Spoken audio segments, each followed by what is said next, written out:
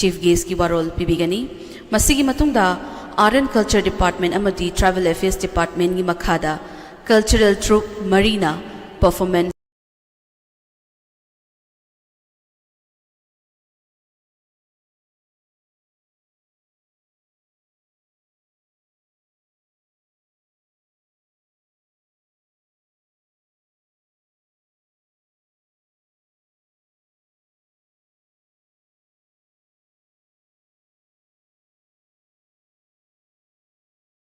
पीबीगनी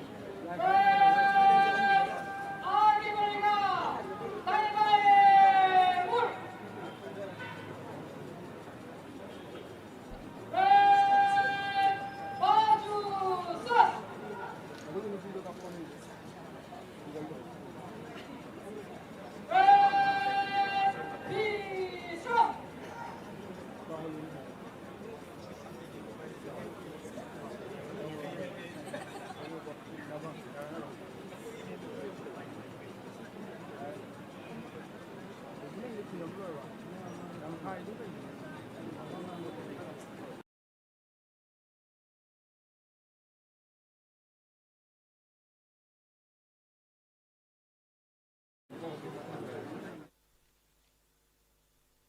घूमना है, जब पैरेड आ रहा है तो सब एक ही जगह से, किसी में आगे आगे नहीं जाना है, ठीक है? नंग लेंगे उनको पुलेंगा, नंग खाए बने हो।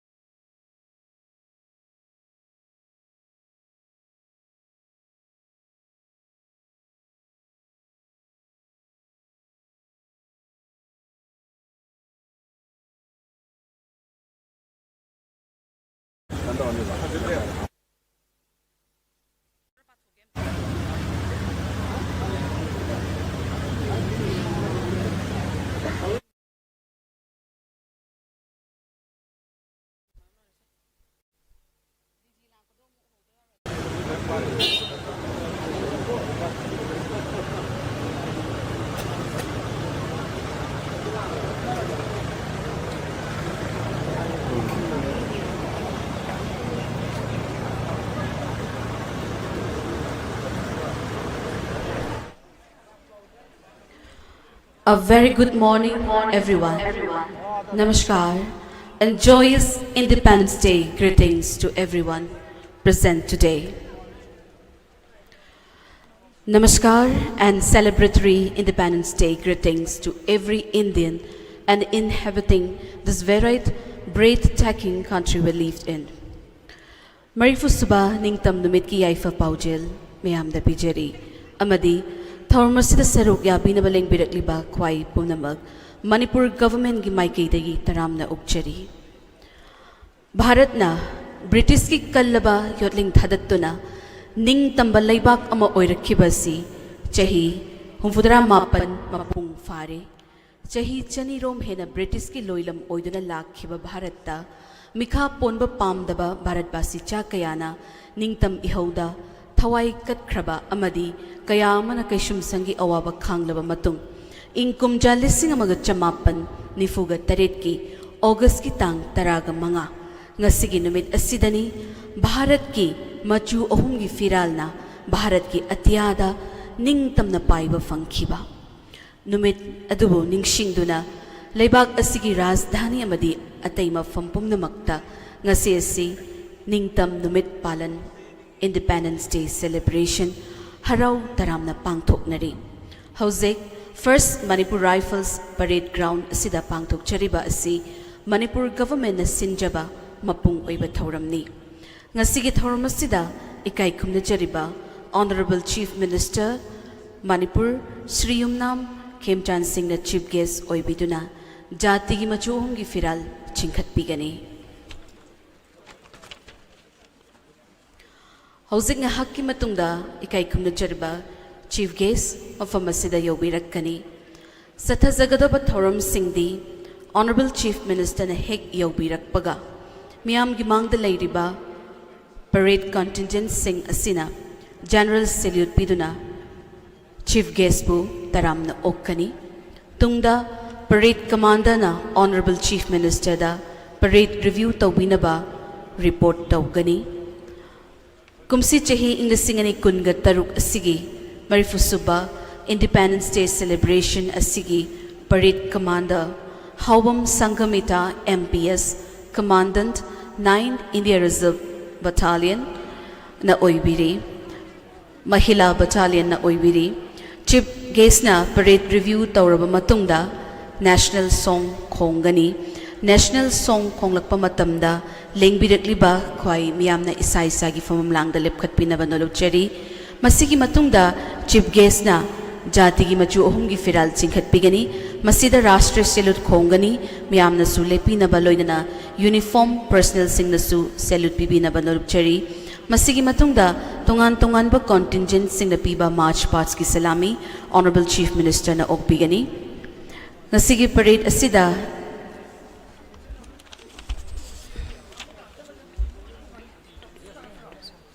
ꯄꯨꯟꯅ ꯀꯟꯇꯤꯟꯖꯦꯟꯠ 26 ꯑꯃꯗꯤ ꯀꯝꯕꯥꯏꯟ ꯕꯦꯟ ꯄ꯭ꯂꯦꯇꯨꯟ 9ꯅ ꯁꯔꯨꯛ ꯌꯥꯕꯤꯔꯤ꯫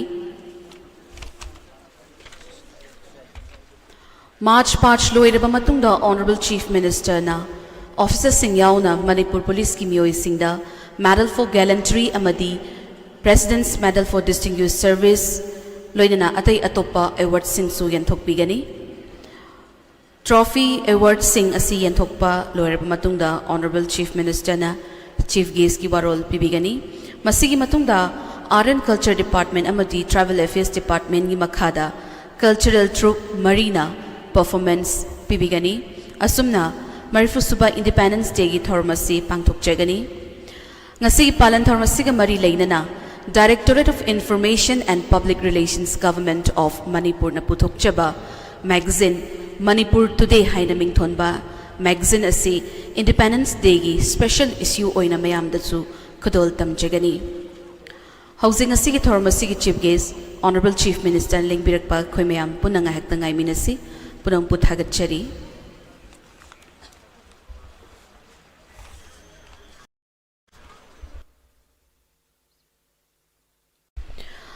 Loinana ngasigi pangthokchariba 80th Independence Day celebration asi Directorate of Information and Public Relations na live telecast tawduna ngasi pangthokliba First Manipur Rifles Parade Ground haribu famasida pangthokliba famasida physically present tawbiba nattaba aikoi YouTube ki khuthangda loinana atopa platform singi khuthangda yengbiriba singbusu taramna ukchari loinana DIPR na ngasi pangthokchariba celebration 18th Independence Day celebration is live telecast tawduna miyamda uchari. Ngasigi 18th Suba Independence Day celebration 2026 asigi Parade Commander. The Parade Commander of the 8th Independence Day Parade 2026 is Haubam Sangamita, MPS, Commandant 9 India Reserve Mahila Battalion,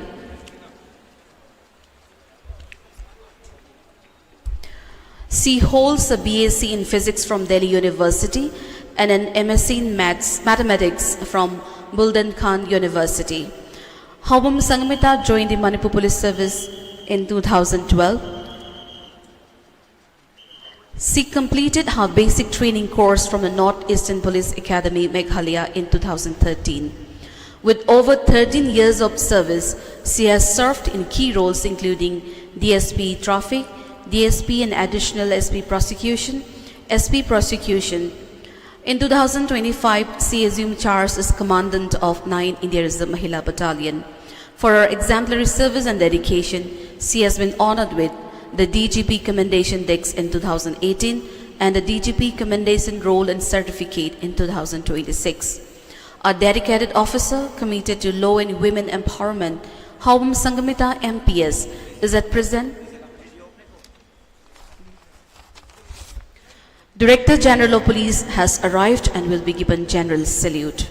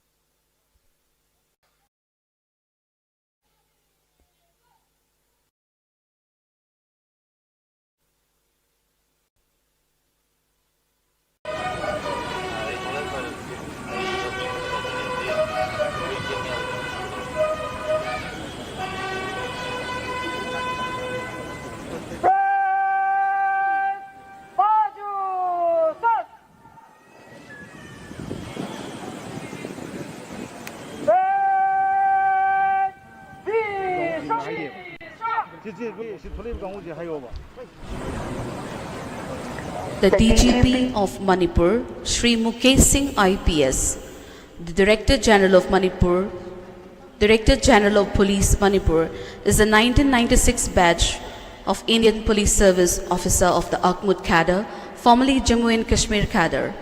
He has been serving as the Director General of Police Manipur since 1st June 2026. An alumnus of the Indian Institute of Technology IIT Delhi, he holds a BTech in Civil Engineering. He is also a graduate of the 245th course of the FBI National Academy at Quantico, USA. During his distinguished career spanning nearly 3 decades, Sri Mukesh Singh has held several key assignments including Superintendent of Police in Raisi, Pulwama, Srinagar and Poonch, Senior Superintendent of Police, Jammu, IGP Personnel and IGP Jammu Zone in Jammu and Kashmir. He has also served as Additional Director General of Police, Jammu and Additional Director General, Indo-Tibetan Border Police IDPP and Director General of Police, Ladakh. Sri Mukesh Singh is the recipient of the President's Police Medal for Distinguished Service, the Double Bar to President's Police Medal for Gallantry, the Police Medal for Meritorious Service, the Army Commander's Commendation Medal and other state police medals. An avid writer, Sri Mukesh Singh is also the author of the acclaimed counter-terrorism thriller Curse of the Pearl and co-author of Police Operations, reflecting his deep professional experience and keen interest in policing and national security. As the Director General of Police Manipur, Sri Mukesh Singh continues to lead the force with dedication, professionalism and an unwavering commitment to strengthening law and order, enhancing public safety and delivering citizen-centric policing.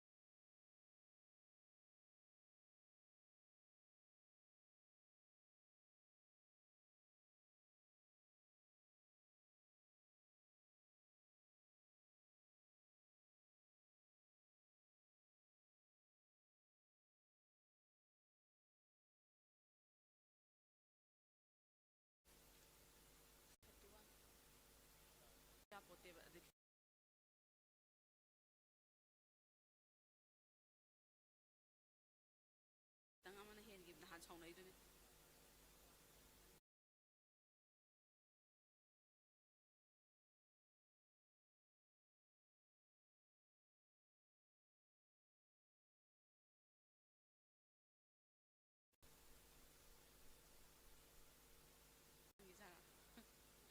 Bani, lan pani mali kaisa. Semua yang bangkong.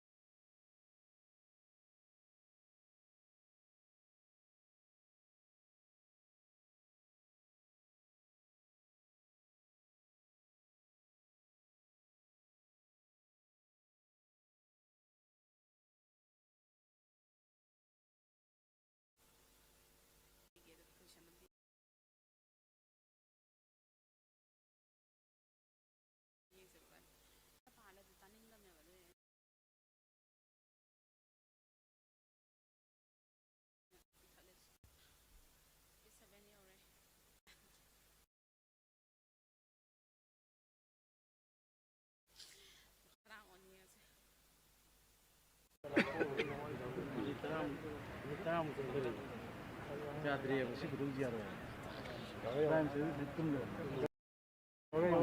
ꯌꯧꯔꯦ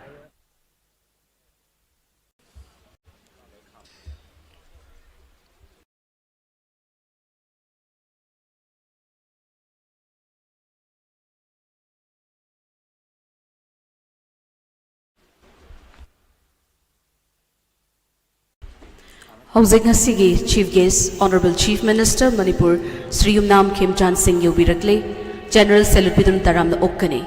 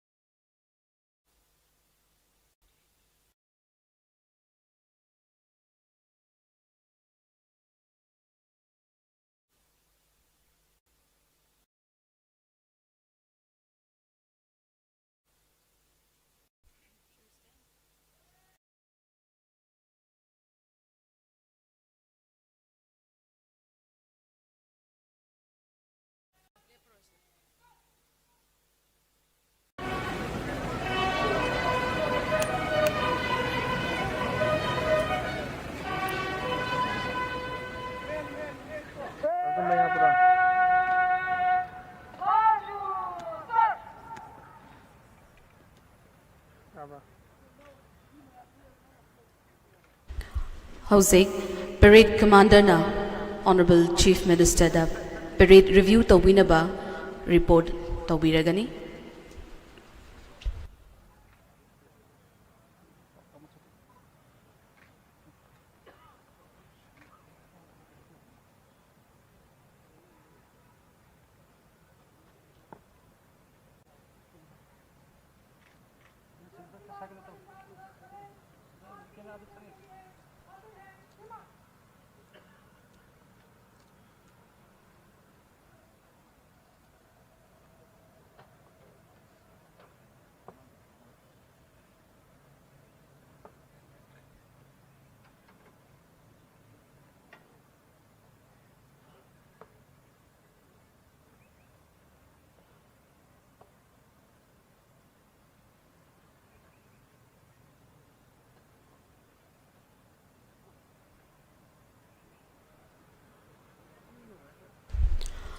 ꯍꯧꯖꯤꯛ ꯉꯁꯤꯒꯤ ꯊꯧꯔꯝ ꯑꯁꯤꯒꯤ chief guest honourable chief minister Manipur Shri Yumnam Khemchand Singh saluting base ꯊꯥꯗꯣꯛꯇꯨꯅ parade review ꯇꯧꯕꯤꯅꯕ ꯈꯣꯡꯁꯥꯟꯕ ꯍꯧꯈ꯭ꯔꯦ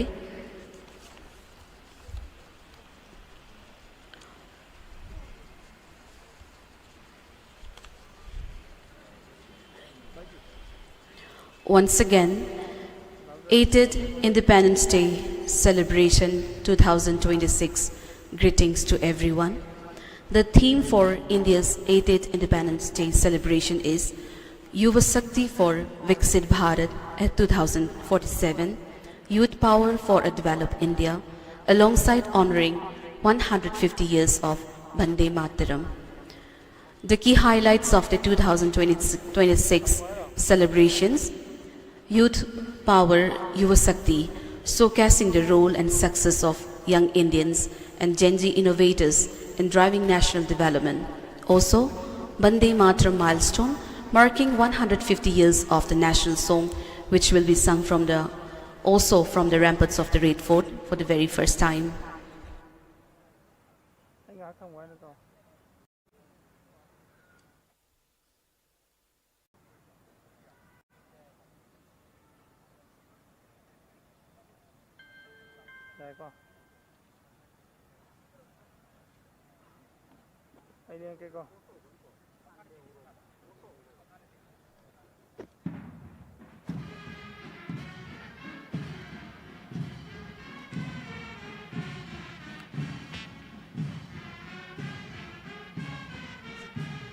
Howzik parade inspection hobikre hanbada to Jammu Kashmir Light Infantry Sherwani Battalion,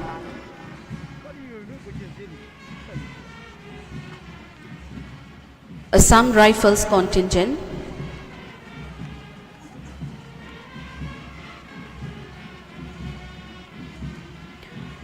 BSF Contingent,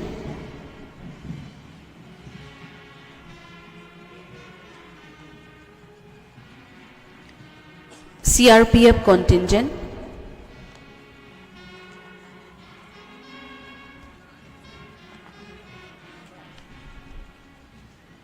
next is Combined Manipur Rifles contingent comprising 1st, 2nd, 5th, 6th, 7th and 8th battalions.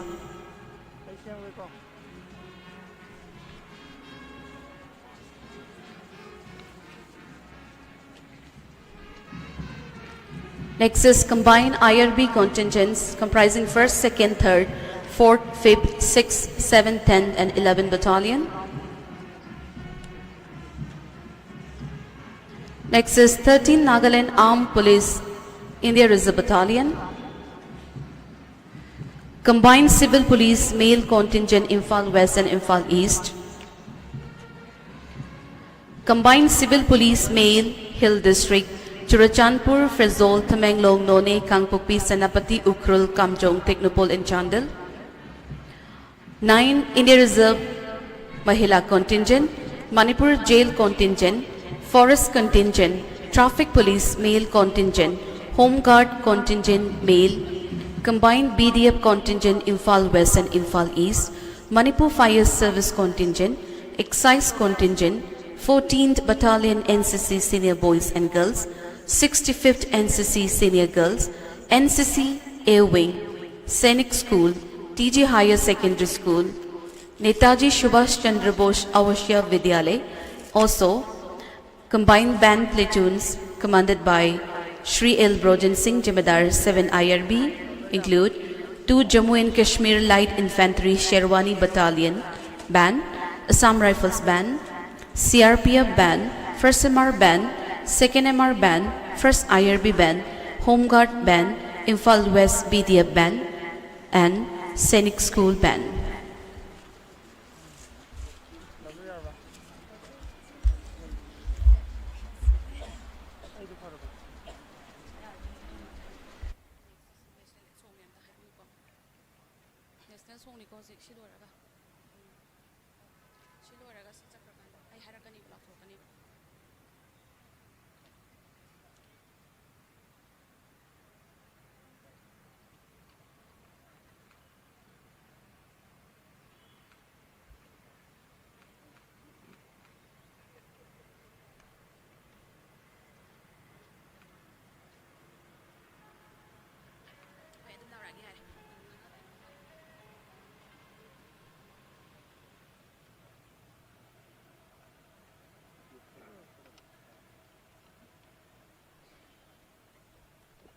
Hauzik parade review tauba loibir matungda saluting base ta yobirakle.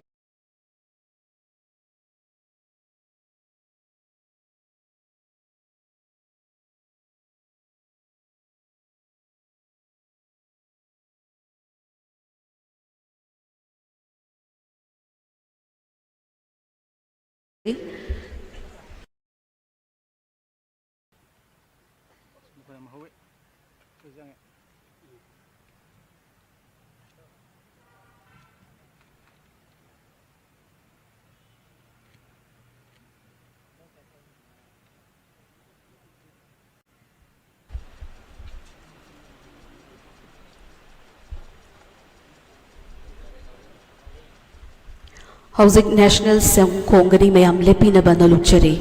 Please rise for the national song.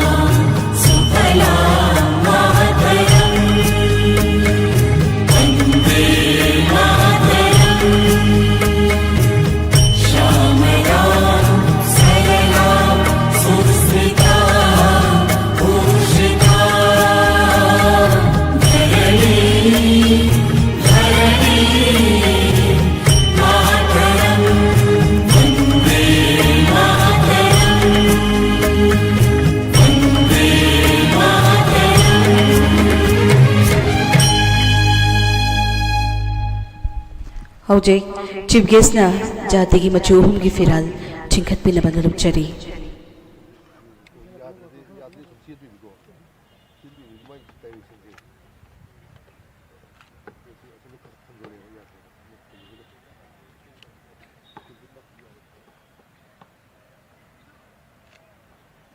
안답자 야니까.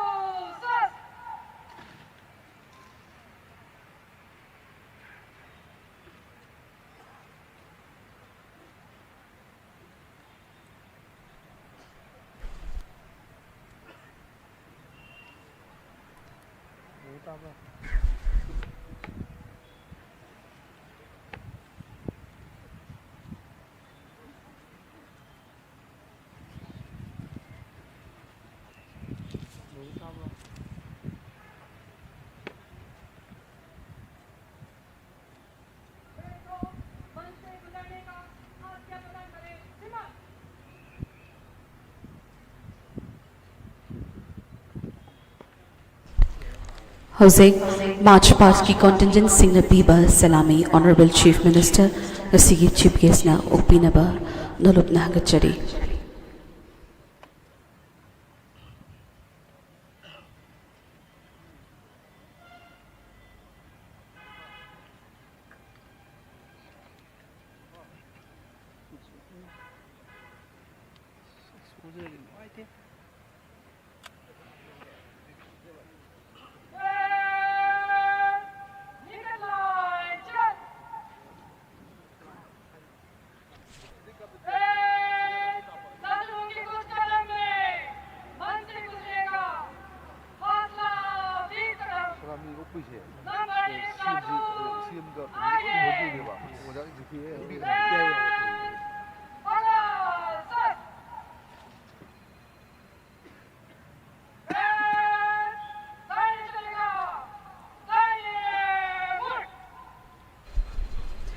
The parade commander of the 80th Independence Day Parade 2026 is Haubam Sangamita MPS, Commandant 9 India Reserve Mahila Battalion, Manipur. She holds a BSc in Physics from Delhi University and an MSc in Mathematics from Bundelkhand University. Haubam Sangamita joined the Manipur Police Service in 2012. She completed her basic training course from Northeastern Police Academy, Meghalaya in 2013.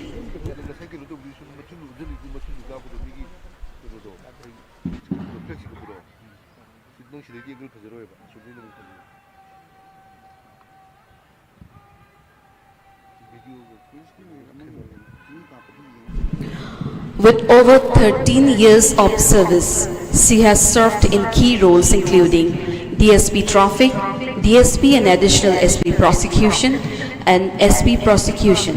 In 2025, she assumed charge as Commandant of 9 India Reserve Mahila Battalion. For her exemplary service and dedication, she has been honored with the DGP Commendation Text in 2018 and the DGP Commendation Roll and Certificate in 2026. A dedicated officer committed to law and women empowerment, Haubam Sangamita MPS is at present serving as Commandant at 9 India Reserve Mahila Battalion, Manipur.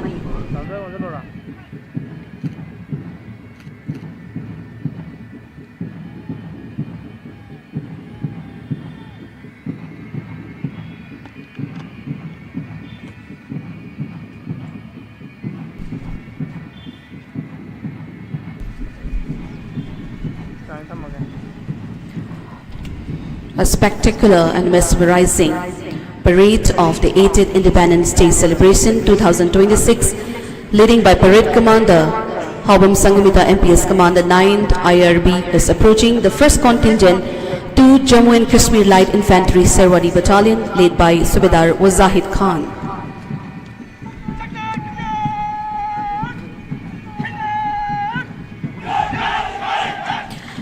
To Jammu and Kashmir Light Infantry Sherwani Battalion. Following is the Assam Rifle Contingent. The platoon commander is Naib Subedar P. Fukan.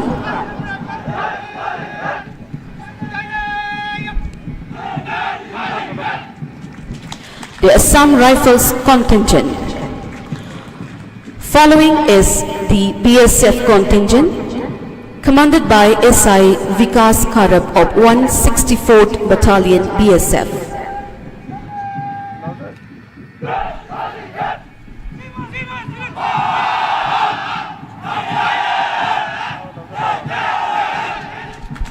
The BSF contingent. Following is the CRPF contingent, commanded by SI Sailendra Singh.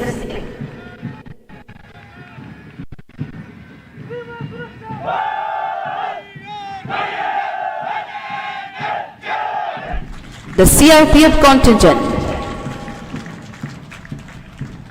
Following is the combined Manipur Rifles contingent comprising 1st, 2nd, 5th, 6th, 7th and 8th Battalion, led by Jemedar Sapam Roman Singh of 2nd MR.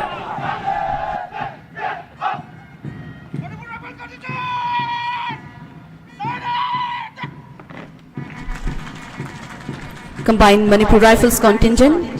Following is the combined IRB contingent comprising 1st, 2nd, 3rd, 4th, 5th, 6th, 7th, 10th and 11th Battalion, led by Jemedar Tates Bijoychan Kuman.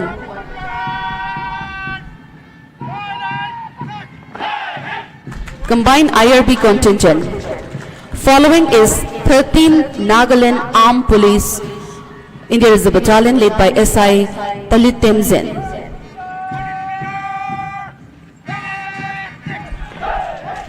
The 13th Nagaland Armed Police, India is the battalion. Following is Combined Civil Police Male Contingent, Imphal West and Imphal East, led by SISH Gorbachev Singh of Imphal East.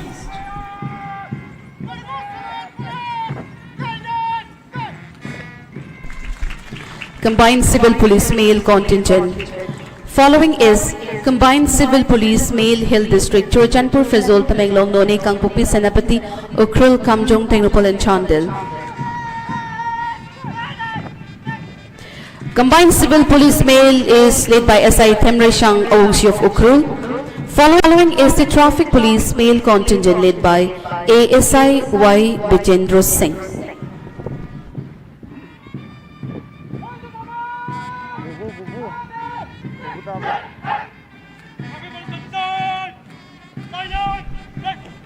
The Traffic Police Male Contingent, led by ASI Y. Bijendra Singh. Following is the Home Guard Contingent Male, led by Company Commander Paunam Kengba Meitei.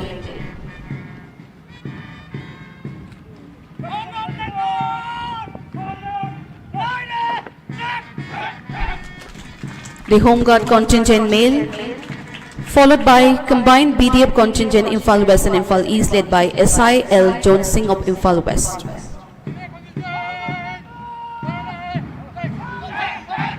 The Combined BDF Contingents. Following is the Manipur Fire Service Contingent, led by Sub-Officer Risikanta Chanamthabam.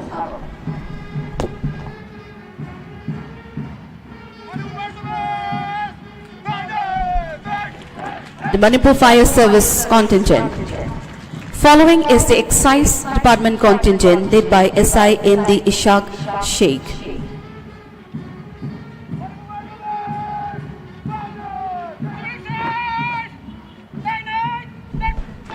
The Excise Department Contingent. Following is 14th Battalion NCC Senior Boys and Girls, led by SUOY Mona Devi.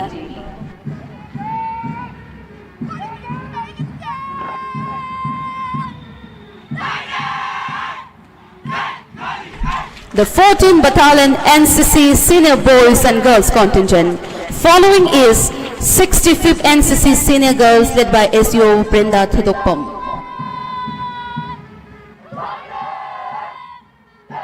Girls contingent. For girls contingent.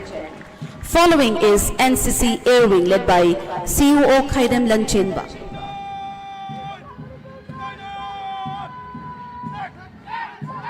NCC Air Wing contingent. Following is the Sainik School contingent led by Altaf of Class 11 Science.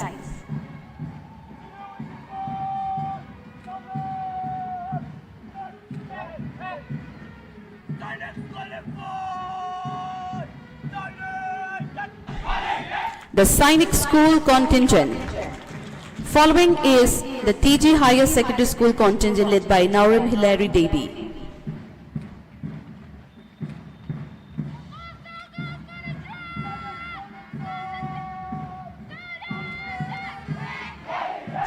The TG Higher Secondary School contingent. Following is Netaji Subhash Chandra Bose Avashya Vidyalaya contingent led by Athopam Preeti Devi of Class 10.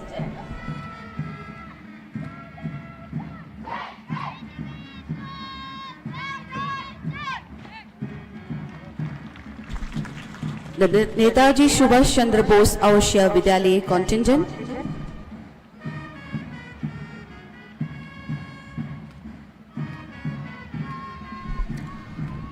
Also, combined band platoons commanded by Shri L. Brojan Singh Jimadar 7 IRB include 2 Jammu and Kashmir Light Infantry Sherwani Battalion Band led by Naib Subedar Bilal Ahmad, Assam Rifles Band led by Naib Subedar Jemen Guru, CRPF Band led by Sidi Singha, 1st MR Band led by L. Brojan Singh Jimadar 7 IRB, 2nd MR Band led by Havildar N. Rajan Singh, 1st IRB Band led by Havildar Kades Sachi Kumar Singh, Home Guard Band led by Sergeant Y. Rajen Singh, and Imphal West BDF Band led by Tej Provin Singh, and Sainik School Band led by Bipin Thaunaujam.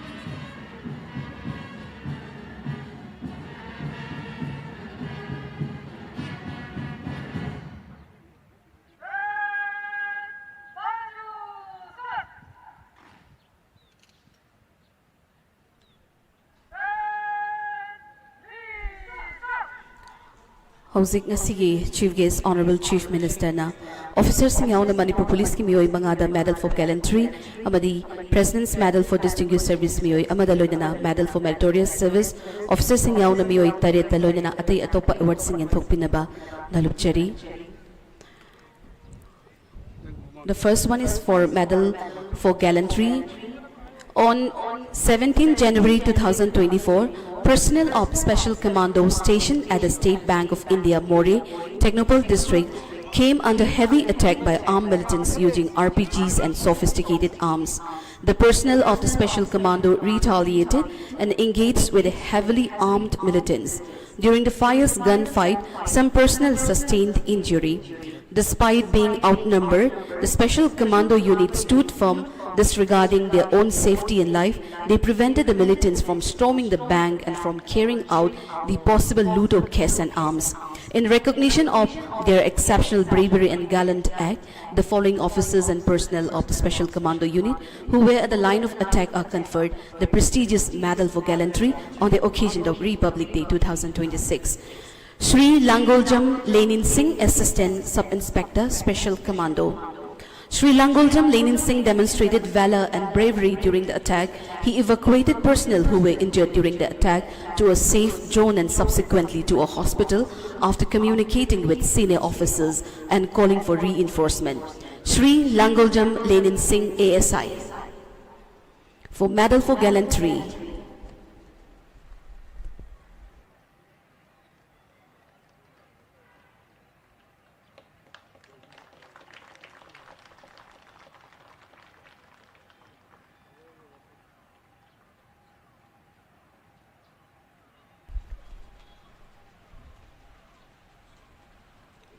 Shri Siddharth Thokchom, Assistant Sub-Inspector, Special Commando. Shri Siddharth Thokchom, despite sustaining injury during the attack, continued to engage courageously against the militants. He demonstrated a high degree of bravery and prevented the militants from storming and looting the bank. Shri Siddharth Thokchom, ASI, for Medal for Gallantry.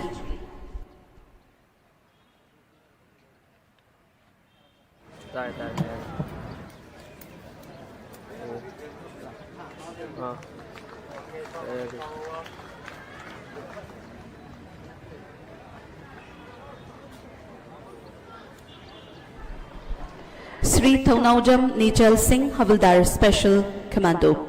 Shri Thaunaujam Nechal Singh engaged in fierce gunfight with the heavily armed militants during the attack.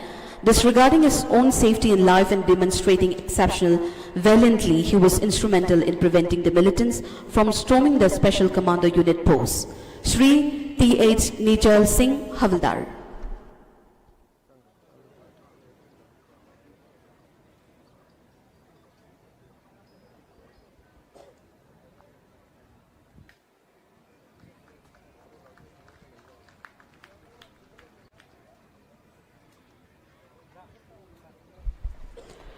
Shri Kumam Premananda Singh, Rifleman, Special Commando.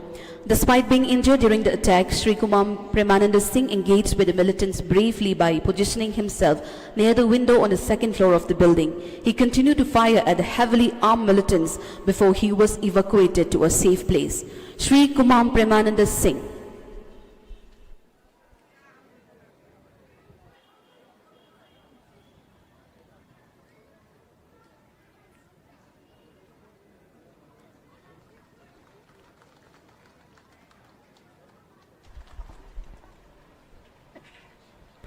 Shri Ngasepam Veem Singh, Constable, Special Commando. Shri Ngasepam Veem Singh sustained injury while engaging with the militants during the fierce gunfight. His brave engagement in retaliatory firing against the militants, despite being injured, resulted in ensuring dominance of the Special Commando personnel. Shri Ngasepam Veem Singh.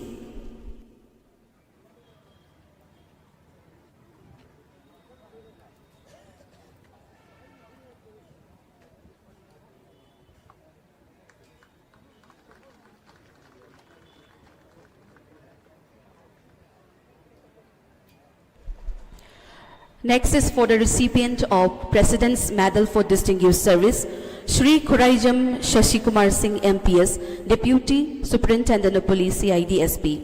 Shri Khuraisam Sashi Kumar Singh MPS, a dedicated and industrious police officer, is an asset for the department. He is a recipient of the Police Medal for Meritorious Service in the year 2016. In recognition of his outstanding contribution in the functioning of the CID special branch and for his exemplary devotion to duty, he is conferred the prestigious President's Medal for Distinguished Service on the occasion of Republic Day 2026. Shri K.H. Sasi Kumar Singh.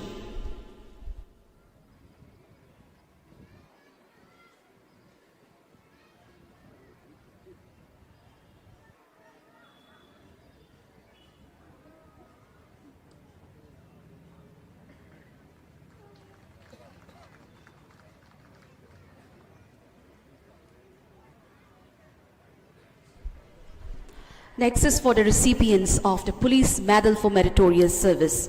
Shri Rajkumar Manbidu Singh IPS, Superintendent of Police CID SP. Shri Rajkumar Manbidu Singh IPS, a disciplined and dynamic police officer, joined the Manipur Police Department as an MPS officer in 2007. Ever since, he has established himself as a reliable officer in the field of gathering timely and credible intelligence input. Currently serving as a Superintendent of Police Special Branch, he is also a recipient of the Union Home Minister Ashadharan Ashachana Koshalata Padak 2022. In recognition of his professional unwavering dedication to duty, Shri Rajkumar Manbidu Singh IPS is conferred the prestigious Police Medal for Meritorious Service on the occasion of Republic Day 2026. Shri R.K. Manbidu Singh.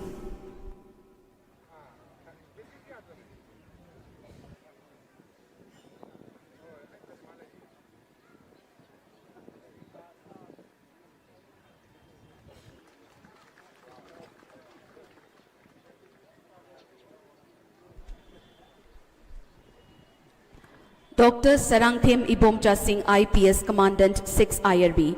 Dr. Sarangthem Ibomcha Singh IPS, a dedicated officer, joined the Manipur Police Department as an MPS officer in 2007. During his tenure of more than 18 years in service, he has performed outstandingly in investigation of heinous crimes, rescue operations and counter-insurgency operations. He has been awarded Police Medal for Gallantry by Presidents of India in August 2012. Dr. Sarangthem Ibomcha Singh IPS is currently serving as Commandant 6 IRB Pangai and also in charge of Special Commando. In recognition of his exemplary devotion to duty, Dr. Sarangthem Ibomcha Singh IPS is conferred the prestigious Police Medal for Meritorious Service on the occasion of Republic Day 2026. Dr. Sarangthem Ibomcha Singh IPS.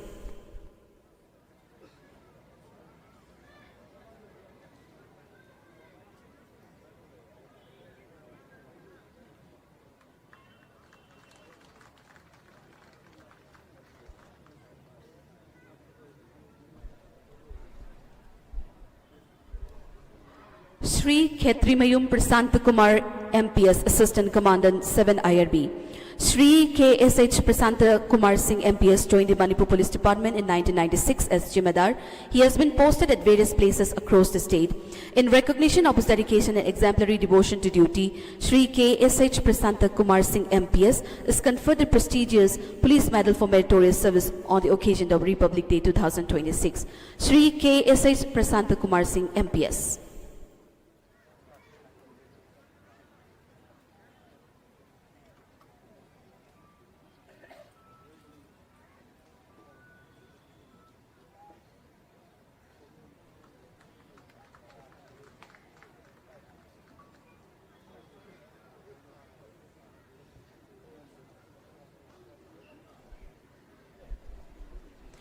Shri Chungkham Premchand Singh Rifleman MPTC.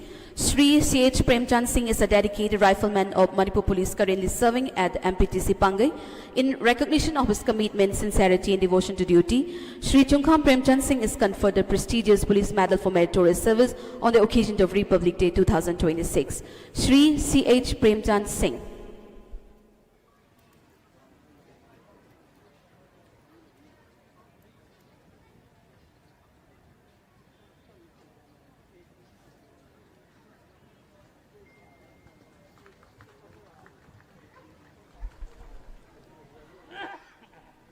Shri Pukhrambam Bijen Singh, Assistant Sub-Inspector CID Security.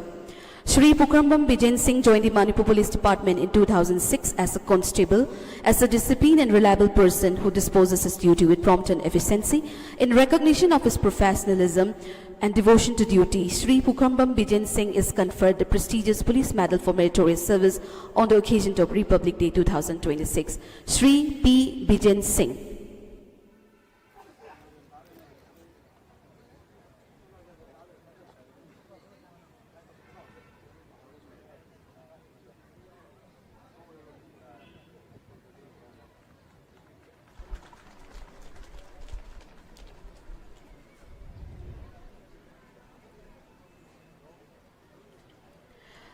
Next is for Chief Minister's special citation for outstanding devotion to service. Shri A. Subhas Singh IAS, Special Secretary Home Government of Manipur. Shri Handem Subhas Singh rendered outstanding service as convener of State Level Committee for Rehabilitation and Resettlement of Internally Displaced Persons, helping reduce number of IDPs in relief camps from nearly 60,000 to about 24,000. As State Registrar and Nodal Officer for Aadhaar Verification Portal, he led Manipur to achieve 97% disposal rate in Aadhaar centenarian verification, highest in Northeast and among the best in India, and 45% mandatory biometric update coverage, significantly above national average, for which Manipur received certificate of recognition from UDAI for reducing MBU pedancy and strengthening Aadhaar service delivery. Shri A. Subhas Singh IAS, Special Secretary Home Government of Manipur.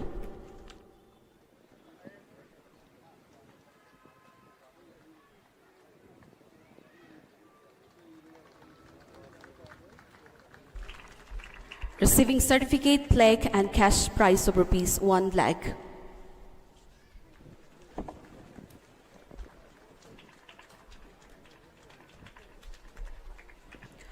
Next is for Chief Minister's special reward for outstanding devotion to service. Dr. Mayengbam Vito Singh, MCS, Joint Secretary Home Government of Manipur, for his distinguished service in negotiation, coordination, execution, and peace-building measures related to peace agreement with UNLF as a state government representative for tripartite talk in connection with peace agreement with UNLF, June 2026. Dr. Mayengbam Vito Singh played pivotal role in negotiating, coordinating, and executing implementation of the UNLF peace agreement. He led the coordination among UNLF leadership, civil administration and security agencies, and executed the peaceful shifting of unauthorized UNLF camps from Nungshum and Faying to designated camps. He developed the implementation of and armed verification protocols and personally oversaw and took part in the execution of camp security audit, reconciliation and verification of 566 weapons including identification, and brought back 280 state-owned weapons through dialogue and negotiation. Dr. Mayengbam Vito Singh, MCS, Joint Secretary Home Government of Manipur.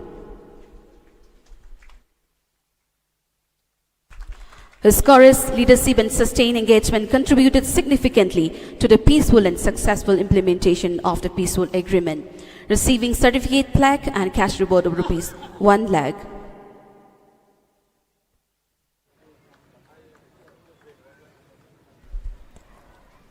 Shri R.K. Manbidu IPS, Superintendent of Police CID Special Branch. Shri R.K. Manbidu played a key role in the operational planning, intelligence coordination among the state police, central armed police forces, intelligence agencies and UNLF representatives for the safe relocation of unauthorized camps and verification of arms. He supervised the physical verification and reconciliation of weapons, contributing to the recovery and return of 280 state-owned weapons to government custody. He also played a significant role in the security audit and implementation of security protocols, ensuring that the entire operation was completely successful. Shri R.K. Manbidu Singh, IPS, for the Chief Minister's special reward for outstanding devotion to service, presenting certificate, plaque and cash reward of rupees 1 lakh.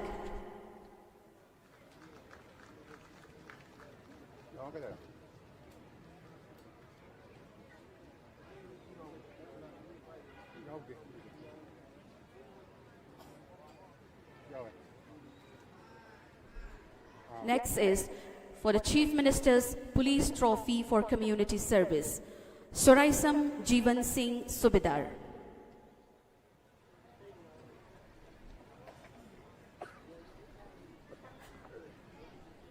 Soraisam Jeevan Singh Subedar, 2nd Battalion Manipur Rifle, ASI to Inspector and Jemedar to Subedar category.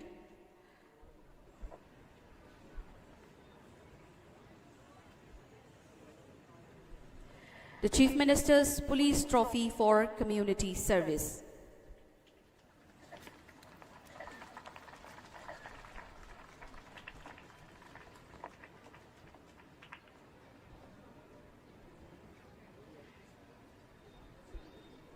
Altogether, 6 personnel are getting the trophy of Chief Minister's Police Trophy for Community Service. Next, I call upon Thongbom Dalendra Kuman Subedar of 6th Battalion MR.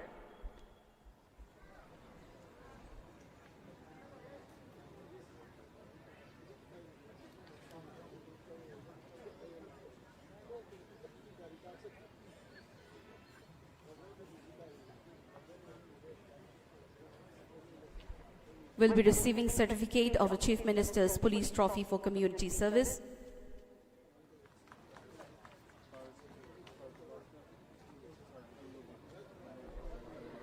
Oinam Shashi Kumar Singh, Jemedar of 2nd Battalion Manipur Rifles.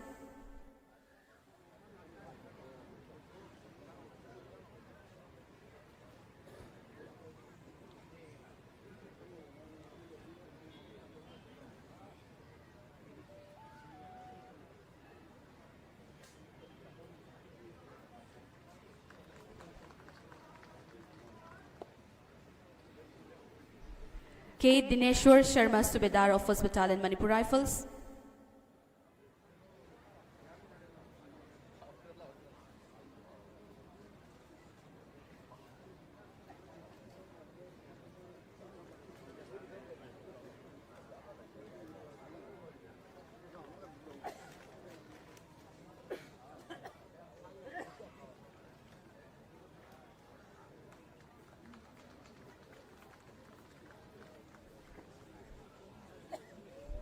KSH Rajan Singh of 1st Battalion Manipur Rifles.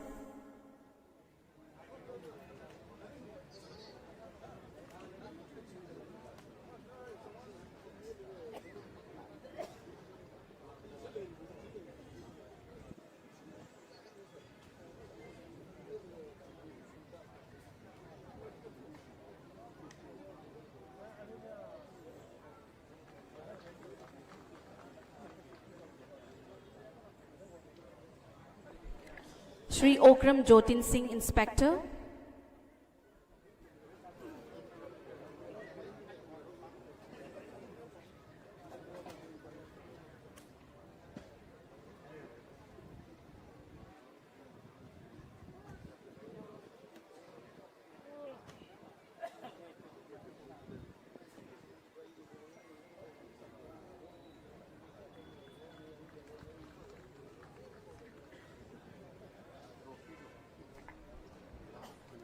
Next, we will be presenting the awards for Best Performing Urban Local Bodies in Solid Waste Management.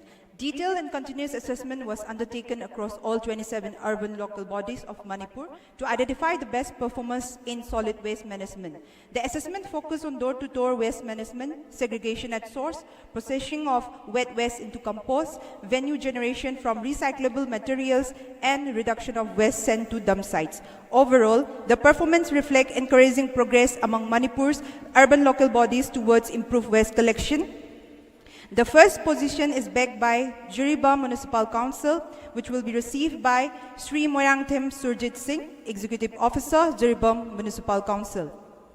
Jiribam Municipal Council emerged as the best performing urban local bodies, demonstrating strong and efficient waste management practices. It achieved more than 80% household level segregated waste collection, maintained high frequency door-to-door collection, processed wet waste into compost, and generated revenue through the sale of recyclable materials.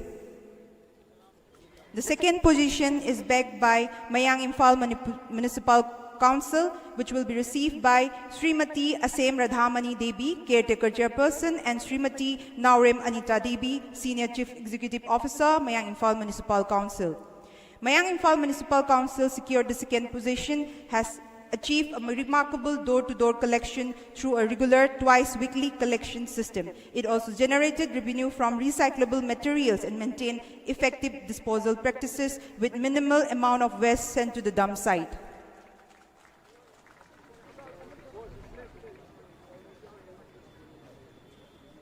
The third position is backed by Bisnupur Municipal Council, which will be received by Laishram Maniaima Singh, Caretaker Chairperson, Manipur Bisnupur Municipal Council, and Sri Samuel Moyangtham, Chief Executive Officer, Mayang Imphal Municipal Council. Bisnupur Municipal Council secured the third position with an exceptional collection coverage and significant household segregation. The council demonstrated efficient waste disposal by sending a comparatively lesser amount of total waste generated to the dump site, while also generating revenue through recyclable materials.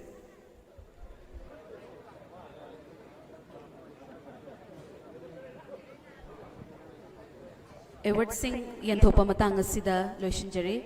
Now we have speech by the Chief Guest. Ngasigi Thoramasigi Chief Guest Oibiriba Honorable Chief Minister Manipur Sri Yumnam Khemchan Singh na Independence Day gi warol miyam da bibina bandalucheri.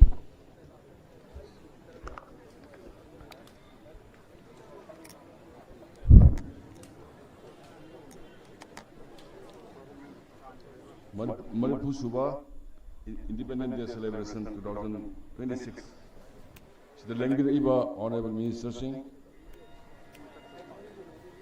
Honorable Speaker, Honorable Member of the Manipur Legislative Assembly, Dolena Tuanba, Sarkargi, Officer Singh, then DGP in his team, and all the officers, Dolena Advisor Home Sri Kuldeep Ji, Amadi, Mangda Lingzin Biriba, Aina Panbada Walhoba, Pudama Pusu Kunjanjarakanda in Ikai Kumnucheri, Lorena, print Amadi, electronic mediagi, Sri Nau Sing Busu, and Ikai Kumnucheri. Almada, I soon Tamzaning a Sigi, Baratki Marapu Suba. Ningtam Numitki, Nuaiba Thoram Asida, Manipurgi Nuksiraba Prazamayam Amadi, Dinbiriba Punamakta, Ainayai Papauzil Pizari, Palan Thoramasi Baratki, Ningtam Yehoda Saru Yakiba, Duma Atova Sing Adu Mafamda, Ikai Kunubu, Utpagalana, Sadanjali Kachari, Baratna, Ningtam Baleba among Asi or Yusi Ekogi, Ipai Pusing it from Katapagamba, Sibaki Dabamadi, Mareva Sibaki Wakalan Aduna. British ki mayopta lan thengnabo ngamkhribani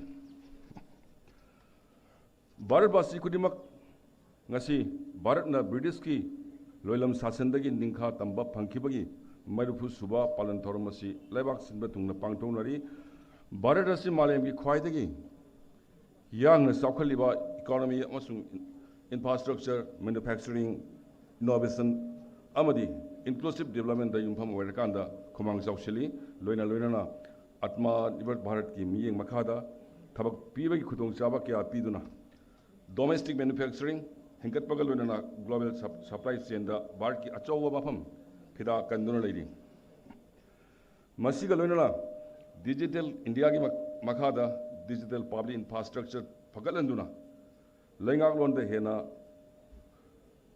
phagalanaba digital payment singba miyamgi kanaba phangnaba sinba leptri Bharat ki Nagari Singh Apunba Khongthanga Lunana Bharat Pu 2047 ki Viksit Bharat ki Chaukhatpa Mamangum da Chatpa Ngamba technology da Khudong Chaba Piriba inclusive oiba Viksit Bharat ama oibagi pandam aduni sit aina thamjaningi basi Viksit Bharat ki wakhalonda yubam moiraga mangjin thabalebak ama oinaba Bharatna Chaukhat Khongthang kaya manung ki thabak paikhat tun lakli ngasisu shanti leiba apunba pangal amadi Chaukhat panam ama oinaba Viksit Manipur ama ꯑꯣꯏꯅꯕ ꯍꯣꯠꯅꯃꯤꯟꯅꯁꯤ ꯑꯗꯨꯕꯨ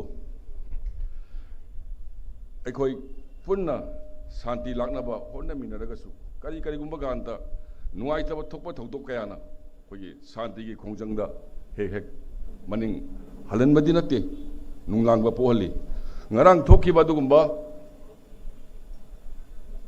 community ꯃꯁꯦꯟꯒꯤ ꯃꯥꯟꯕ ꯊꯧꯗꯣꯛ ꯑꯗꯨꯗ ꯁꯤꯈ꯭ꯔꯤꯕ ꯑꯅꯤꯒꯤ ꯑꯁꯣꯛꯄ ꯑꯅꯤ ꯊꯣꯛꯏꯕ ꯏꯔꯥꯡ ꯑꯗꯨꯗ ꯆꯦꯟꯅꯔꯤꯕ ꯈꯨꯗꯤꯡꯃꯛ ꯑꯥꯏꯟꯒꯤ ꯃꯇꯨꯡ ꯏꯟꯅ ꯃꯇꯝ ꯆꯥꯅ ꯂꯣꯏꯅ ꯑꯗꯨꯝ ꯐꯥꯔꯛꯀꯅꯤ ꯑꯗꯨꯒ ꯑꯩ ꯏꯁꯥꯅꯁꯨ ꯁꯔꯀꯥꯔꯒꯤ ꯇꯔꯐꯇꯒꯤ ꯑꯗꯨꯒꯨꯝꯕ ꯊꯧꯗꯣꯛ ꯑꯗꯨ ꯑꯩ ꯁ꯭ꯇꯔꯣꯡꯂꯤ ꯀꯟꯗꯦꯝ ꯇꯧꯖꯔꯤ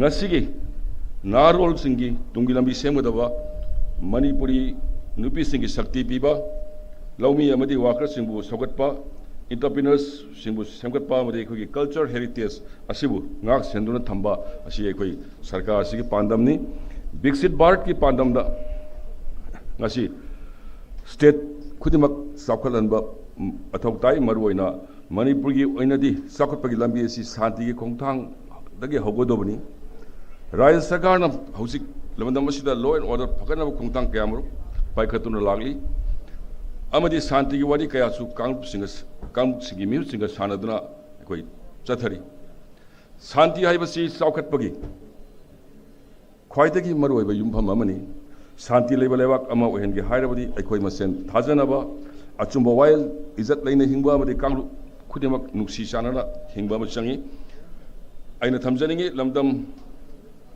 अमा खुमांग जाउसिन नबा होनबदा शांति अमदी साउखट थौरंगसिंग पुनः चमिनब दरकार वाई मणिपुर चंगजलिबा शांति की खोंगथांगसिंग सरुक ओइरगा लमदम असिगे मफम खुदिंग सिनब थुंगना साखट थौरांगी खोंगथांग कया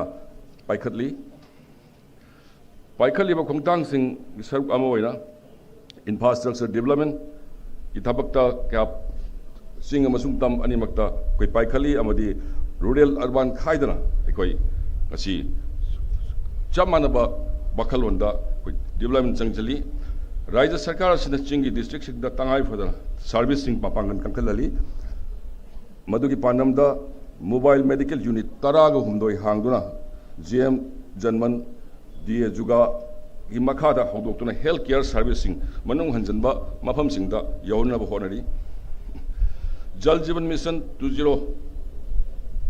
एग्रीमेंट की मतुंगिना कोइना चटपा याबा मोंगदा रूरल ड्रिंकिंग वाटर सप्लाई पिनबा खुदुंगचाबा पिनबा कन होनरी अखोइना मियामदा रूरल लाइवलीहुड की खोंगथांग अमा ओइना विकसित भारत गारंटी फॉर रोजगार अमदी एसजीबीका मिशन ग्रामीण असिगे मखादा थबक सुबगी निमित चामनिगी ओइरंबदु निमित चामगा कुनमानी ओइरे अमदी नोंगमदा लुपा चनिगा मरफुगुमदो ओइरंबदगी लुपा चहुम हेंगलले मसिना खुंगंगी मियामगी सेंदालगी लंबीदा हेंगतपा अमदी लाइवलीहुड सिक्योरिटी फंगनबनी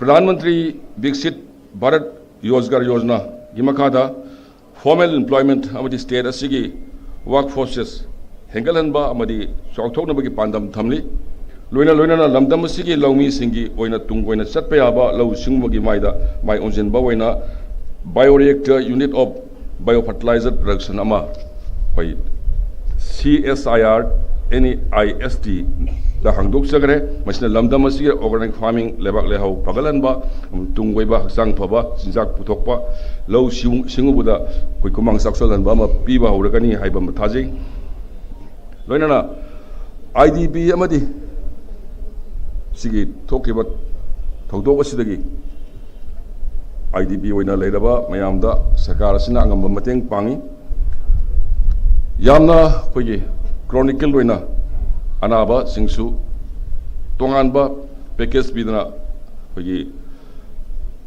अरुबा अनाबा क्रोनिकल अनाबा 35 कुइदना कोइगी स्कीम अमदगी 5 लाख अममम पिजकी सोशल वेलफेयर की स्कीम 13 की मखादा बेनिफिशियरी लाख 2.3 रोमदा पुलपन 5 लाख 5 करोड़ 93 मुक यंतुक सगरे integrated monthly pension processing scheme launch तौदुना सोशल सिक्योरिटी बेनिफिट कयामरु मतम चाना ट्रांसपेरेंट ओइना मियामदे योहनबो ngमखरे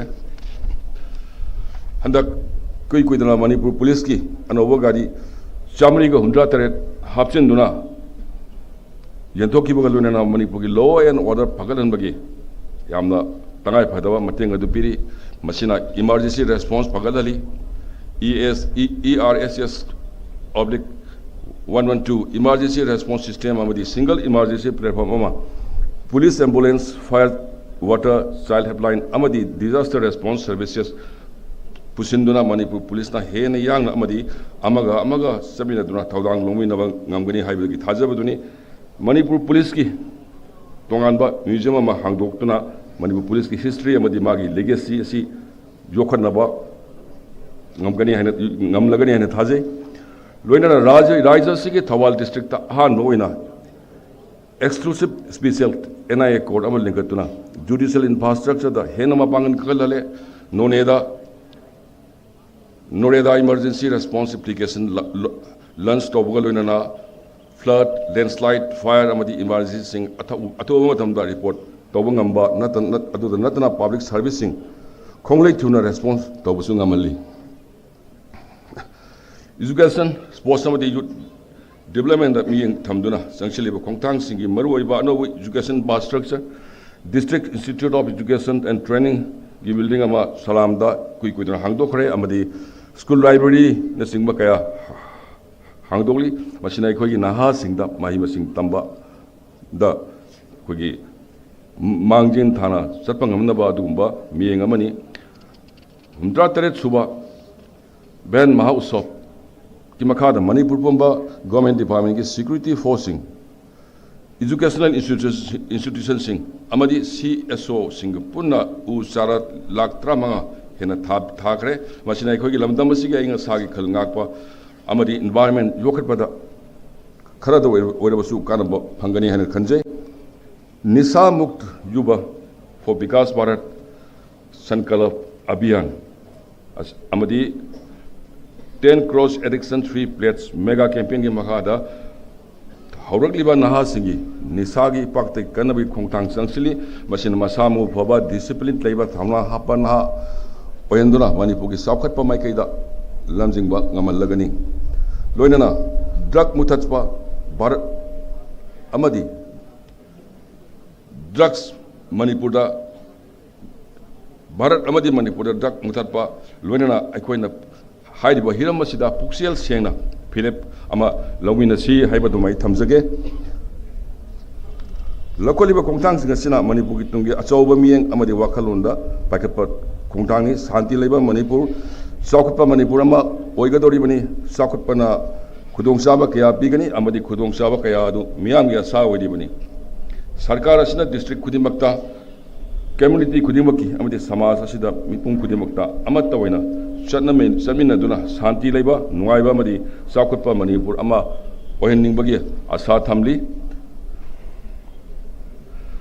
Jan Bagidari, Sabse Dur, Sabse Pehle, Amadi, Jan Kalyan Sevir, Asiki Makada District Administration, Amadi, Atay Government Department Singnam Mayamna, Direct Governance, Pangambangamli, Masina, Aadhaar Enrollment, Ration Card, PMJ, PM Kisan, Jandan account, Social Security Scheme, Health Services and Grievances, Redressal Kaya, Irai Lina Pangto and Bangamle, Manipugi Ahanba, Aadhaar Seva Kendra, Si Aadhaar Enrollment Amadi, Update Tobagi, Servicing the Hena Kudung Saba, Piragani.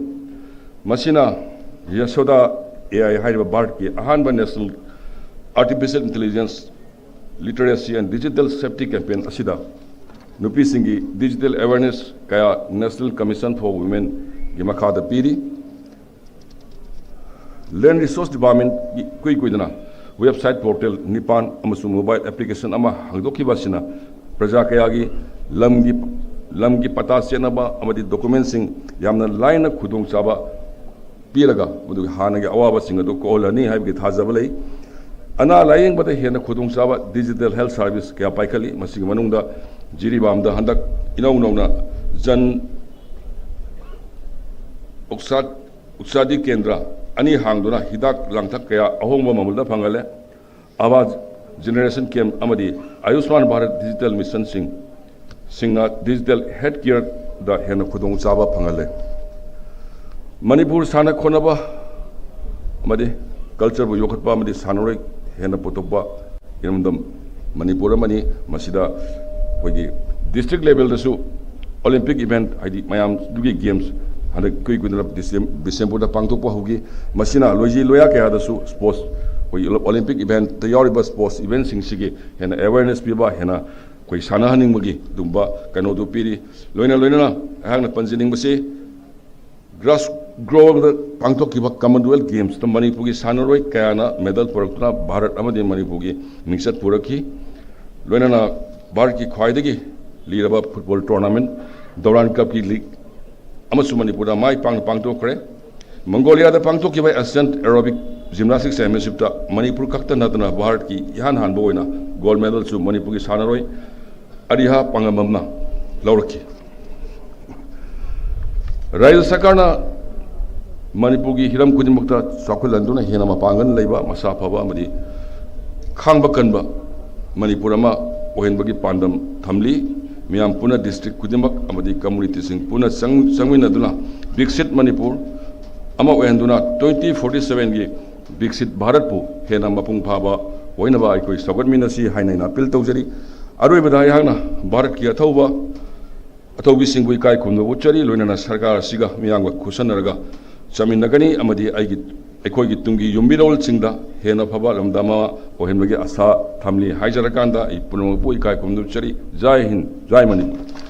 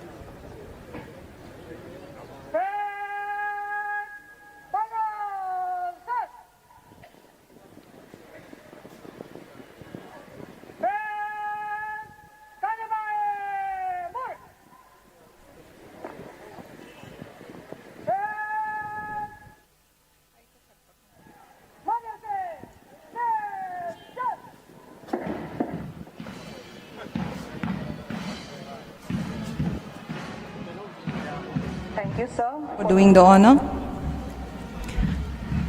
As we celebrate the 80th Independence Day 2026, we are pleased to present a series of cultural performances showcasing the rich cultural heritage of Manipur. We shall begin with Thogal Jagoi, a traditional dance associated with Lai Harauba festival of the Meitei community.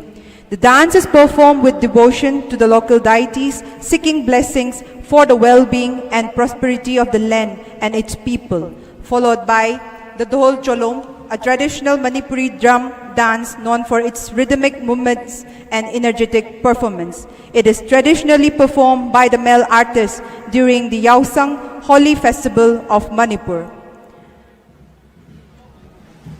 The performance will be presented by the Government Dance College under the initiative of Art and Culture Department, Government of Manipur.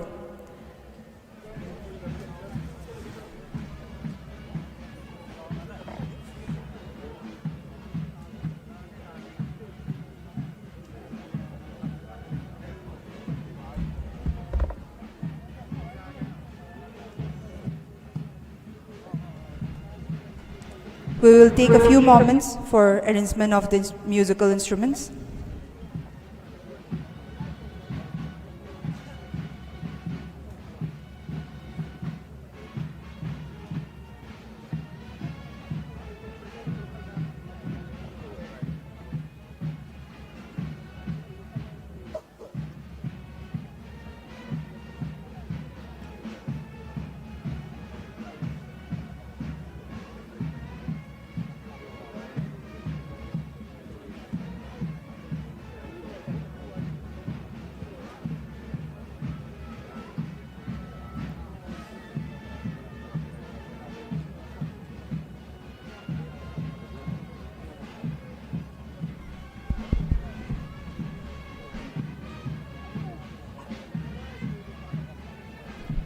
Hello. Hello. Hello. Hello. Sick. Sick.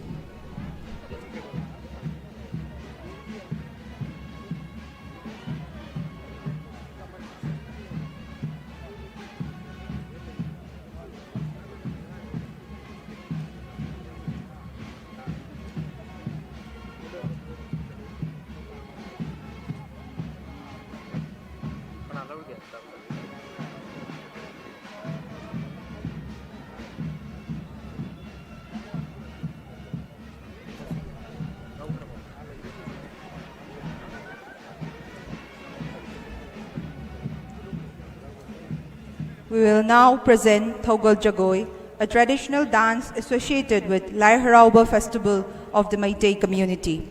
The dance is performed with devotion to the local deities, seeking blessings for the well-being and prosperity of the land and its people, followed by Dol Cholom, a traditional Manipuri drum dance known for its rhythmic movements and energetic performance. It is traditionally performed by the male artists during the Yaosang Holy Festival of Manipur.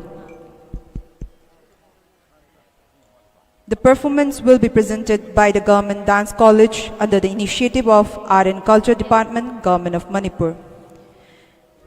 Now presenting the performance of Thogal Jagoi and Dol Cholom.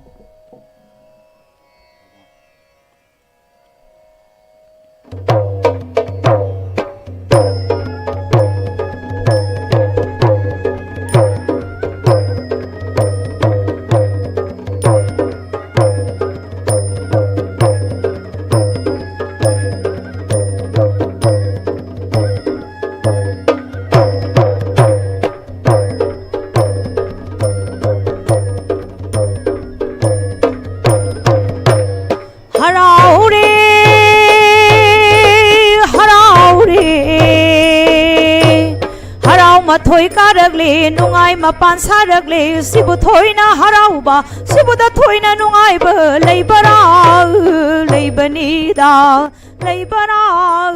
leibani da oh ha haya nasida oh ha haya nasida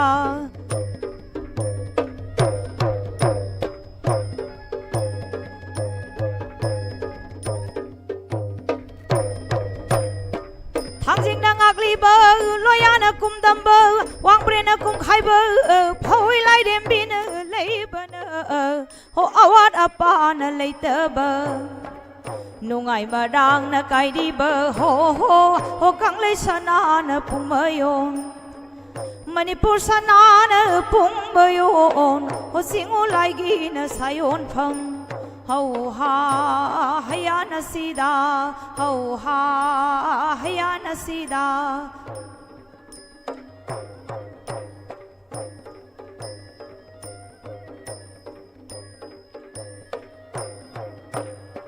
Hangjing na ngakli ba loyana kum damba wang brena kum khai ba phoi lai dem bin lei bana ho awat apa na lei ta ba Nungai ma dang na kai di ba ho kang lei sana na pung mayon Manipur sana na pung mayon ho singu lai gi na sayon pham ho ha haya nasida ho ha haya nasida isok na lang yan thiên các riêng ya karam sing thu lấy mơ cô lâm lên utra pa tư phong bi lấy hồ sinh nghe lạc tơ gi a thôi bi lấy răng thăm ban ban bi lấy nơ giờ gối xa đợt đi harau đi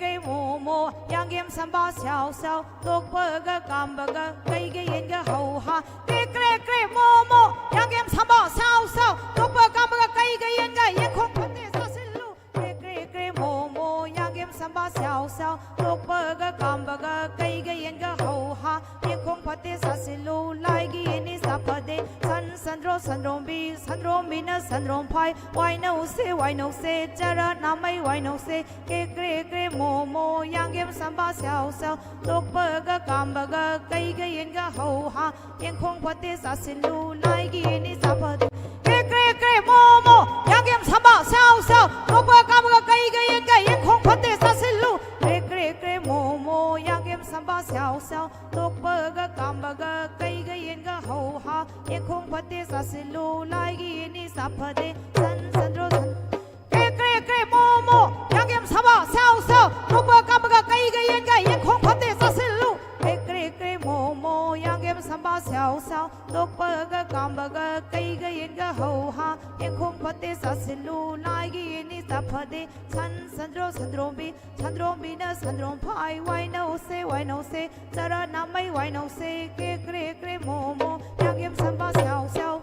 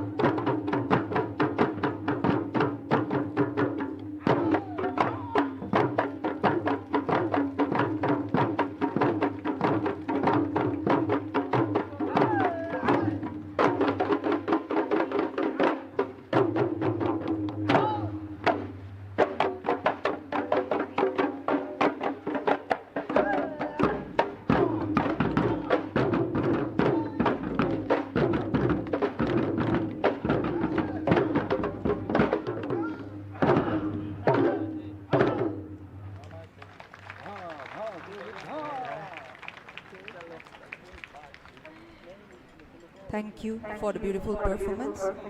We now have a song performance by the Mao Cultural Troupe from Senapati District under the initiative of Travel and Hill Affairs Government of Manipur. They will be presenting the life of a man. The song portrays the different aspects of human life and conveys the message of love, peace, and unity. It quote, "When I die, you may offer the finest food and wine. You may gather around my body and weep. And when you die, I may do the same for you. But neither you nor I will see and know it. That is why, while we are alive, let us live in love, peace, and unity. For after that, we will never meet again."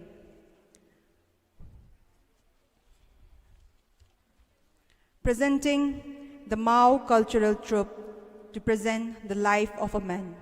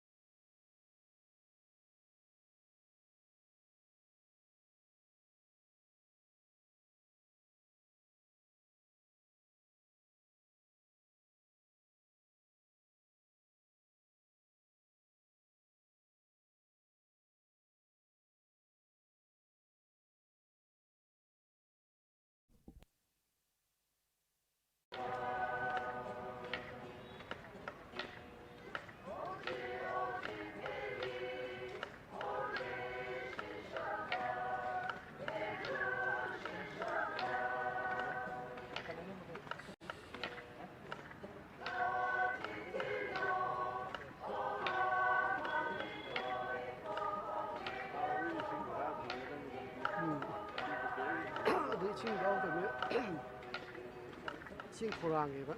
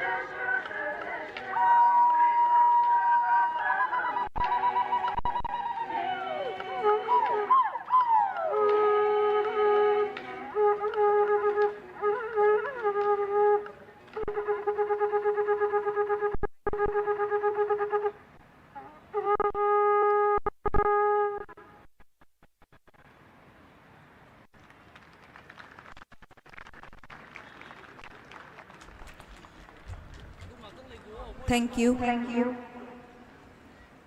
We shall now witness a traditional performance by the Rongmei Cultural Troupe from Mazuron Kavui village, Churchandpur district, presenting Goi Chai Lam or the Bull Horn Dance. The dance represents strength, courage, power, and authority and reflects the rich cultural traditions of the Rongmei community. This dance is performed by the youth of the village only on special occasions, such as victorious return from an expedition or coronation of the chief of the village. Presenting the Rongmei Cultural Troupe to present the Goi Chai Lam.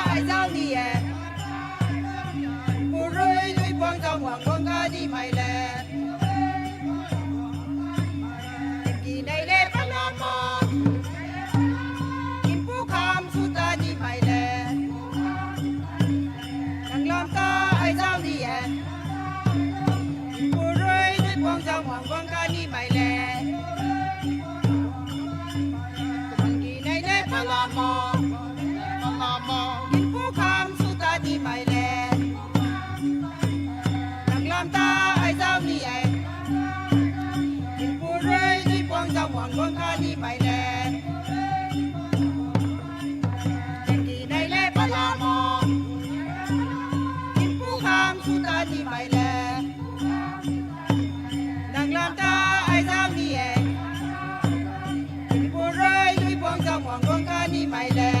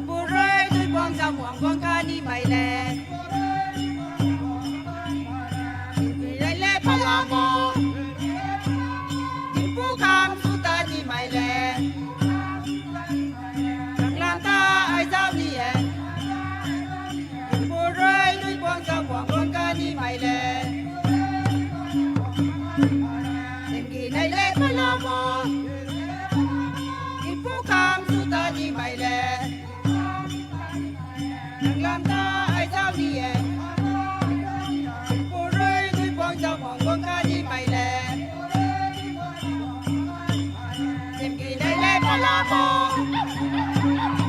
Bukan suta di mai le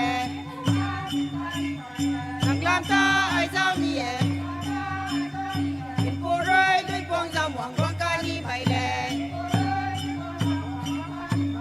Temki dai le palamo Bukan suta di mai le Nang lam ta ai zao ni e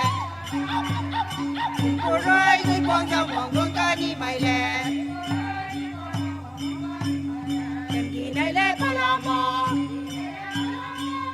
Kam suta ni mai le Nang lam ta ai zao ni e Kim pu roi dui buang zao muang buang ka ni mai le Em ni nai le palamo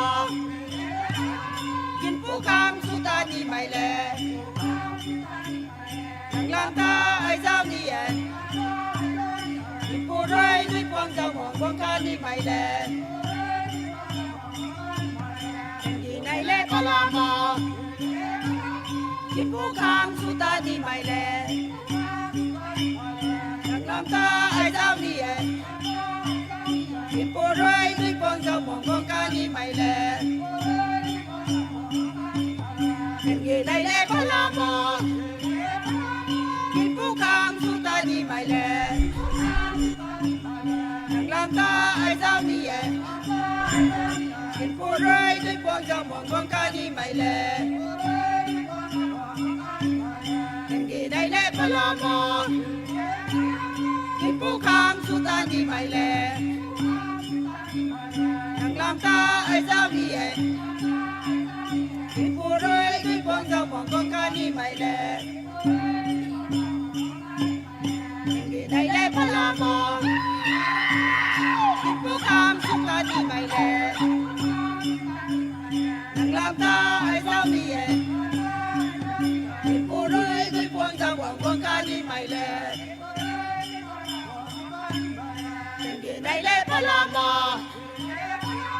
Kim pu kam suta di mai le Nang lam ta ai zao ni e Kim pu roi dui buang zao muang buang ka ni mai le Em ye nai le palamo Kim pu kam suta di mai le Nang lam ta ai zao ni e Kim pu roi dui buang zao muang buang ka ni mai le Em ye nai le palamo Kim pu kam suta di mai le Nang lam ta ai zao ni e Kim pu roi dui buang zao muang buang ka ni mai le Em ye nai le palamo Kim pu kam suta di mai le Nang lam ta ai zao ni e Kim pu roi dui buang zao muang buang ka ni mai le Em ye nai le palamo Kim pu kam suta di mai le Nang lam ta ai zao ni e Kim pu roi dui buang zao muang buang ka ni mai le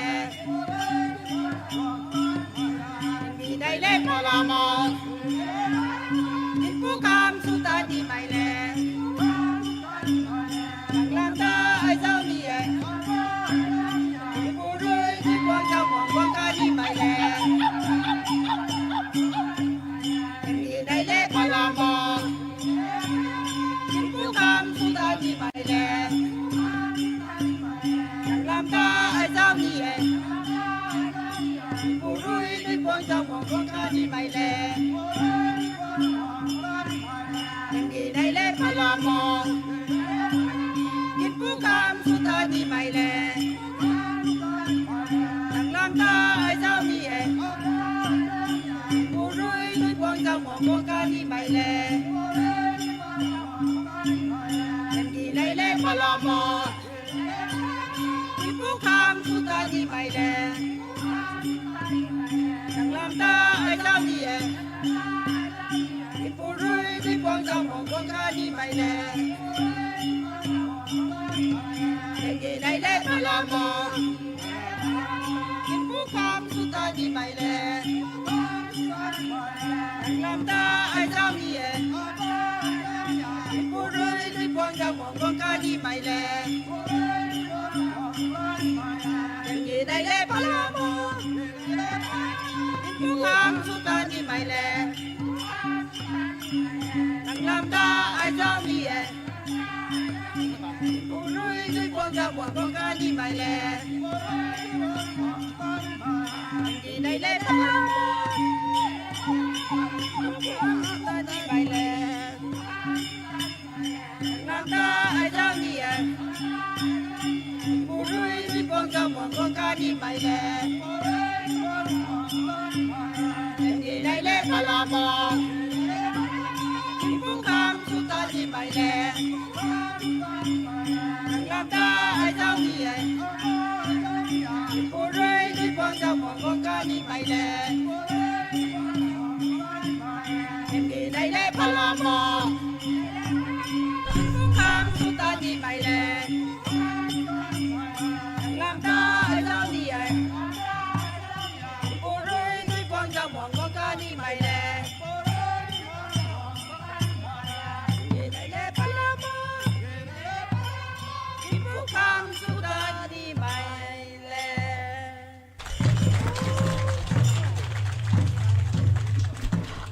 Masina ngasigi cultural troupe singi performance aroiba performance ni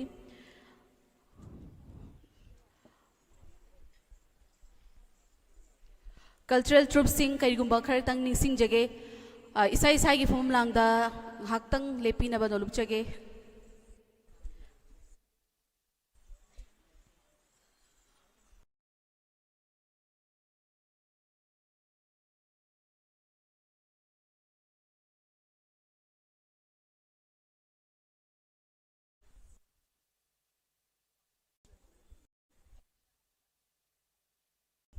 cultural troupe sing amuktang haktang haibina ba nolup jage please stand still.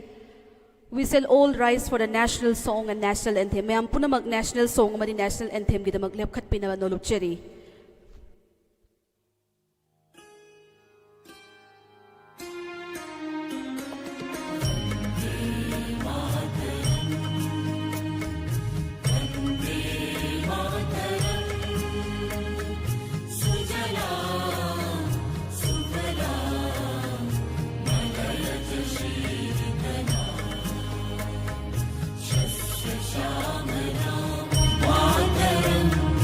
Vande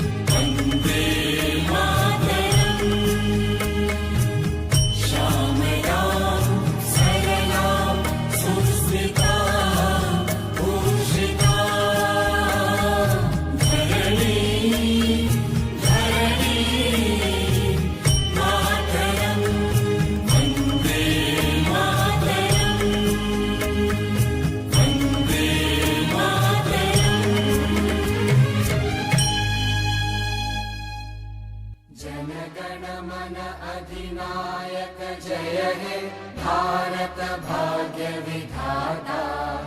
Punjab Sindh Gujarat Maratha Dravid Utkal बंगा। विंध्य हिमाचल यमुना गंगा उज्जल जलधि तरंगा। तव शुभ नामे जागे तव शुभ आशीष मांगे। गाहे तव जय गाथा जन गण मंगलदायक। जय हे भारत भाग्य विधाता। जय हे जय हे जय हे जय जय जय जय हे।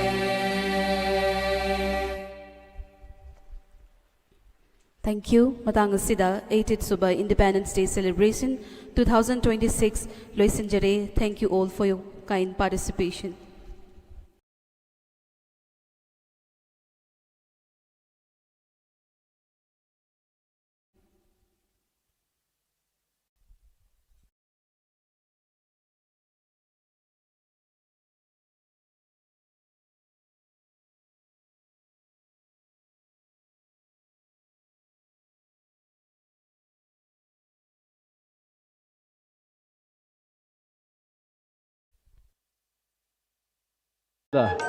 It's not the one who forces anyone, but it shares a level of camaraderie, a sense of oneness.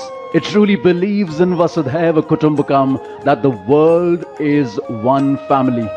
A rising India, always better for a rising humanity. And now, the Prime Minister awaited at the central dais. Here he is, walking up the stairs, and he has reached the central dais for the flag hoisting.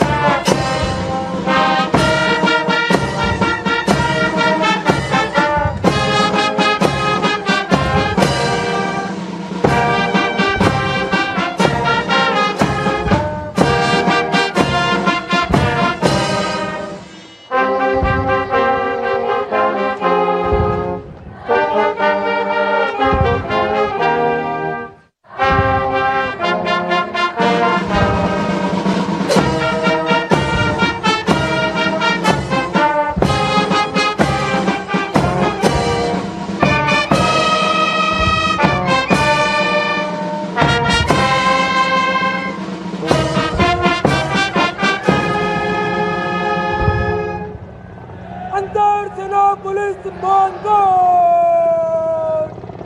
बजो जय अंदर जिला police Mangarh After the hoisting of the national flag by the Honorable Prime Minister and the 21-gun salute, flower petals being showered at the venue by two Mi-17 helicopters of the Indian Air Force, one trooping the national flag and the other trooping a flag depicting Vande Mataram. The captains of the helicopters, Wing Commander Rajat and Squadron Leader Ankit Varshane. What a sight to behold! Vande Mataram के 150 वर्ष पूरे होने के शुभ और पावन अवसर पर Mi-17 helicopters उनका झंडा लेकर आसमान में विलीन होते हुए और अब माननीय प्रधानमंत्री महोदय के उद्बोधन की प्रतीक्षा। प्रधानमंत्री महोदय विशिष्ट दर्शक दीर्घा में मौजूद विशिष्ट अतिथिगणों को अभिवादन करते हुए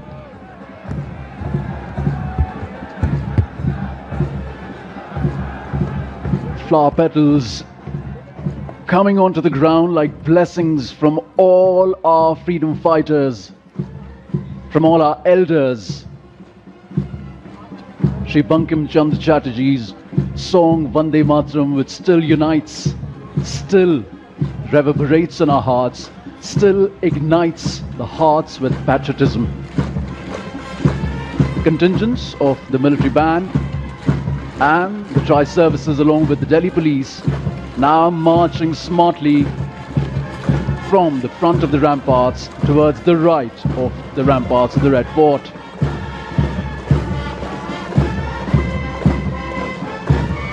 What a march, stoic and precise.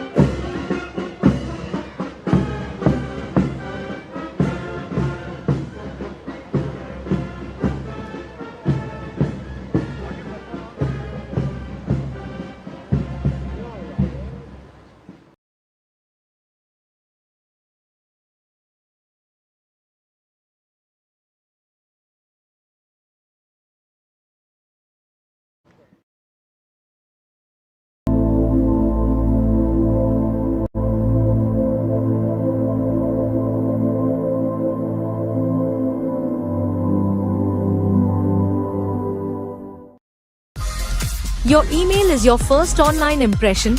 Make it count. With GoDaddy Email, get a professional address that matches your domain. It builds trust, boosts credibility, and helps grow your brand. Start strong with GoDaddy.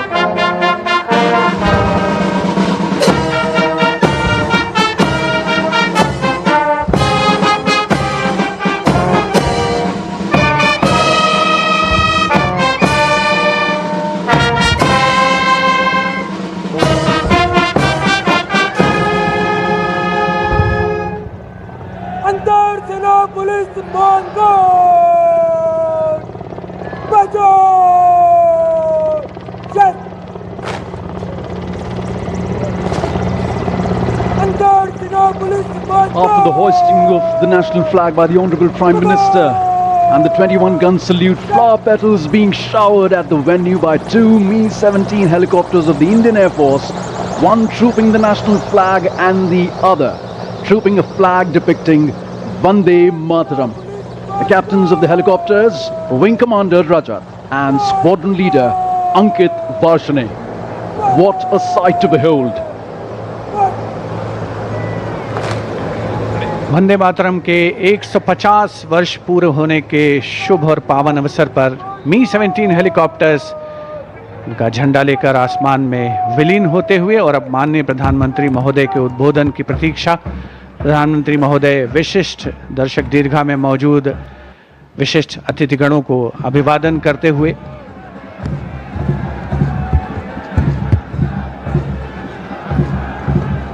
flower petals coming onto the ground like blessings from all our freedom fighters, from all our elders.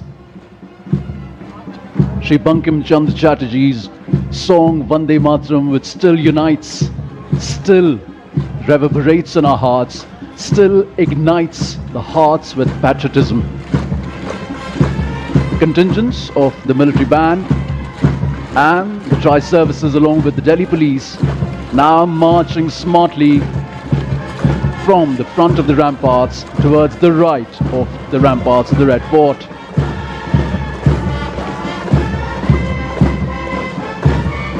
What a march, stoic and precise.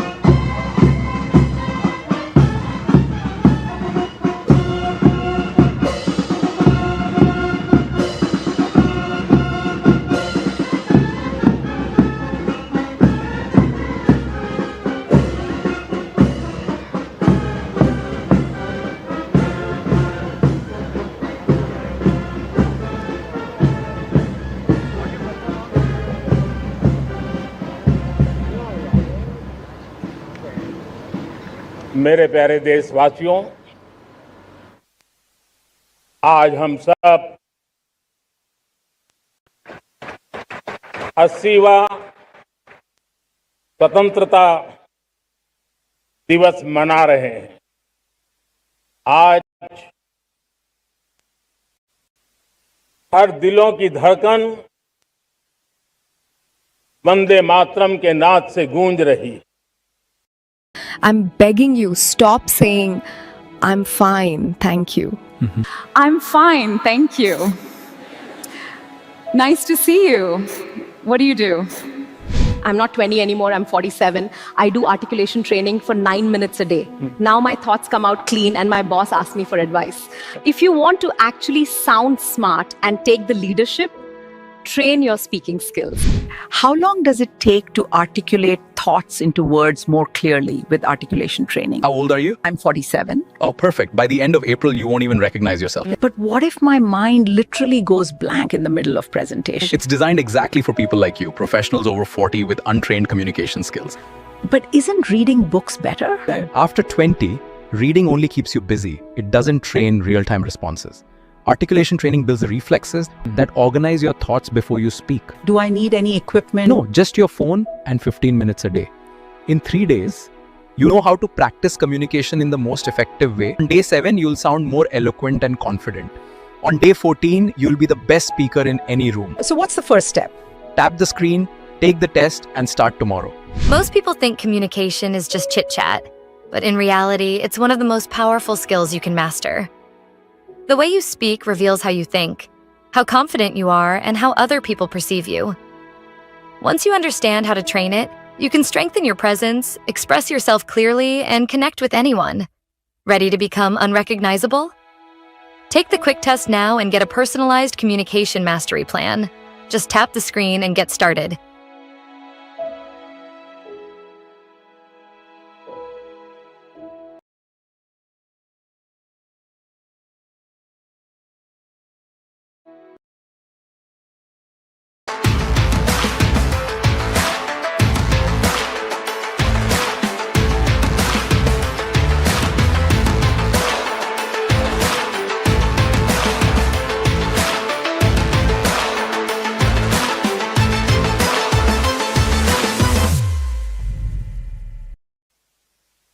आज हर घर तिरंगा है, हर मन तिरंगा है और देश उत्साह और उमंग के साथ नए संकल्पों को लेकर के आज आगे बढ़ रहा है। आप सबको स्वतंत्रता दिवस की बहुत बहुत शुभकामनाएं।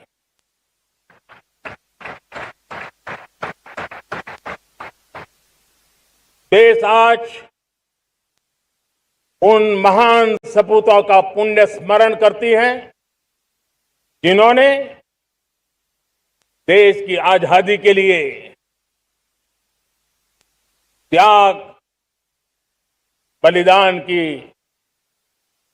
पराकाष्ठा की। अपने तप त्याग और बलिदान से आजादी के एकमात्र लक्ष्य को लेकर के अपनी पूरी जिंदगी खपा दी। पूज्य बापू समेत सभी स्वातंत्र सेनानियों को बलिदान की महान परंपरा जगाने वाले महान क्रांतिकारियों को आज मैं श्रद्धापूर्वक नमन करता हूं।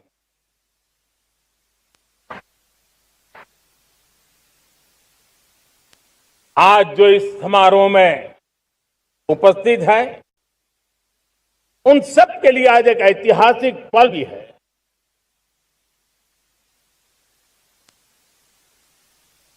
आजादी के बाद 15 अगस्त को लाल किले पर पहली बार वंदे मातरम गूंज रहा है।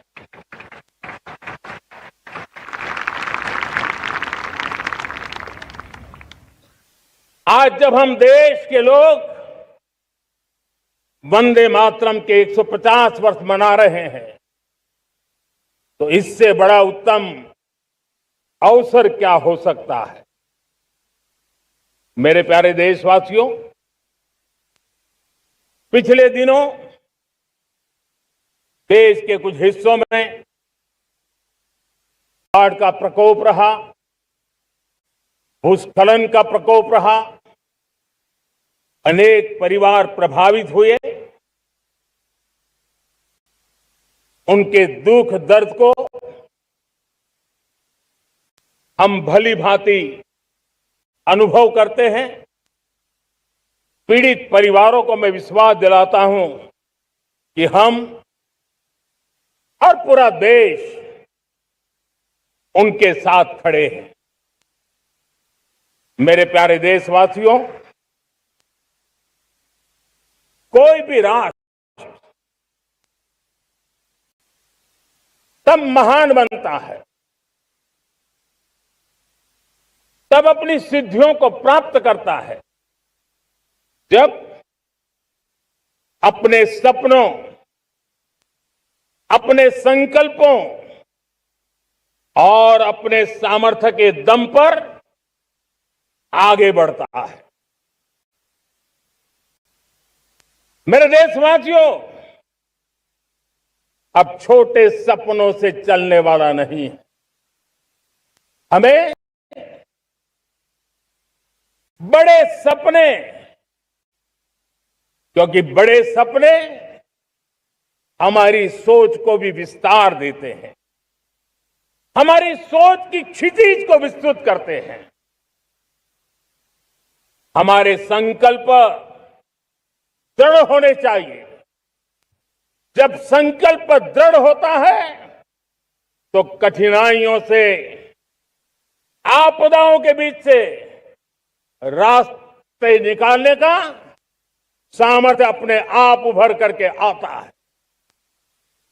और मेरे प्यारे देशवासियों, हमारे संकल्प भी ऊंचे होने चाहिए, क्योंकि जब सपने ऊंचे होते हैं, संकल्प ऊंचे होते हैं, तो हमारे सामर्थ्य की ऊंचाई भी बढ़ती है, हमारे प्रयासों की ऊंचाई भी बढ़ती है, और तब जाकर के हम सपनों को साकार कर सकते हैं।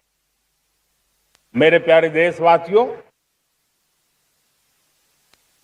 आज भारत ने भी एक बहुत बड़ा सपना देखा है,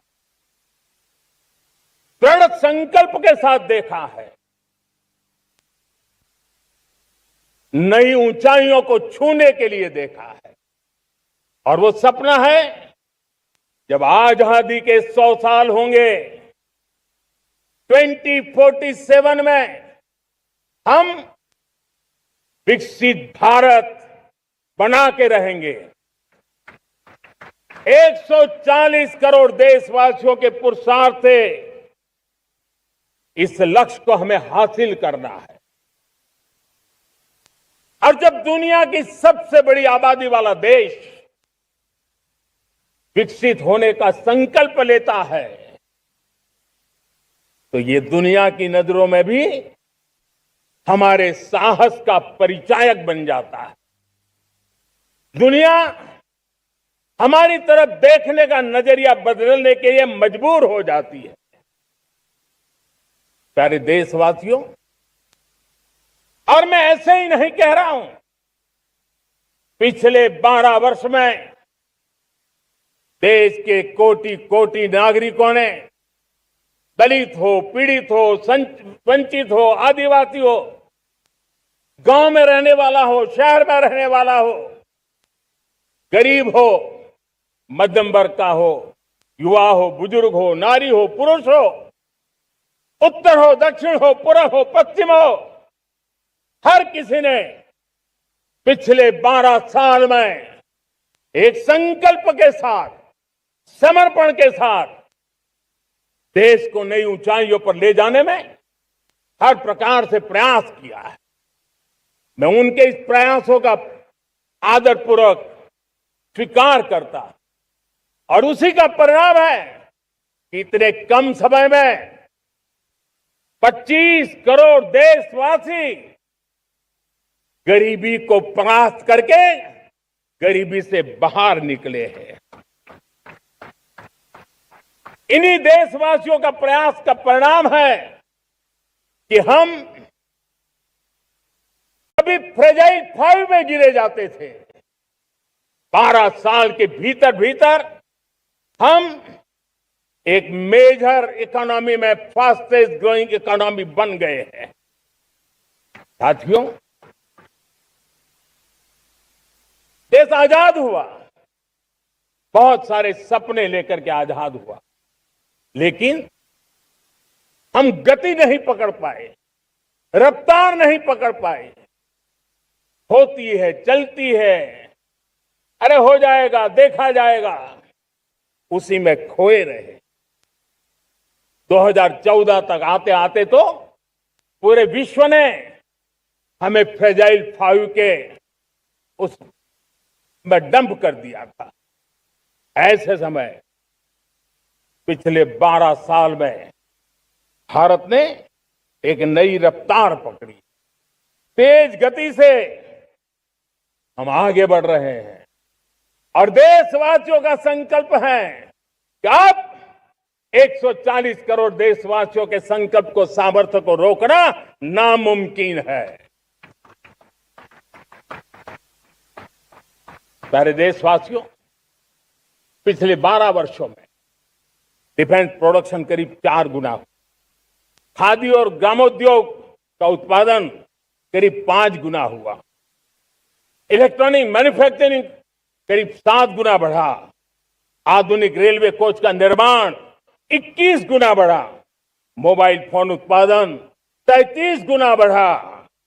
इतना ही नहीं, आधुनिक युग को देकर के भी डिजिटल और इनोवेशन की दुनिया में भी हमने अपना परचम लहराया। इंटरनेट कंज्यूमर करीब करीब 4 गुना बढ़े। पेटेंट ग्रांट होने की संख्या 4 गुना बढ़ी। डिजिटल ट्रांजैक्शन 100 गुना बढ़े। सामान्य मानवीय की सुविधाओं की तरफ भी हमने उतना ही गंभीरता से काम किया। हर साल औसतन 15 गुना ज्यादा तेजी से हमने नल से जल कनेक्शन दिए। हर साल औसतन 6 गुनी ज्यादा रफ्तार से लोगों को गैस कनेक्शन दिए। हर साल 4 गुनी रफ्तार से गरीबों के लिए टॉयलेट बनाने का काम किया। हर साल 3 गुना ज्यादा तेजी से गरीबों को घर देने का काम किया। देश ने गवर्नेंस में भी बहुत बदलाव लाया। हजारों की संख्या में कंप्लायंसेस खत्म किए। सैकड़ों की तादाद में पुराने कानून खत्म किए। पिछली शताब्दी के कानूनों से 21वीं शताब्दी की मार्च नहीं हो सकती। हमने आधुनिक इंफ्रास्ट्रक्चर के लिए मेट्रो का विस्तार किया। हमने पब्लिक ट्रांसपोर्ट को ताकत दी। जिस स्पीड से काम, जिस स्केल पर काम किया, ये रफ्तार, ये विस्तार, ये अचीवमेंट आजादी के बाद पहली बार पिछले 1 दशक ने देखा है।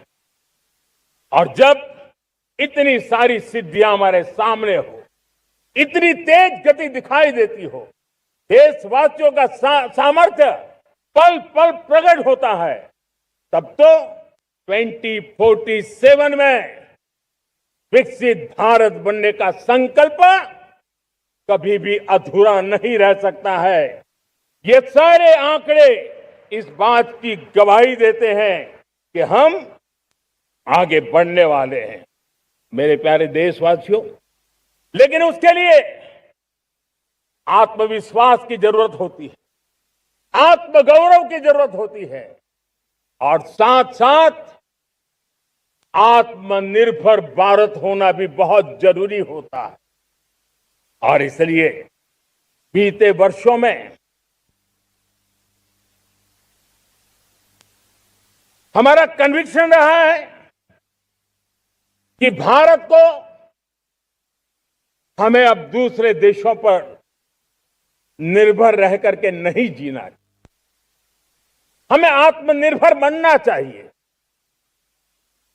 दुनिया में बहुत कुछ मिलता है, सस्ता मिलता है, जल्दी मिल सकता है, लेकिन उससे हमारा सामर्थ्य तैयार नहीं होता, न हमारे सामर्थ्य की कसौटी होती है। और इसलिए हमें भी अपनी क्षमताओं को बढ़ाना है। अपने हितों की सुरक्षा हमें खुद को करनी है। और इसलिए आत्मनिर्भर भारत का संकल्प बहुत दृढ़ता के साथ हम लेकर के आगे बढ़ रहे हैं।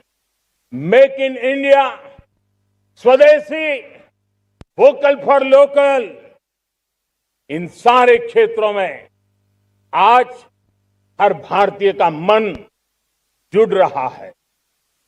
मेरे प्यारे देशवासियों, मैं आपको एक उदाहरण देता हूं सेमीकंडक्टर का। देश आजाद होने के बाद विश्व में तो सेमीकंडक्टर की चर्चा हो चुकी थी, हमारे यहां भी बातें होती थी, लेकिन सेमीकंडक्टर का कोई बड़ा प्लान हम आगे नहीं बढ़ा पाए। और आज स्थिति क्या है? आज की डिजिटल दुनिया में, आज की टेक्नोलॉजी में चिप का महात्म्य हम समझते हैं। कोई भी इलेक्ट्रॉनिक गुड्स होगा, हमारे मेडिकल इक्विपमेंट होंगे, हमारे ट्रांसपोर्ट के रास्ते होंगे, हर किसी में चिप अनिवार्य है। और इसे इस चिप के बिना दुनिया थम जाए ऐसी स्थिति पैदा हो जाए। और इसलिए भारत ने आत्मनिर्भर होने की दिशा में अपना सेमीकंडक्टर प्लांट, बड़ा सेमीकंडक्टर प्लांट, 3 सेमीकंडक्टर प्लांट शुरू हो चुके हैं। और मुझे बताया गया है कि वहां जो प्रोडक्शन हो रहा है वो एक्सपोर्ट होना शुरू हो चुका है। और मैं देशवासियों को कहना चाहता हूं, आने वाले 7-8 वर्ष में और 5, 7 या 8 सेमीकंडक्टर प्लांट बहुत ही जल्द शुरू होने वाले। ये आत्मनिर्भर भारत हमें विकसित भारत की दिशा में जाने का महामार्ग देती। मेरे प्यारे देशवासियों, वैसी ही एक चर्चा क्रिटिकल मिनरल की हो रही है। पूरी टेक्नोलॉजी क्रिटिकल मिनरल पर निर्भर है। भारत इसमें भी अपने आप को सुरक्षित करने में जुटा हुआ है। क्रिटिकल मिनरल का लक्ष्य साझा किया जाए। नेशनल क्रिटिकल मिनरल ये हमने लॉन्च किया। बजट में क्रिटिकल मिनरल कॉरिडोर की हमने घोषणा की है। कई देशों के साथ एग्रीमेंट हो रहे हैं। विश्व के कई देश अब इस क्रिटिकल मिनरल के विषय में भारत के पर भरोसा करने लगे हैं। मेरे प्यारे देशवासियों, जैसे सेमीकंडक्टर की बात हो, क्रिटिकल मिनरल की बात हो, वैसे ही जिस टेक्नोलॉजी की दिशा में हम जा रहे हैं, दुनिया जा रही है, उसमें एनर्जी का महत्व और बढ़ता चला जा रहा है। अब एनर्जी के बिना भी नई दुनिया को चलाना मुश्किल है। और इसलिए हमें चिप हो, एआई हो, डेटा सेंटर हो, हमें बहुत बड़ी मात्रा में बिजली की जरूरत होगी। एनर्जी सिक्योरिटी ये हमारे समय की मांग है। और इसलिए हमने पहले से ही उस दिशा में एक के बाद एक मजबूत कदम उठाए हैं। एनर्जी सिक्योरिटी का एक बड़ा माध्यम है परमाणु ऊर्जा, न्यूक्लियर एनर्जी। हमने पार्लियामेंट में शांति एक्ट पास कर करके एक नए लक्ष्य तरफ जाने का रास्ता तय कर लिया है। 2047 तक हम 100 गीगावाट न्यूक्लियर पावर का लक्ष्य लेकर के चल रहे हैं। इसी एक दशक में हम 5 नए न्यूक्लियर रिएक्टर शुरू करने का लक्ष्य लेकर के चल रहे हैं। इस वर्ष भारत ने फास्ट ब्रीडर न्यूक्लियर टेक्नोलॉजी में महारत हासिल करके एक अहम पड़ाव पार किया है। और उसके कारण परमाणु ईंधन में आत्मनिर्भर बनने की दिशा में हमें एक बहुत बड़ा सफलता का कदम हमने रखा है। मेरे प्यारे देशवासियों, कई बार संसाधनों की कमी के कारण देश रुकता नहीं है, लेकिन रुकने का कारण सोच की सीमाएं होती हैं। जब सोच बंध जाती है, सीमाओं में सड़ने लग जाती है, तब हम अपने सामर्थ्य को भी पहचान नहीं पाते हैं। देश को आज कच्चे तेल पर निर्भर रहना पड़ रहा है और हमारी गलत सोच के कारण है। आप जान के हैरान हो जाएंगे, हमने समुद्री तट पे 99% हमारा समुद्री तट का पूरा हिस्सा ऐसी सोच के कारण नो गो एरिया घोषित करके रखा था। हमने ही समंदर के अंदर जाकर के एक्सप्लोरेशन न करने का निर्णय कर लिया था। ये सोच का दारिद्र्य था। हमने फैसला किया ये नहीं चल सकता। हमने उस 99% को जो कभी नो गो एरिया हुआ करते थे, हमने उसको गो एहेड एरिया के रूप में खुला कर दिया है। और अब हम समुद्र के भीतर भी एक्सप्लोरेशन करने की और नए नए भंडार खोजने की दिशा में हम प्रवृत्त हैं, हम प्रयास कर रहे हैं। हमने पिछले वर्ष उसी दिशा में एक महत्वपूर्ण कदम रखते हुए समुद्र मंथन की घोषणा की थी और पिछले दिनों हमने 85,000 करोड़ रुपए इस काम के लिए आवंटित करके काम को गति देने का निर्णय कर लिया है। मेरे प्यारे देशवासियों, एनर्जी सिक्योरिटी, इसका मैंने कहा कि हमें ऑल्टरनेट स्रोतों की तरफ भी पूरी शक्ति लगाना बहुत जरूरी है और इसलिए ऊर्जा का सही इस्तेमाल बढ़ाते हुए भारत इसी दिशा में आज तेजी से काम कर रहा है। 2014 से पहले, मतलब आज से 12 साल पहले, हमारे देश में सिर्फ 70 शहरों में पाइप से गैस की व्यवस्था थी, पाइप से गैस डिस्ट्रीब्यूशन होता था। 12 साल में इन 70 शहरों को हमने 700 शहरों तक पहुंचा दिया है। ये होती है रफ्तार, ये होता है विस्तार। 2014 के पहले मुश्किल से 20-22 लाख घरों में पाइप से गैस पहुंचता था। आज 1.25 करोड़ घरों में पाइप से गैस पहुंचाने का काम हो रहा है। 12 वर्ष पहले देश में सोलर एनर्जी की कैपेसिटी सिर्फ 2 गीगावाट थी। 2 गीगावाट, आज 160 गीगावाट हमने प्राप्त किया है लक्ष्य। मेरे प्यारे देशवासियों, मैं एक और जानकारी देता हूं। हमने इसका लाभ देश के मध्यम वर्ग को, सामान्य परिवार को मिले, इस तरफ भी उतना ही ध्यान केंद्रित किया। हमने पीएम सूर्यघर मुफ्त बिजली योजना चालू की और आज मुझे संतोष है कि इतने कम समय में 50 लाख घरों का सोलर एनर्जी का काम हम आंकड़ा पार कर चुके हैं।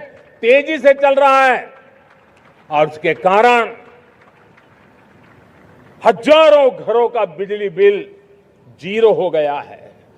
हजारों घर अपनी बिजली का उपयोग करने से अतिरिक्त बिजली आज बेच करके कमाई कर रहे हैं। हर परिवार को हम इस काम के लिए 80,000 रुपया सरकार की तरफ से एक एक परिवार को मदद दी जा रही है, तब जाकर के हम इस काम को पूरा कर रहे हैं। मेरे प्यारे देशवासियों, आपको जानकर के हैरानी होगी, ये जो हमारी रेलवे है उसका इलेक्ट्रिफिकेशन का काम हमारे देश में 1925 में शुरू हुआ था। 1925 में इलेक्ट्रिफिकेशन का काम शुरू हुआ, लेकिन 90 साल में 1925 से लेकर के 90 साल में सिर्फ 30% रेल का इलेक्ट्रिफिकेशन हुआ था। यानी 90 साल में 30%। हमारी रफ्तार देखिए, लक्ष्य को पाने के लिए हमारी दौड़ देख लीजिए। हमने एक दशक के अंदर 100% काम पूरा कर दिया। 90 साल में 30%, 10 साल में 70%, ये होता है काम। और इसके कारण डीजल जो हमें बाहर से लाना पड़ता है उसकी बचत हुई, बिजली से हमारी ट्रेनें चली, पर्यावरण को फायदा होने लगा। मेरे प्यारे देशवासियों, हम यहां से नहीं रुके हैं। हम दुनिया के अंदर पीछे रहना नहीं चाहते। पिछले दिनों आपने खबर सुनी होगी, भारत ने ईंधन का एक नया क्षेत्र को भी छू लिया है। देश ने पहली हाइड्रोजन से चलने वाली ट्रेन शुरू कर दी है और मुझे खुशी है, ये सबसे लंबी ट्रेन है और सबसे ताकतवर ट्रेन है और दुनिया में हाइड्रोजन ट्रेन के क्षेत्र में भी भारत ने अपना झंडा गाड़ दिया है।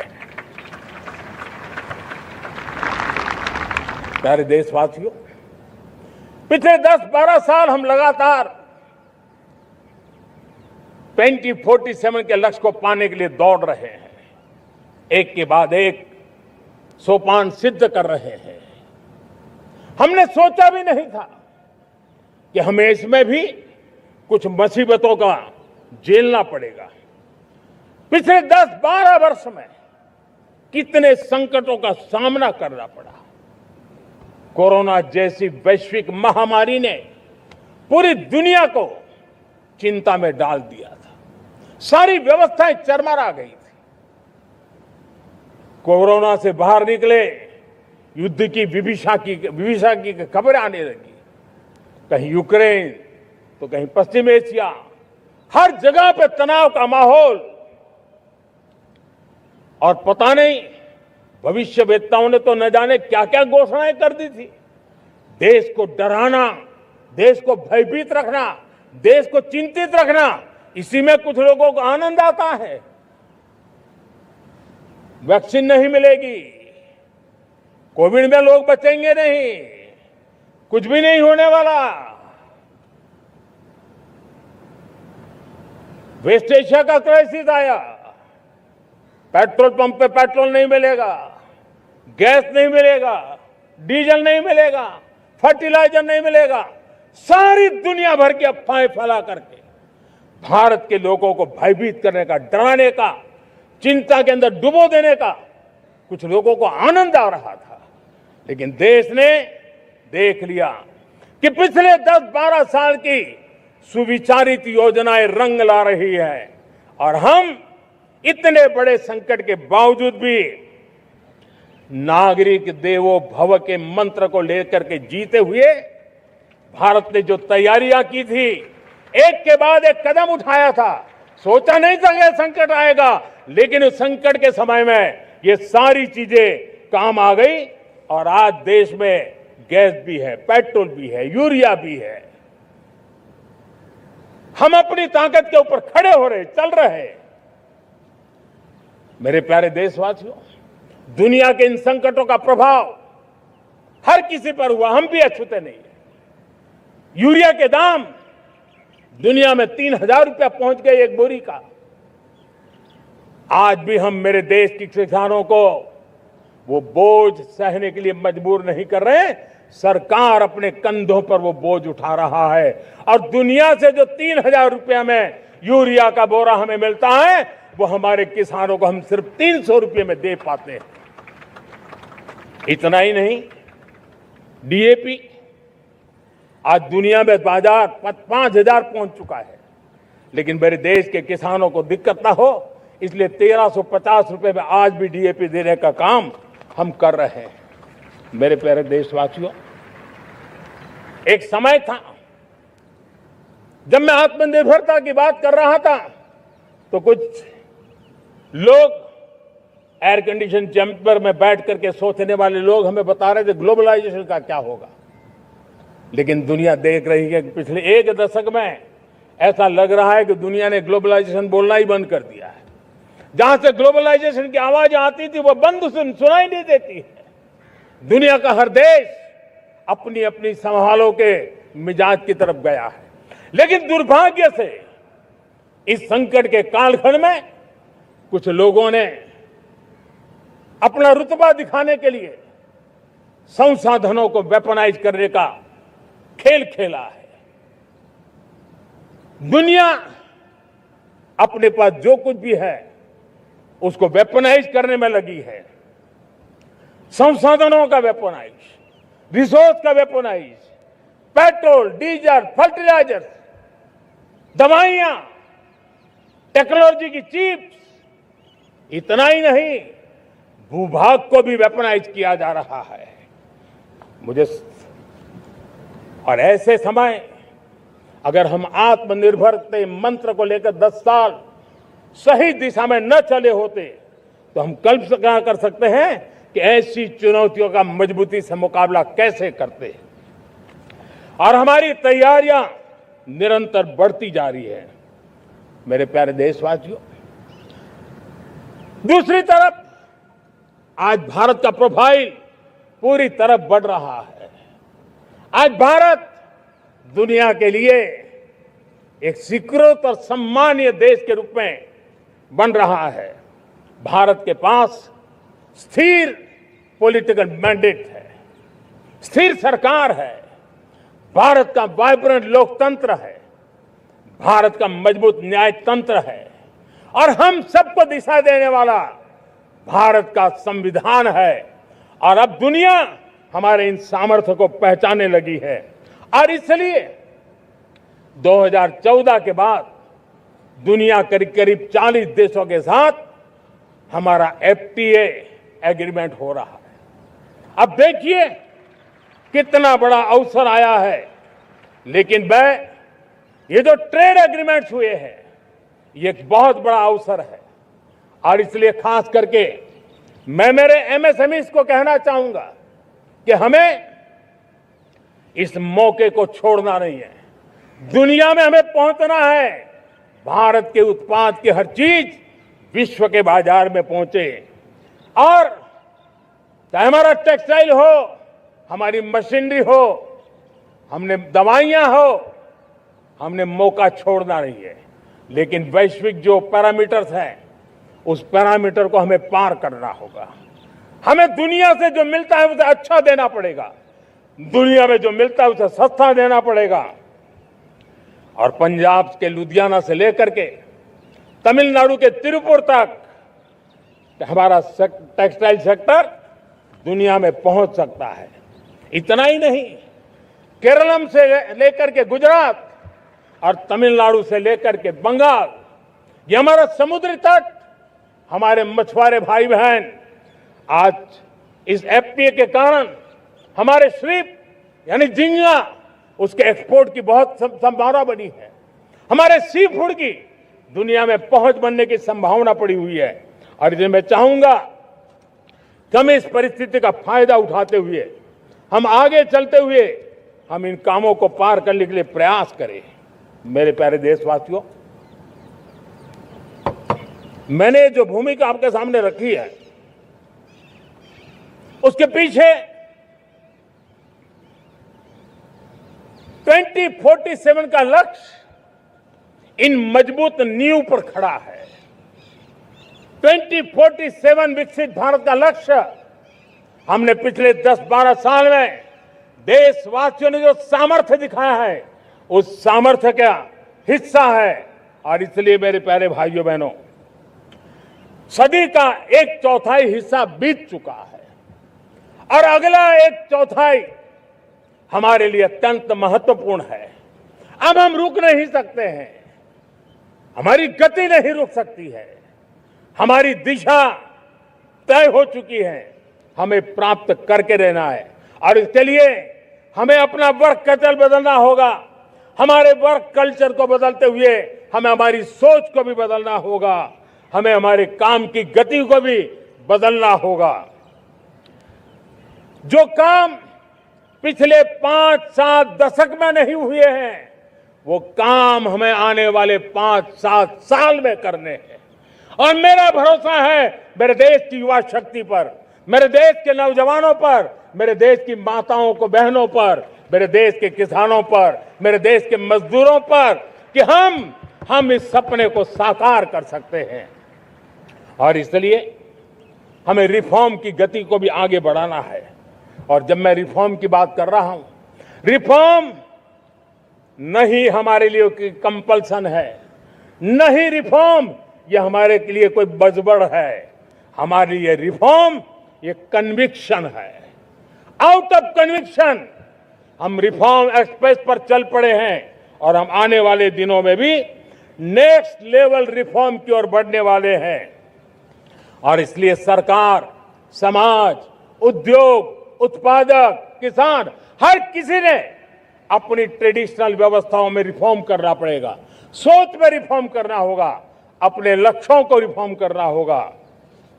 और इसलिए मेरे प्यारे देशवासियों, हमें एक निश्चित दिशा में को लेकर के चलना होगा। मैं आज उस युग को भी याद करना चाहूंगा जब देश, भारत का सामर्थ्य सप्त सिंधु के रूप में हम जानते थे, हम समझते थे, हम सुनते थे। अब विकसित भारत बनाने के लिए हमें नई धारा चाहिए। आज लाल किले की प्राचीर से मैं देश के सामने शक्ति की सप्त धारा का आवाहन करता हूं।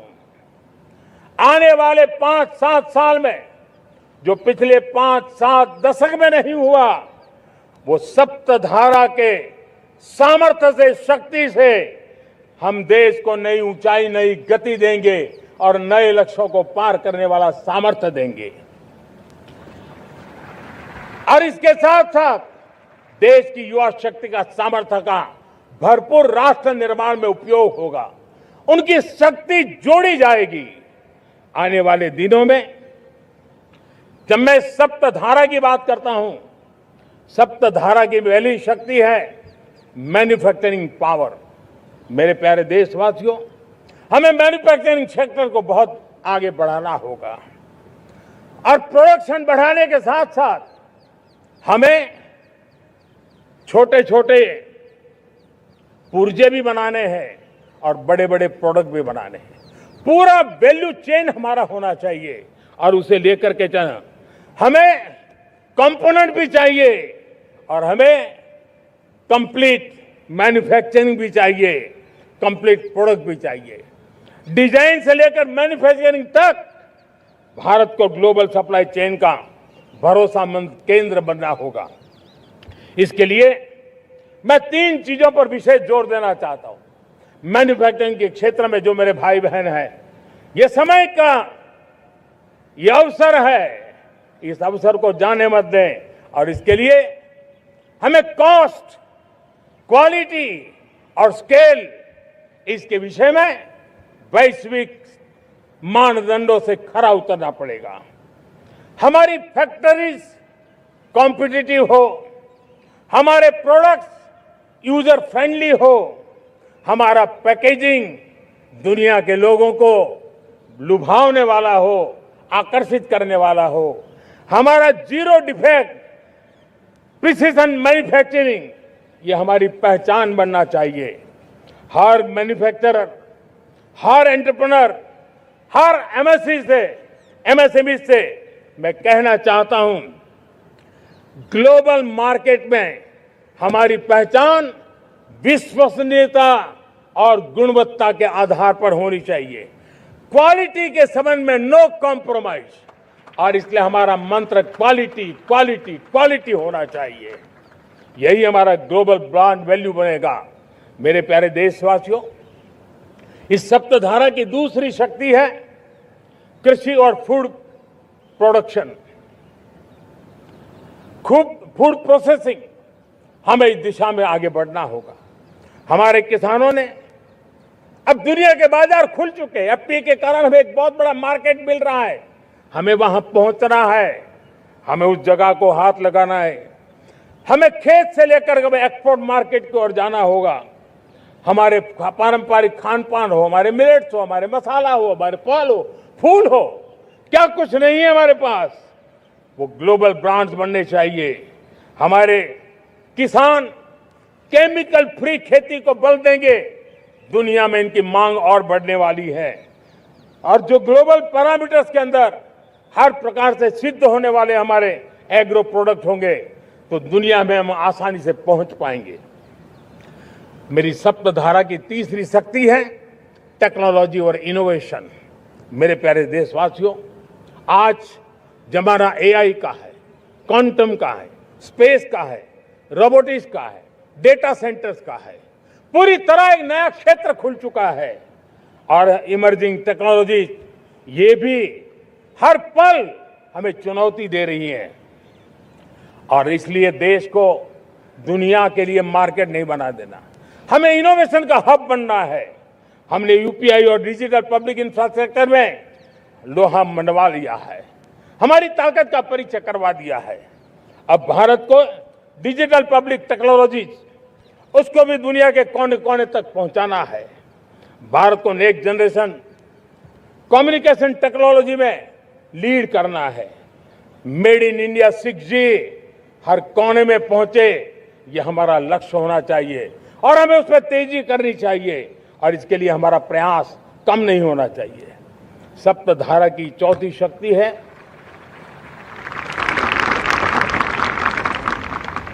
गति शक्ति। ये गति शक्ति देश के अंदर सीमलेस फास्ट कनेक्टिविटी पर हमें बल देना होगा। शहरों को हाई स्पीड रेल से हमें जोड़ना होगा। मॉडर्न हाईवे चाहिए, इनलाइन वाटरवेज चाहिए, एयरपोर्ट चाहिए, मल्टी मॉडल लॉजिस्टिक की व्यवस्था चाहिए। हमें पोर्ट्स को सिर्फ सामान उतारना चढ़ाने की जगह नहीं, दुनिया के शिप्स आकर के लंगर हो जाए इतना नहीं, हमें हमारे पोर्ट्स को पोर्ट लेड डेवलपमेंट ग्रोथ की दिशा में हमें आगे बढ़ना होगा। हमारी पांचवी शक्ति है सप्तधारा की, वो है रक्षा शक्ति। और ये रक्षा शक्ति का महत्व हर प्रकार से है। मेरे प्यारे देशवासियों, डिफेंस में आत्मनिर्भर होना अब भारत ने अनुभव कर लिया, दुनिया ने अनुभव कर लिया है, इसके बिना कोई चारा नहीं है। विश्व जब अपनी अपनी ही सोच रहा है, तब भारत विश्व के लिए बाजार बन करके नहीं रह सकता है। हमें डिफेंस के क्षेत्र में आत्मनिर्भर होना हुआ। Next generation defence technology develop करके हमें ग्लोबल सप्लायर बनने की दिशा में हमें लक्ष्य लेकर के चलना है। हमें ड्रोन, काउंटर ड्रोन सिस्टम को विकसित करना होगा और हाइपरसोनिक डिफेंस टेक्नोलॉजीज, उस पर हमें लीडरशिप लेनी होगी। साथियों, साइबर सुरक्षा भी आज हर घर के लिए एक समस्या बन रही है। वो भी एक रक्षा का क्षेत्र है जिसमें हमारे युवाओं की जो सामर्थ्य है, उस सामर्थ्य का उपयोग हम देश के और दुनिया के लिए कर सकते हैं। हमारी सप्तधारा की छठी शक्ति है ग्रीन इकोनॉमी, ब्लू इकोनॉमी, जो ग्रीन जॉब को भी जन्म देती है। हमें green hydrogen, renewable energy, energy storage, green mobility, green manufacturing in global scale हमें पा करके रहना है।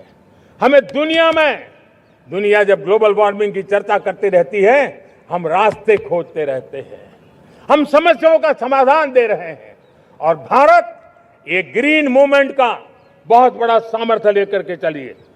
भारत के पास ब्लू इकोनॉमी के लिए भी बहुत बड़ा अवसर है। बहुत बड़ा लंबा हमारा कोस्ट लाइन है। ब्लू इकोनॉमी के लिए बहुत बड़े अवसर है। फिशरीज है, कोस्टल टूरिज्म है, ओशन टेक्नोलॉजी है। ऐसे कितने ही क्षेत्र हैं जिसमें हम आगे बढ़ सकते हैं। मेरे प्यारे देशवासियों, भारत सप्तधारा की जब बात करके लेकर चला है, तब हमारी सातवीं धारा है और दुनिया के लिए इसका अपना भी एक महत्व है और वो है भारत का सॉफ्ट पावर।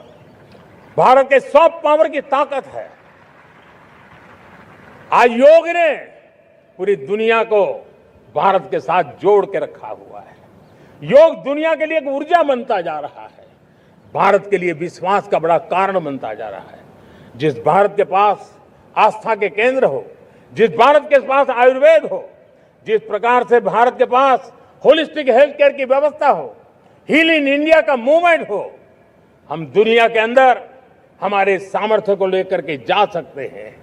हैंडीक्राफ्ट हो, संस्कृति हो, हमारी फिल्में हो, हमारा क्रिएटिव वर्ल्ड हो, वीएफएक्स हो, हमारा एनिमेशन हो, हमारी गेमिंग हो, डिजिटल कंटेंट हो, क्रिएटिव वर्ल्ड के अंदर भारत अपना रुतबा दिखा सकता है। हमने उसको वैश्विक सामर्थ्य के रूप में विकसित करना होगा। आज भारत ने वेव समिट को एक बहुत बड़ी ताकत दी है। दुनिया धीरे धीरे भारत का ये जो world audio visual and entertainment summit है, उसकी राह देखता रहता है और वो भारत के सॉफ्ट पावर को, भारत के क्रिएटिव दुनिया को परिचित करेगा। मेरे प्यारे देशवासियों, भारत के पास विशाल वन्य संपदा है, हमारे पास 100 से ज्यादा नेशनल पार्क है, क्षमता बहुत है, लेकिन विदेशी टूरिस्टों को आकर्षित करने में हम कम पड़े हैं। हमें मौका है हमारे सॉफ्ट पावर के माध्यम से दुनिया के टूरिस्टों को भारत के लिए आकर्षित करने का। हमारा सामर्थ्य में दुनिया को दिखाना है। हम ये काम आरा से करें और हम जल्द से जल्द हम इन लोगों, आज दुनिया में स्पोर्ट्स की जो है वो भी एक बहुत बड़ा भारत के प्रति आकर्षण का केंद्र। दुनिया के स्पोर्ट्स इवेंट भारत में क्यों ना हो। कॉन्स्टेंट इकोनॉमी बहुत बढ़ रही है, देश के नौजवानों का आकर्षण है। विश्व का हर कोई कलाकार चाहता है कभी न कभी भारत की धरती पर अपना कॉन्सर्ट करे। ये एक बहुत बड़ा अवसर है, हमें इसको मोबिलाइज करने के लिए व्यवस्थाएं खड़ी करनी होगी। साथियों, सप्तधारा की इन 7 शक्तियां, सप्त शक्तियां, उद्देश्य सिर्फ एक सेक्टर में प्रगति करने का नहीं है। एक होलिस्टिक अप्रोच के साथ हमें राष्ट्र को जो लक्ष्य लेकर के हम चल रहे हैं, जो एम्बिशन लेकर के चल रहे हैं, उस स्केल को हमें पार करने की दिशा में काम करना है। मेरे प्यारे देशवासियों, कुछ चीजें मैंने बताई हैं, लेकिन मैं इससे भी आगे सोचता हूं। मैं जरा देश को झकझोरना चाहता हूं, मैं देश की शक्ति को भी झकझोरना चाहता हूं। देश यानी सिर्फ सरकार नहीं होती है, देश यानी हर नागरिक जुड़ता है। क्या हम सोच नहीं सकते कि फॉर्च्यून 500 की चर्चा तो बहुत सुनते हैं, आने वाले एक दशक में इन फॉर्च्यून 500 में 50 कंपनियां भारत की क्यों न हो, ये लक्ष्य हमारा क्यों न होना चाहिए। आज बैंकिंग सेक्टर फल फूल रहा है। दुनिया की टॉप बैंक के अंदर भारत की बैंक का झंडा भी क्यों न फहरता हो। भारत की बैंक भी टॉप बैंक 5 बैंक में भारत की भी एक बैंक होनी चाहिए। भारत की फार्मा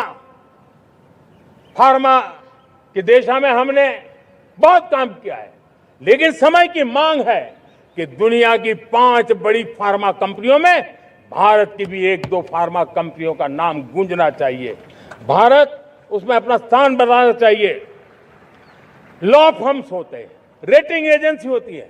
क्या समय की मांग नहीं है कि ग्लोबल लीडरशिप अब हमारे हाथ में होनी चाहिए?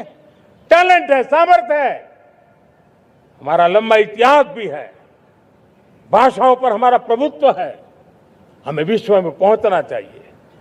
हमारी कोई कंसल्टिंग फर्म, अकाउंटिंग फर्म दुनिया के टॉप फर्म्स के अंदर क्यों नहीं होनी चाहिए? भारत की टेक्नोलॉजी कंपनियां दुनिया के अंदर सिरमौर हो, यह हमारा लक्ष्य होना चाहिए। हमारे ऐसे ब्रांड हो जिससे दुनिया आकर्षित होती हो, हमारे ब्रांड हमारे देश की पहचान हो और विश्व के लिए एक डेस्टिनेशन बन जाए, उस दिशा में हमें काम करना है। और इसके लिए मैं राज्य सरकारों को कहना चाहता हूं, मैं स्थानिक स्वराज की संस्थाओं को कहना चाहता हूं, भारत सरकार का भी यह दायित्व है कि हमें हमारे रिफॉर्म की गति बढ़ानी होगी। हमें 2047 के लक्ष्य के अनुरूप हमारी व्यवस्थाओं को विकसित करना होगा। हमें बीते हुए काल के नीति नियमों से नहीं चल सकते, हमें आने वाले सपनों के हिसाब से नीति नियमों को गढ़ना होगा। और इसको अगर हम करेंगे तो मुझे पूरा विश्वास है और मैं देशवासियों को भरोसा देता हूं, इसी रास्ते मेहनत में कोई कमी न करते हुए हम विकसित भारत का सपना पार करके रहेंगे। हमें सबको मिलकर के चलना है, केंद्र सरकार हो, राज्य सरकार हो, इंडस्ट्री हो, हम सब ने मिलकर के आगे बढ़ना है। हमें रिफॉर्म्स करते रहना है, रिफॉर्म्स को आगे बढ़ाते रहना है। और मैंने पहले भी कहा था, हम रिफॉर्म कंपल्सन से नहीं, कन्विक्शन से कर रहे हैं, लक्ष्य को प्राप्त करने के लिए कर रहे हैं। मेरे प्यारे देशवासियों, जब मैं विकसित भारत की बात कर रहा हूं, देश को तेज गति से आगे बढ़ाने की बात कर रहा हूं, उसका सबसे बड़ा लाभार्थी कौन है? इन सारे प्रयासों का सबसे बड़ा साधक कौन है? अगर साधक है तो मेरे देश का युवा है, मेरे देश की युवा शक्ति है। विकसित भारत की यात्रा में युवाओं की बहुत बड़ी भूमिका है। इतना ही नहीं, विकसित भारत का सबसे बड़ा लाभार्थी भी मेरे देश का युवा है और इसलिए हमें विकसित भारत के लक्ष्य को युवाओं के साथ जोड़ करके आगे बढ़ाना है।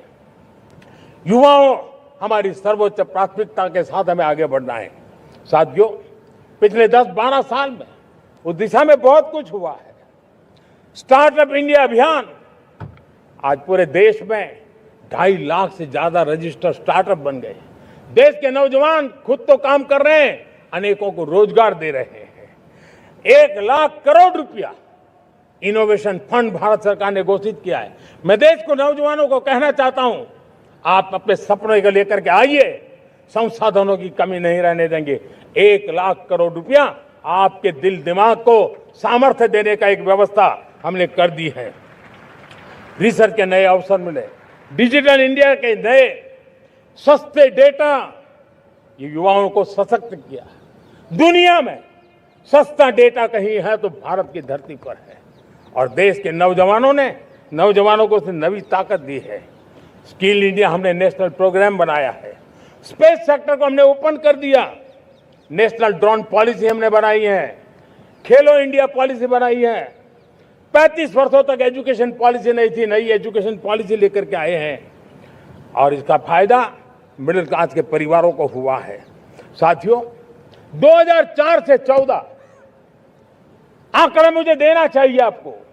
2004 से 14 हमारे देश में 350 से भी कम यूनिवर्सिटी थी और आज 10-12 साल के भीतर भीतर करीब 650 नई यूनिवर्सिटी जुड़ चुकी हैं। करीब 1000 का आंकड़ा हम पहुंच रहे हैं। 2014 के पहले मेडिकल की सिर्फ 400 सीटें हुआ करती थी, आज करीब 850 सीटें मेडिकल की हो रही है। इतना ही नहीं, अब विदेशी यूनिवर्सिटी भी भारत की धरती पर आ रही है। भारत के अंदर विदेशी यूनिवर्सिटी की डिग्री मेरे नौजवान को मिले, इसका प्रबंध भी हो चुका है। हमारे देश के युवा मन बचपन से ही टेक्नोलॉजी की तरफ आकर्षित हो, उस दिशा में हम काम कर रहे हैं और इसलिए हमने करीब 10,000 से अधिक अटल टिंकर की लैब छोटे छोटे बच्चों के हवाले कर दी है ताकि उनका इनोवेशन और टेक्नोलॉजी के अंदर उनका मन बने। 12 वर्ष युवा, हमने अनेक रास्ते खोले। हम स्टार्टअप ओपन कर दिया, आपने देखा होगा। भारत के प्राइवेट स्टार्टअप 28 साल की एवरेज उम्र के बच्चों ने, नौजवानों ने दुनिया में पहले ही ट्रायल में अपना सैटेलाइट लॉन्च कर दिया और रॉकेट लॉन्च कर दिया। उन्होंने बहुत बड़ा काम कर दिया है साथियों। आज करीब 2.5 लाख से ज्यादा रजिस्टर्ड स्टार्टअप है। हमने पिछले दिनों एआई इंपैक्ट समिट किया था। एआई का विस्तार बहुत तेजी से बढ़ रहा है। लाल किले से मैं देश के नौजवानों के लिए घोषणा करना चाहता हूं। हमने तय किया है कि आने वाले 1 वर्ष में 1 करोड़ युवाओं को एआई स्किल के लिए ट्रेनिंग देने का हम काम करेंगे ताकि हमारा देश का नौजवान एआई की दुनिया में भी नेतृत्व करने का सामर्थ्य। मेरे साथियों, बायो इकोनॉमी एक नया क्षेत्र है। एक समय था 2014 के पहले सिर्फ 60,000 करोड़ रुपए का बायो इकोनॉमी का काम होता था। मेरे देश के नौजवान, आपने क्या कमाल कर दिया है। देखिए, नीतियां जब सही होती है, लक्ष्य जब साफ होता है, तो मेरे देश के नौजवान कैसा करके बायो इकोनॉमी में देश की युवा शक्ति ने सामर्थ्य दिखाया है। 2014 के पहले जो 60,000 करोड़ का कारोबार था, आज वो कारोबार बायो इकोनॉमी 20 लाख करोड़ पहुंच चुकी है। दोस्तों,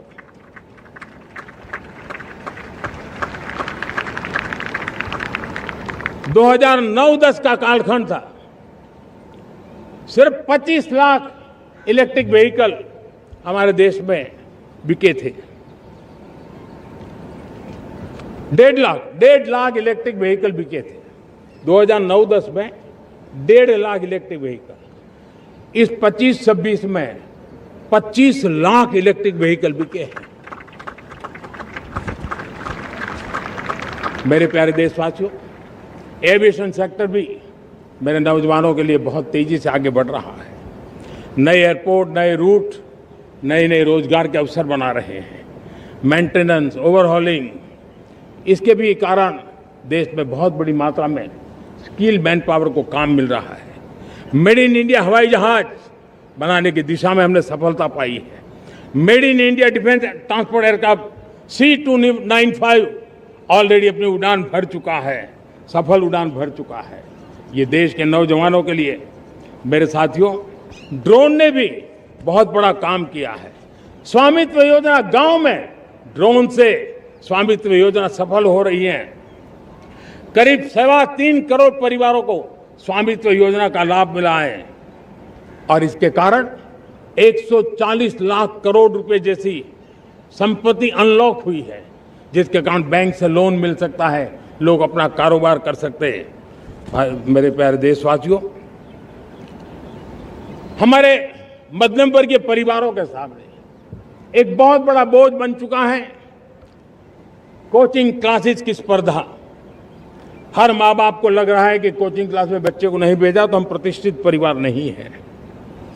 इन गरीब और मिडिल क्लास परिवारों की हम चिंता करते हुए हजारों करोड़ रुपए का उनका खर्च है वो भी बचे, बेटे भी अपने आसपास रह सके, उनकी देखभाल हो सके, परिवार पर आर्थिक बोझ न आए। और इसलिए हमने युवाओं के लिए विभिन्न परीक्षाओं की फ्री ऑनलाइन कोचिंग हमने करने का निर्णय किया है। डिजिटल पब्लिक इंफ्रास्ट्रक्चर है, हमारे पास उत्तम टैलेंट है, टीचर्स हैं, उन संसाधनों को जोड़ करके हम देश के नौजवानों को फ्री कोचिंग देने का एक पूरा नेटवर्क हम खड़ा करने वाले हैं। मेरे प्यारे देशवासियों, मैं हमेशा कहता आया हूं, जो खेले वो खिले। जब मैं खेले वो खिले की बात कर रहा हूं, तब मेरे प्यारे देशवासियों, आज भारत खेल की दुनिया में अपनी जगह बना रहा है। अब खेल के पोडियम में भारत का राष्ट्रगीत सुनाई देता है, भारत का राष्ट्रगान सुनाई देता है, भारत का तिरंगा झंडा लहराता दिखाई नजर आ रहा है। टॉप्स योजना ने बहुत बड़ी सफलता पाई है।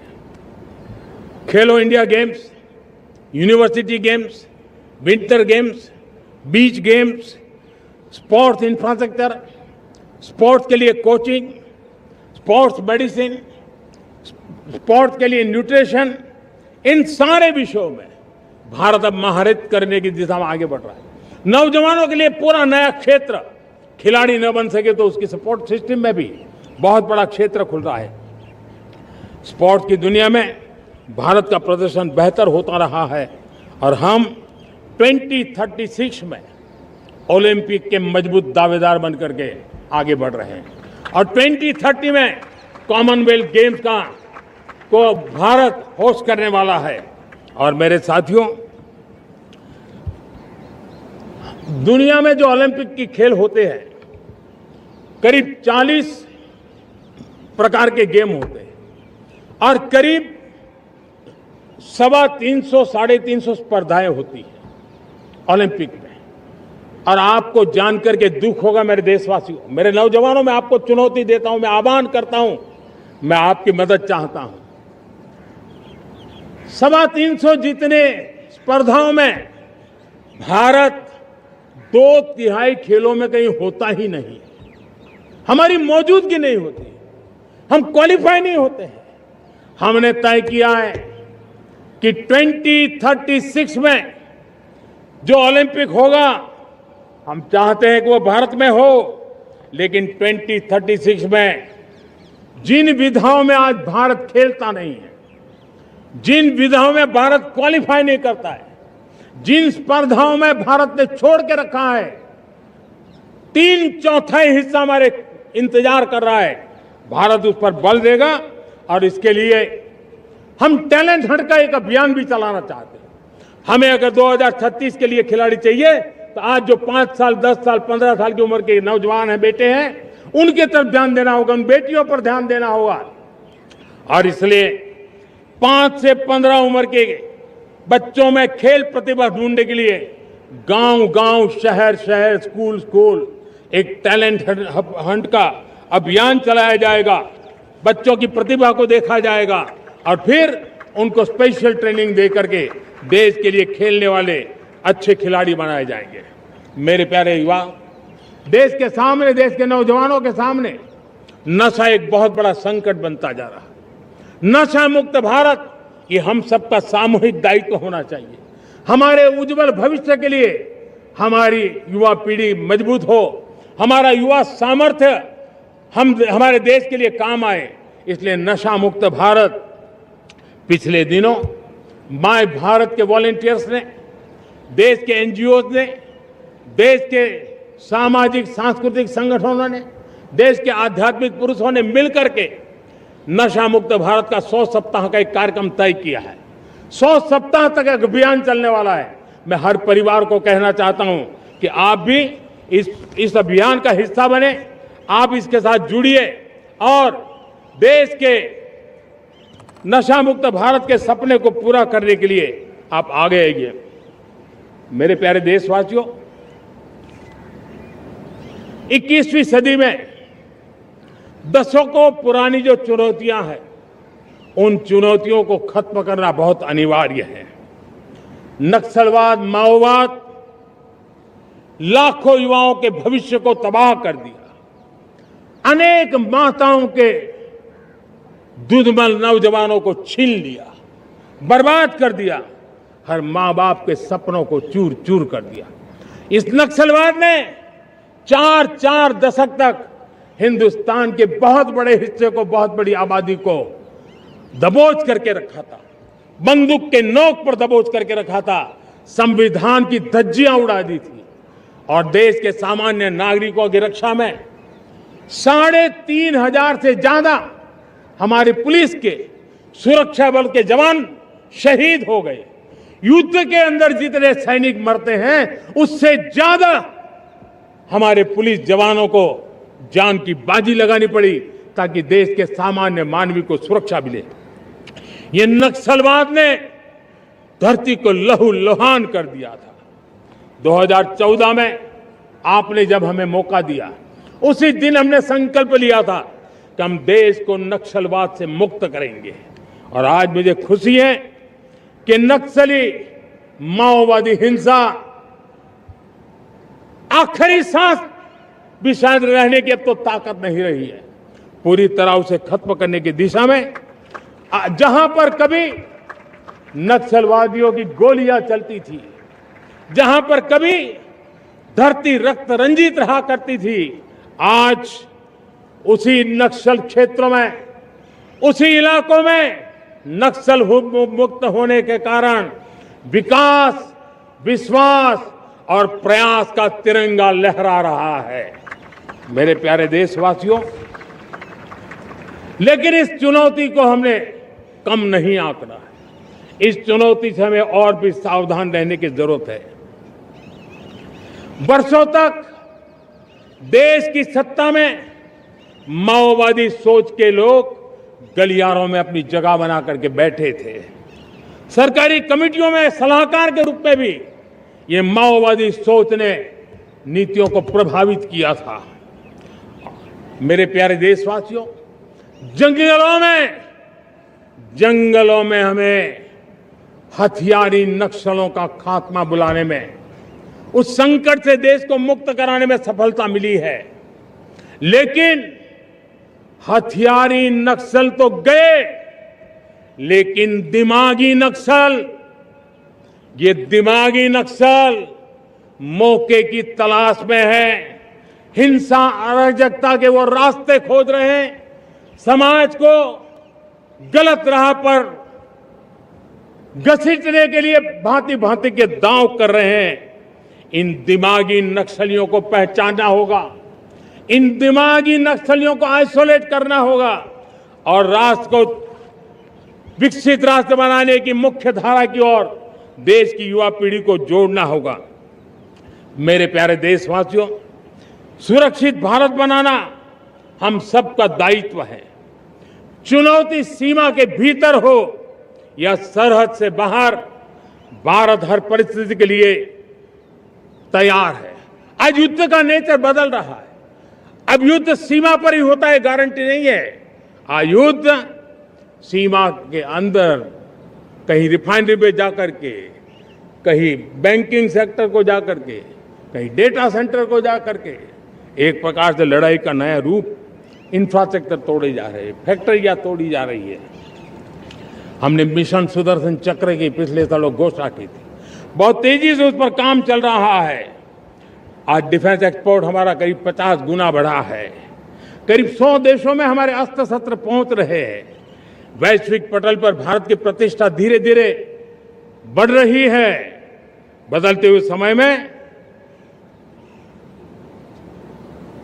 अस्त्र शस्त्र की तरफ काम करना है, सैन्य बलों का सामर्थ्य बढ़ाना है, लेकिन साथ साथ नागरिकों को भी तैयार करना होगा। पिछली शताब्दी के युद्धों के अनुरूप जो सिविल डिफेंस की व्यवस्थाएं हमारे देश में विकसित हुई है, वो कालबाह्य हो चुकी है। और इसलिए मैं आज लाल किले से घोषणा कर रहा हूं कि हम आने वाले दिनों में सिविल डिफेंस का एक वाइब्रेंट नेटवर्क खड़ा करेंगे। आधुनिक व्यवस्थाओं से उनको परिचित कराएंगे। आधुनिक संकटों से नागरिकों को रक्षा करने की क्या व्यवस्था हो सकती है, एक बहुत बड़ा वॉलेंटरी फोर्स सिविल डिफेंस का आधुनिक चुनौतियों को पार करने वाला हम बनाने वाले हैं। मेरे प्यारे देशवासियों, राष्ट्र के निर्माण में आज हमारी बहनों बेटियों का योगदान हम सब के लिए बहुत बड़ा प्रेरणा का कारण बना हुआ है। फाइटर जेट हो या सिविल एविएशन, हमारी बेटियां सबसे आगे दिखाई दे रही है। खेलकूद का मैदान हो, हमारी बेटियां आगे दिखाई दे रही है। स्टेम एजुकेशन में भर्ती होने की प्रक्रिया हो, सबसे ज्यादा हमारी बेटियां आगे दिख रही है। आज सेना में भी एनडीए से जो बच्चियां निकली हैं, वो बड़े रौब के साथ देश की सेना का नेतृत्व करने का सामर्थ्य दिखाने लगी है।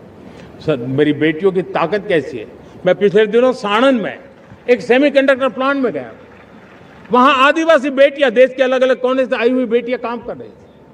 वो उस गांव से आई थी जिन्होंने पासपोर्ट क्या होता है पता तक नहीं था। वो बेटियां विदेशों में गई, ट्रेनिंग लेकर के आई और आज चिप निर्माण का काम कर रही है और बड़े कॉन्फिडेंस, मैं जो उनका कॉन्फिडेंस देखा, मैं सचमुच में बहुत प्रभावित हुआ था। आज 3 करोड़ बहनों को हमने लखपति दीदी बनाने का लक्ष्य तय किया था, उसको पार कर लिया था। अब हम 6 करोड़ लखपति दीदी बनाने के लक्ष्य को लेकर के आगे बढ़ रहे हैं। 3 करोड़ नई लखपति दीदी बनना मतलब ग्रामीण अर्थव्यवस्था में बहुत बड़ा बदलाव मातृशक्ति के द्वारा आने वाला है। मेरे प्यारे देशवासियों, आज पंचायतों में, नगर पालिका में, महानगर पालिका में बहुत बड़ी मात्रा में हमारी महिलाएं जनप्रतिनिधि बनकर के देश का मार्गदर्शन कर रही है, समस्याओं का समाधान कर रही है, बहुत ही सक्षम नेतृत्व दे रही है। और इसी को ध्यान में रखते हुए हमने पार्लियामेंट में नारी शक्ति वंदन अधिनियम पारित किया था, लेकिन किसी न किसी कारण से राजनीति के अखाड़े में पिछले 40 साल से ये सपना हमेशा राजनीतिक अखाड़े का शिकार हो गया है। मैं देश के सभी राजनीतिक दलों से आज लाल किले की प्राचीर से तिरंगे झंडे की छाया में खड़े होकर के प्रार्थना करता हूं, आग्रह करता हूं, आइए उन महिलाओं के सामर्थ्य के पुजारी बनिए, उन महिलाओं के सम्मान में आगे आइए और जल्द से जल्द हमारी माताओं बहनों को 33% विधानसभा और लोकसभा में उनको प्रतिनिधित्व मिले। वे भारत की नीति घड़तर के अंदर अपना योगदान दे। समय की मांग है और मैं सभी राजनीतिक दलों से फिर से आग्रह करता हूं, आइए महिला आरक्षण लागू करके महिला सम्मान में आप भी जुड़िए, आप भी यश लीजिए, आप भी क्रेडिट लीजिए, लेकिन मेरी माताओं बहनों को हक दीजिए।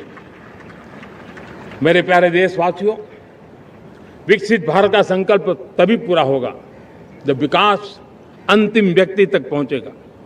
2014 से पहले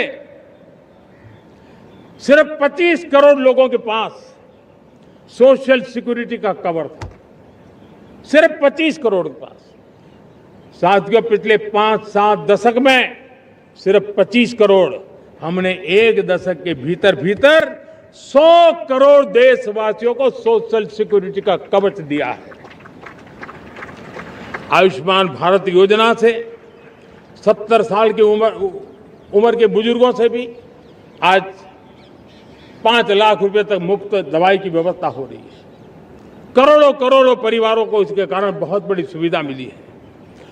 और इस आयुष्मान कार्ड के कारण 2 लाख करोड़ रुपया जो दवाई और ऑपरेशन के पीछे खर्च होना था, वो मेरे परिवारों के बच्चे हैं। वो गरीब परिवार है, वो मध्यम वर्ग के परिवार है, उनको इतनी बड़ी। मेरे प्यारे देशवासियों, आज मुझे एक काम के लिए आपकी मदद चाहिए। मैं आप सबसे एक मदद मांग रहा हूं। सभी नौजवानों से मैं चाहता हूं कि आप इसका नेतृत्व करिए। आपका 1 या 2 घंटे देश को बहुत बड़ी शक्ति देने वाले हैं। आपको लगेगा 1-2 घंटे में मैं देश की क्या शक्ति, मैं बताता हूं। आप बहुत बड़ी शक्ति बनने वाले हैं और इसलिए हर घर में वातावरण बने। इन दिनों देश में जनगणना का काम हो रहा है, सेंसस का काम हो रहा है, गिनती चल रही है। और गिनती सिर्फ आंकड़ों से बात बनती नहीं है, उसकी बारीकियों से नीतियां बनती हैं, योजनाएं बनती हैं, देश आगे बढ़ने की अपनी रूपरेखा तैयार करता है। और इसलिए सटीक जानकारियां होना बहुत जरूरी है। कभी कभी जो सरकार की तरफ से प्रतिनिधि आते हैं वो इतनी जल्दी में होते हैं, कभी स्पेलिंग एक लिख देते हैं, कभी अलग लिख देते हैं, और इसके कारण अल्टीमेट परिणाम हमें सही मिलने में दिक्कतें आती हैं। अब जब टेक्नोलॉजी अवेलेबल है और इस बार निर्णय किया है, आप स्वयं भी जनगणना में अपनी जानकारियां अपने मोबाइल फोन से भर करके दे सकते हैं। बाद में कोई बाबू आएंगे, कोई प्रतिनिधि आएंगे, आपसे चर्चा करेंगे, लेकिन आप परिवार के सब बैठ करके अगर डिजिटली अपना रजिस्ट्री करवा दे, सारी बारीकियां, स्पेलिंग में भी गलती ना हो, कोई भी जानकारियों में गलती ना हो, आप जितनी परफेक्ट जानकारी देंगे देश को आगे बढ़ने में बहुत बड़ी मदद मिलेगी। और इसलिए मैं देश के नौजवानों को कहता हूं कि आप अपने परिवार के लोगों को बिठा करके पूरे फॉर्म को समझिए, पहले कागज पे फॉर्म को भर दीजिए, कोई गलती है तो करेक्ट कर लीजिए, और फिर टेक्नोलॉजिकली उसको डिजिटली इसको अपलोड कर दीजिए। आप देखिए इतना बड़ा काम देश कर लेगा और देश का समय और शक्ति सही काम के लिए उपयोग आएगा। और इसलिए मेरे देश के नौजवानों को जनगणना के इस काम में सक्रियता से जुड़ने के लिए मैं आग्रह करता हूं। मेरे प्यारे देशवासियों, मैंने लाल किले से पंच प्राण की बात कही थी। इस पंच प्राण ने देश को अपने आत्मगौरव की ओर लेकर के आगे बढ़ने का, लक्ष्यों को पार करने के सामर्थ्य के साथ आगे बढ़ने का एक बहुत बड़ा संबल दिया है। हमें गुलामी की मानसिकता हर पल मिटाते ही रहना है। जिस भारत का सपना नेताजी सुभाष चंद्र बोस ने देखा था, बाबा साहब आंबेडकर ने देखा था, पंडित नेहरू ने देखा था, सरदार पटेल, भगत सिंह, सुखदेव राजगुरु ने देखा था, डॉक्टर श्यामा प्रसाद मुखर्जी ने देखा था, भगवान बिरसा मुंडा ने देखा था, ज्योतिबा फुले ने देखा था, उन सब से प्रेरणा लेकर के हम आगे बढ़े। आइए इस संकल्प को हम दोहराए, स्वयं से ऊपर राष्ट्र का हित हो, स्वयं से ऊपर राष्ट्र का हित हो और कर्तव्य ही हमारी पहचान हो। मैं सभी देशवासियों से कहूंगा, समय हमारा है। मैं सभी देशवासियों से कहूंगा, समय हमारा है, अवसर हमारा है, संकल्प हमारा है। आइए सपनों को संकल्प बनाए, संकल्प को सामर्थ्य बनाए और सामर्थ्य को सफलता में बदल के रहे। आइए हर कदम को विकास का कदम बनाए, कदम से कदम मिलाए, मन से मन मिलाए, लक्ष्य से जुड़े रहे, एक दीप से जले दीप हजारों। आओ मिलकर विकसित भारत बनाए। इसी एक भावना के साथ इस मंगल पर्व पर आप सबको अनेक अनेक शुभकामनाएं।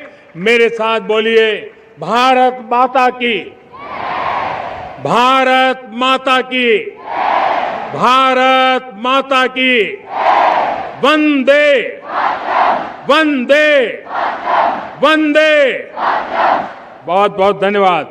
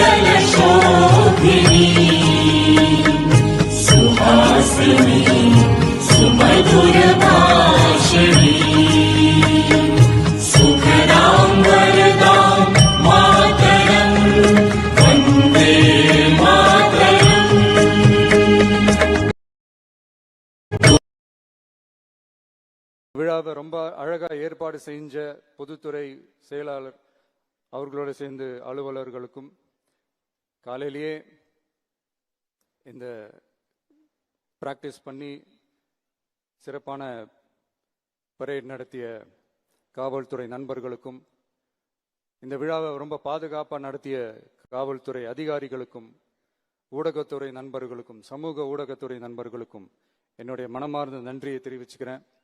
கான்ஃபிடென்ட்டா இருங்க, நல்லதே நடக்கும், வெற்றி நிச்சயம். மீண்டும் சந்திக்கும் வரை நன்றி, வணக்கம்.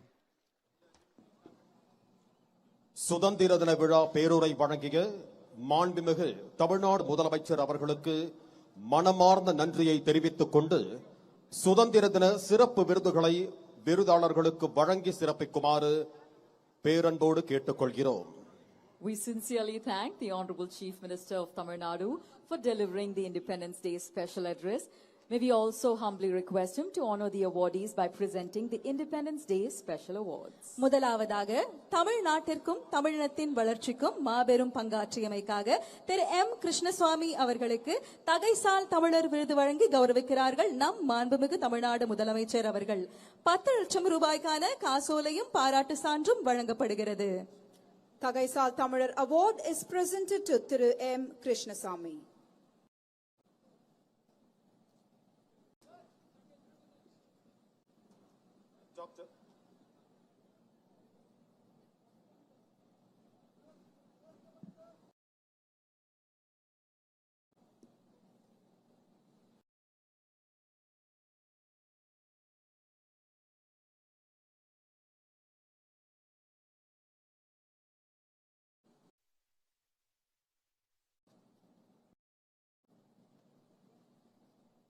டாக்டர் ஏபிஜே அப்துல் கலாம் விருது மருத்துவர் வி மோகன், மருத்துவத்துறை வல்லுநர், நீரிழிவு நோய் மருத்துவத்துறையில் சிறந்து விளங்கும் நிபுணர் அவர்களுக்கு வழங்கப்படுகிறது. அவர் சார்பாக அவரின் மகள் இவ்விருதினை பெற்றுக் கொள்கிறார்கள்.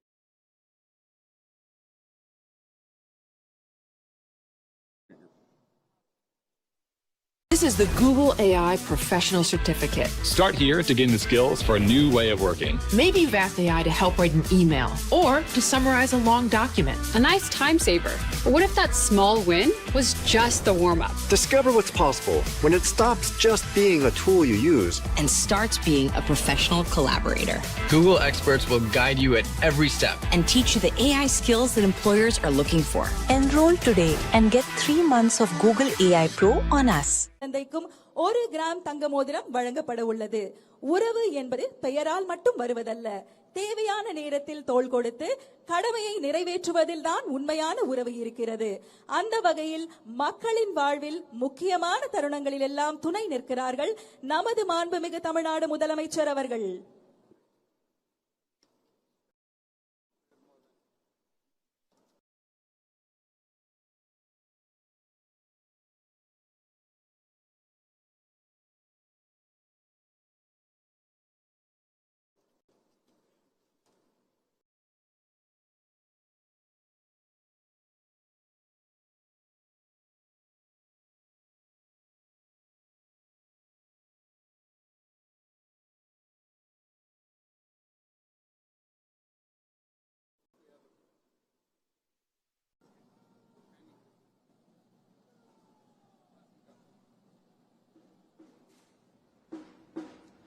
தாம் சந்தித்த முதல் தேர்தலிலேயே மக்களின் பேரன்பையும் பெருவாரியான பேராதரவையும் பெற்று மகத்தான வெற்றியை பதிவு செய்திருக்கும் மாண்புமிகு தமிழ்நாடு முதலமைச்சர் அவர்களின் தலைமையில் தமிழ்நாட்டின் வரலாற்றில் புதிய அத்தியாயம் படைக்கும் வகையில் மாண்புமிகு முதலமைச்சர் அவர்களின் முதல் சுதந்திர தின கொடியேற்ற விழா இங்கே நடைபெற்றுக் கொண்டிருக்கிறது. அனைவருக்கும் இனிய சுதந்திர தின நல்வாழ்த்துகள். சுதந்திரத்தின் பெருமையை போற்றும் இந்த புனித நாளில் வரலாறு மீண்டும் ஒரு புதிய அத்தியாயத்தை எழுத தயாராகிறது. ஆம், நாம் ஆவலுடன் எதிர்பார்த்து காத்துக் கொண்டிருந்த தருணம் தற்பொழுது நம் மாண்புமிகு தமிழ்நாடு முதலமைச்சர் அவர்கள் மூவர்ண கொடியை ஏற்றி வைத்து கொடி வணக்கம் செலுத்தி சிறப்பிப்பார்கள். காவல்துறை கூட்டுக்குழல் இசைக்குழுவினரால் நாட்டுப்பண் இசைக்கப்படும். அனைவரும் எழுந்து நிற்குமாறு பணிவன்புடன் கேட்டுக்கொள்கிறோம். May we kindly request all our dignitaries to rise for the national anthem.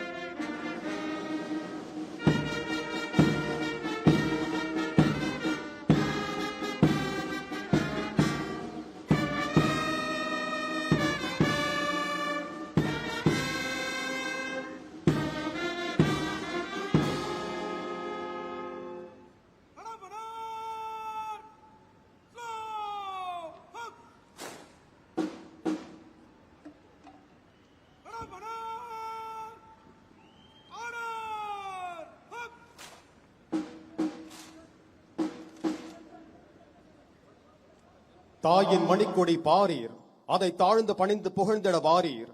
பாரதியாரின் இந்த பாடல் நம் தேசிய கொடியை தாயின் மணிக்கொடியாக போற்றி அதன் கீழ் நாம் அனைவரும் ஒன்றுபட்டு நிற்க வேண்டும் என்ற தேசப்பற்றையும் பெருமிதத்தையும் இத்தருணத்தில் எடுத்துரைக்கிறது.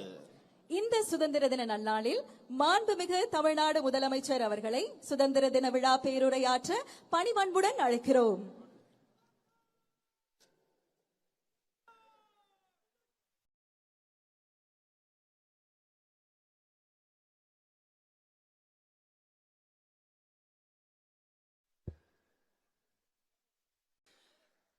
தமிழ்நாடு சட்டமன்ற பேரவைத் தலைவர் அவர்களே,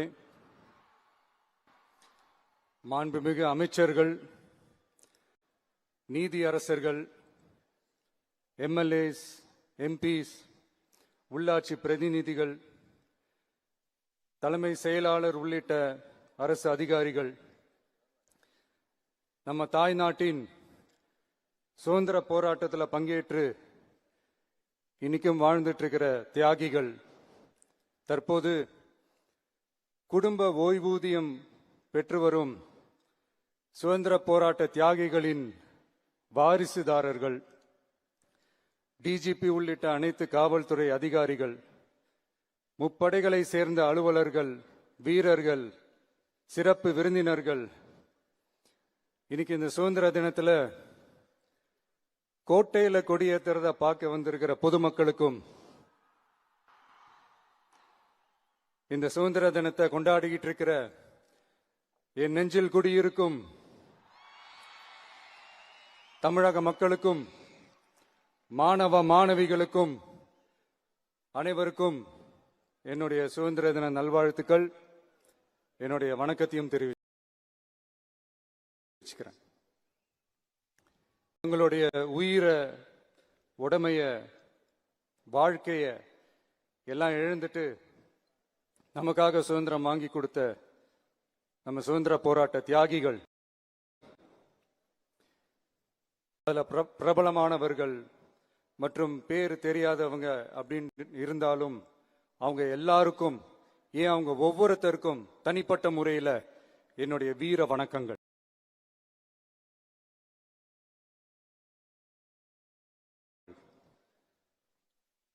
நம்மள ஒரு அடிமை மாதிரி வச்சிருக்காங்க அப்படின்னு தெரிஞ்சிட்டாலே மக்கள் மத்தியில் ஆட்டோமேட்டிக்கா ஒரு ஒற்றுமை ஒண்ணு வர ஆரம்பிக்கும்.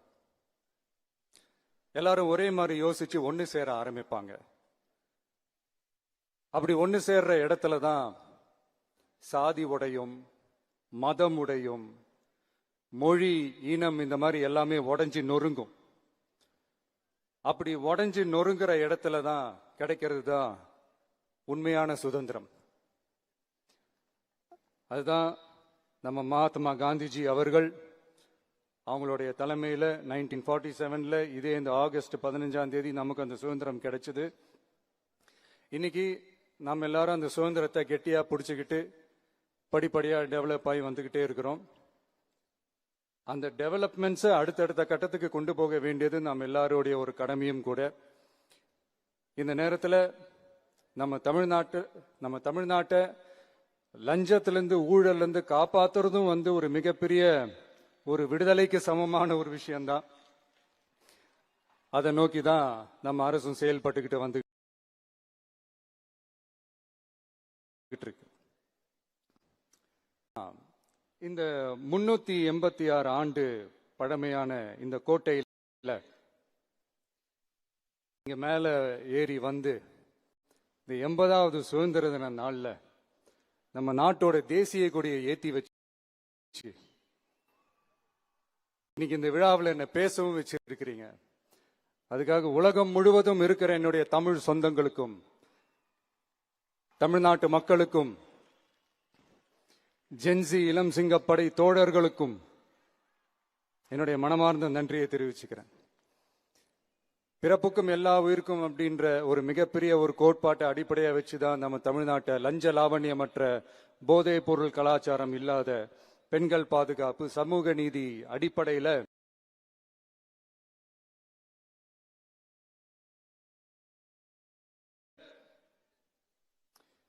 ஒரு வெளிப்படையான, ஒரு உண்மையான, ஒரு நேர்மையான ஒரு நிர்வாகமா இதை நாம செயல்பட்டுக்கிட்டு வந்துகிட்டு இருக்கிறோம். பொது வாழ்வுல சமரசம் இருக்கவே கூடாது. மக்கள் நலன் தான் மிக மிக முக்கியமான ஒரு விஷயம். அந்த அடிப்படையில தான்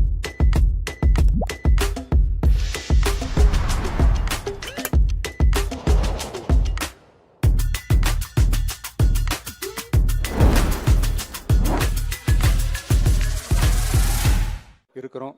but at the same time நம்ம தமிழ்நாடு கொள்கைகள்னு வந்துட்டா மாநில உரிமைகளுக்கு எதிரான முடிவுகளையும் சரி, தமிழ்நாட்டுக்கு எதிரான கொள்கை முடிவுகளையும் சரி நம்ம டிவிகே அரசு எப்பவுமே எதிர்க்கும். அதுல எந்த மாற்று கருத்துமே கிடையாது. அதே மாதிரி இதுக்கு முன்னாடி நிறைய திட்டங்கள்லாம் கொண்டு வந்திருக்காங்க. அதுல எதெல்லாம் மக்களுக்கு யூஸ்ஃபுல்லா இருக்கிற மாதிரி திட்டங்கள் இருக்கோ அதெல்லாம் கண்டினியூ பண்ணிக்கிட்டு தான் இருக்கிறோம். ஃபார் எக்ஸாம்பிள், ஜெயலலிதா மேடம் கொண்டு வந்த அம்மா உணவகம் திட்டம், அது இன்னும் மெருகேற்றி கண்டினியூ பண்ணிக்கிட்டு தான் இருக்கிறோம். அது மாதிரி காலை உணவு திட்டம், அதையும் இன்னும் விரிவுபடுத்தி 6th ஸ்டாண்டர்ட்லேருந்து 8th ஸ்டாண்டர்ட் வரைக்கும் அதையும் விரிவுபடுத்தி வர செப்டம்பர் 17ஆம் தேதி பெரியார் அவர்களுடைய பிறந்த நாள் அன்னைக்கு அதை தொடங்க இருக்கிறோம். ஸோ நம்மளுடைய அரசு, உங்களுடைய அரசு இந்த 3 மாசம் ஆகுது. இந்த 3 மாசத்துல விவசாயிகளின் பயிர்க்கடன் ரூபாய் 5932.23 கோடி தள்ளுபடி செய்யப்பட்டுள்ளது.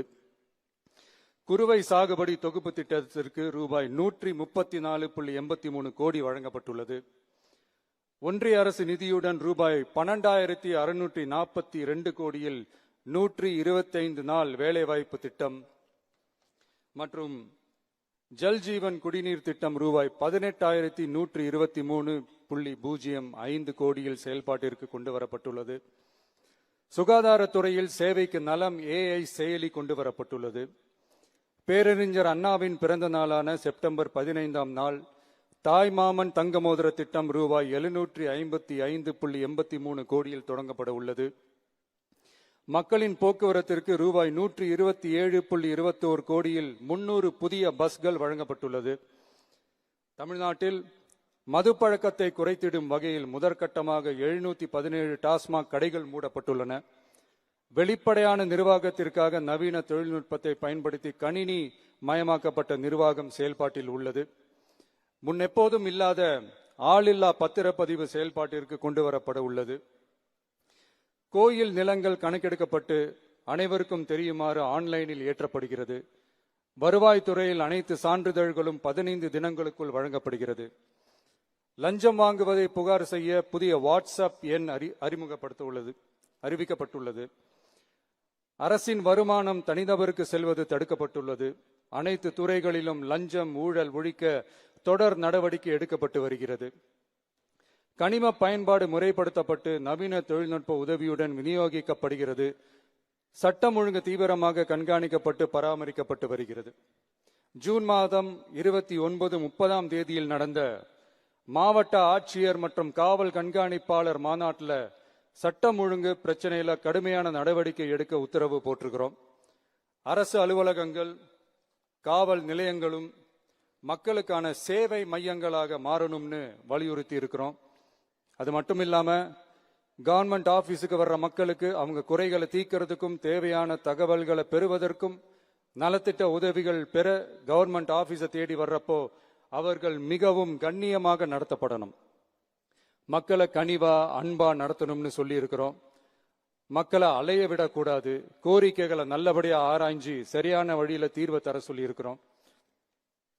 சுதந்திர போராட்ட தியாகிகள் தங்கள் உயிரை தியாகம் செஞ்சு கிடைச்ச சுதந்திரம் மிக சிலருக்கான சுதந்திரமா மட்டும் இல்லாம ஒவ்வொரு இந்திய குடிமகனுக்கும் சுய மரியாதை, சம உரிமை, சம வாய்ப்பு மற்றும் கண்ணியமான வாழ்க்கையை வழங்கும் உண்மையான மக்கள் சுதந்திரமா இருக்கணுங்கிறதே எல்லாரோட மிகப்பெரிய எதிர்பார்ப்பா இருக்கு. அதை நிறைவேற்றுற பொறுப்பும் நம்மளோடது தான். தமிழ்நாட்டு மக்களோட இணைஞ்சு தமிழகத்தை இந்தியாவின் முன்மாதிரி மாநிலமாகவும் உலக அளவில் வளர்ந்த நாடுகளுக்கு இணையா தமிழ்நாட்டு பொருளாதாரத்தை 2036 ஆண்டுக்குள் $1.5 trillion உயர்த்திட நாம உறுதியேற்போம். மக்களே, எல்லாரும் ஓட்டு போட்டுட்டோம். உங்க அண்ணனை, உங்க தம்பிய, உங்க பிள்ளைய எல்லாரும் ஜெயிக்க வச்சு முதலமைச்சரா ஆக்கிட்டோம். அதனால நம்ம கடமையெல்லாம் முடிஞ்சிருச்சுன்னு சொல்லி யாரும் ஒதுங்கி போயிடாதீங்க. இனிமேதான் நீங்க நம்மளோடவே கூடவே இருக்கணும். உறுதியா நம்ம அரசோடவே கூட இருக்கணும். அப்பதான் உங்களுக்காக இருக்கிற எல்லா நல்ல திட்டங்களையும் என்னால செயல்படுத்த முடியும். 8 கோடி பேரோட அந்த பிரதிநிதி தான் முதலமைச்சர் பதவின்னு சொல்லுவாங்க. அதனாலதான் சொல்றேன், மக்கள் தான் ஆட்சியாளர்கள். இங்க நானு எல்லாருமே, அங்க இருக்கிறவங்க எல்லாருமே மக்களோட சர்வன்ட்ஸ். அப்படிதான் நான் அதை பார்க்கிறேன். வாங்க எல்லாருமா சேர்ந்து நம்ம கடமையை சேர்ந்து செய்வோம்.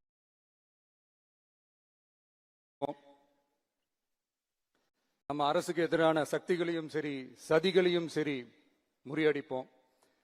நீங்க எல்லாரும் நம்மளோட இருக்கும் போது எனக்கு வேற என்னங்க கவலை? நல்லதை மட்டுமே நோக்கி நகருவோம். அப்படி நல்லதை மட்டுமே நோக்கி நகரும் உங்க அரசு உங்களுடைய எதிர்பார்ப்புகளையும் உங்களுடைய கருத்துக்களையும் மனசுல வச்சுக்கிட்டு தான் நல்ல சிறிய புதிய அறிவிப்புகளை அறிவிக்க இருக்கிறோம். அதுல ஒரு சிலதை மட்டும் இங்க நான் படிக்கிறேன். 1, தாய்நாட்டிற்காக தன்னலமற்ற தியாகம் செய்து நமது நாட்டின் பாதுகாப்பிற்காக அரும்பாடுபட்ட முன்னாள் படை வீரர்களின் நலன் கருதி அவர்களது 2 மகள்களுக்கும் வழங்கப்படும் திருமண நிதி உதவி 25,000 ரூபாயிலிருந்து 50,000 ரூபாயாக உயர்த்தி வழங்கப்படும். 2, மாற்றுத்திறன் கொண்ட முன்னாள் படை வீரர் மற்றும் அவர்களை சார்ந்தோர்களுக்கு வழங்கப்பட்டு வந்த மாதாந்திர நிதியுதவி 5000 ரூபாயிலிருந்து 7000 ரூபாயாக உயர்த்தி வழங்கப்படும். 3. மாநில அரசால் விடுதலை போராட்ட வீரர்களுக்கு வழங்கப்பட்டு வரும் மாதாந்திர ஓய்வூதியம் 23000 ரூபாயாக உயர்த்தி வழங்கப்படும். 4. மாநில அரசால் விடுதலை போராட்ட தியாகிகளின் குடும்பங்களுக்கு வழங்கப்பட்டு வரும் மாதாந்திர குடும்ப ஓய்வூதியம் 12500 ரூபாயாக உயர்த்தி வழங்கப்படும். 5.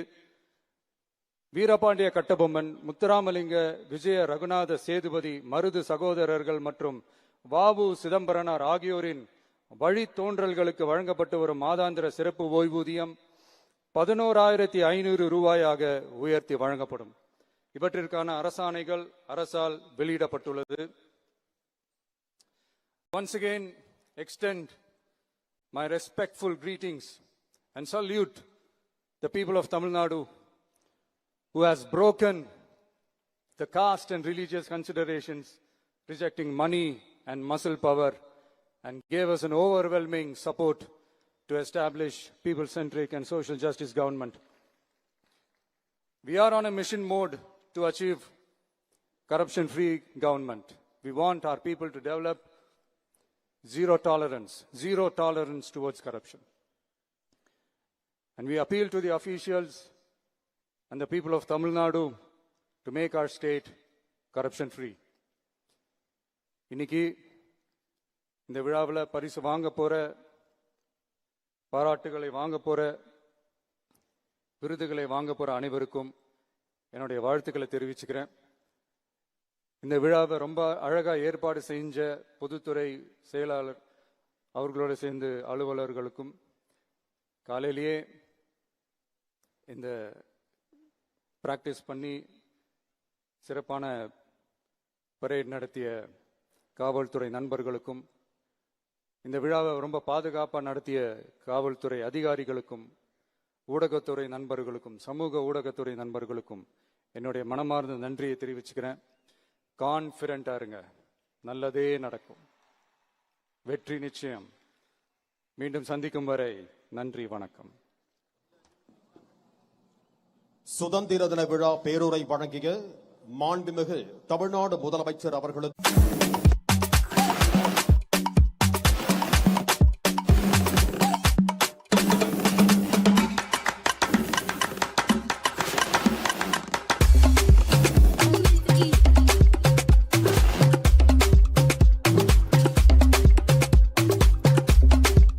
presenting the Independence Day Special Awards. முதலாவதாக தமிழ்நாட்டிற்கும் தமிழினத்தின் வளர்ச்சிக்கும் மாபெரும் பங்காற்றியமைக்காக திரு எம் கிருஷ்ணசுவாமி அவர்களுக்கு தகைசால் தமிழர் விருது வழங்கி கௌரவிக்கிறார்கள் நம் மாண்புமிகு தமிழ்நாடு முதலமைச்சர் அவர்கள்.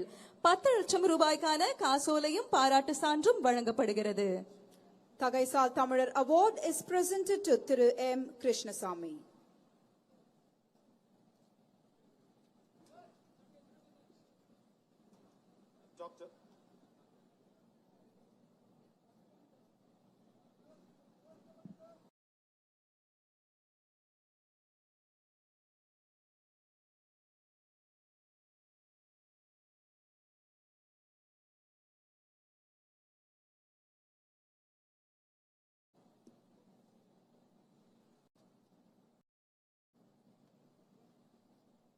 டாக்டர் ஏபிஜே அப்துல் கலாம் விருது மருத்துவர் வி மோகன், மருத்துவத்துறை வல்லுநர், நீரிழிவு நோய் மருத்துவத்துறையில் சிறந்து விளங்கும் நிபுணர் அவர்களுக்கு வழங்கப்படுகிறது.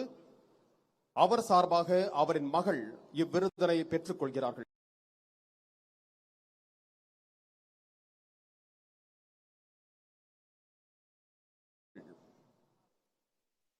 Dr. APJ Abdul Kalam Award is now being presented to Dr. V. Mohan, a medical professional who is an eminent expert in the field of diabetology. His daughter, Dr. R.M. Anjana, will receive the award on his behalf.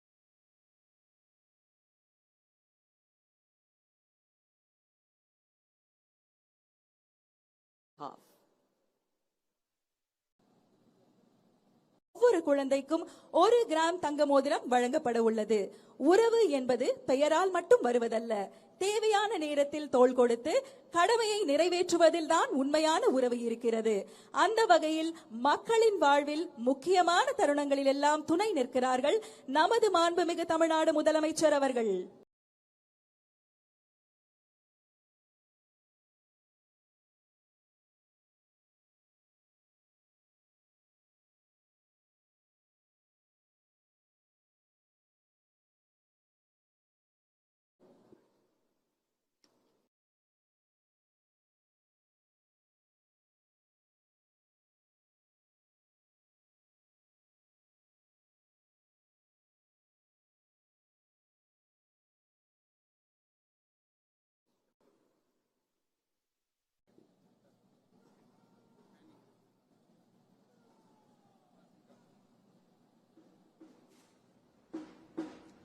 தாம் சந்தித்த முதல் தேர்தலிலேயே மக்களின் பேரன்பையும் பெருவாரியான பேராதரவையும் பெற்று மகத்தான வெற்றியை பதிவு செய்திருக்கும் மாண்புமிகு தமிழ்நாடு முதலமைச்சர் அவர்களின் தலைமையில் தமிழ்நாட்டின் வரலாற்றில் புதிய அத்தியாயம் படைக்கும் வகையில் மாண்புமிகு முதலமைச்சர் அவர்களின் முதல் சுதந்திர தின கொடியேற்ற விழா இங்கே நடைபெற்றுக் கொண்டிருக்கிறது. அனைவருக்கும் இனிய சுதந்திர தின நல்வாழ்த்துகள். சுதந்திரத்தின் பெருமையை போற்றும் இந்த புனித நாளில் வரலாறு மீண்டும் ஒரு புதிய அத்தியாயத்தை எழுத தயாராகிறது. ஆம், நாம் ஆவலுடன் எதிர்பார்த்து காத்துக் கொண்டிருந்த தருணம் தற்பொழுது நம் மாண்புமிகு தமிழ்நாடு முதலமைச்சர் அவர்கள் மூவர்ண கொடியை ஏற்றி வைத்து கொடி வணக்கம் செலுத்தி சிறப்பிப்பார்கள். காவல்துறை கூட்டுக்குழல் இசைக்குழுவினரால் நாட்டுப்பண் இசைக்கப்படும். அனைவரும் எழுந்து நிற்குமாறு பணிவன்புடன் கேட்டுக்கொள்கிறோம். May we kindly request all our dignitaries to rise for the national anthem.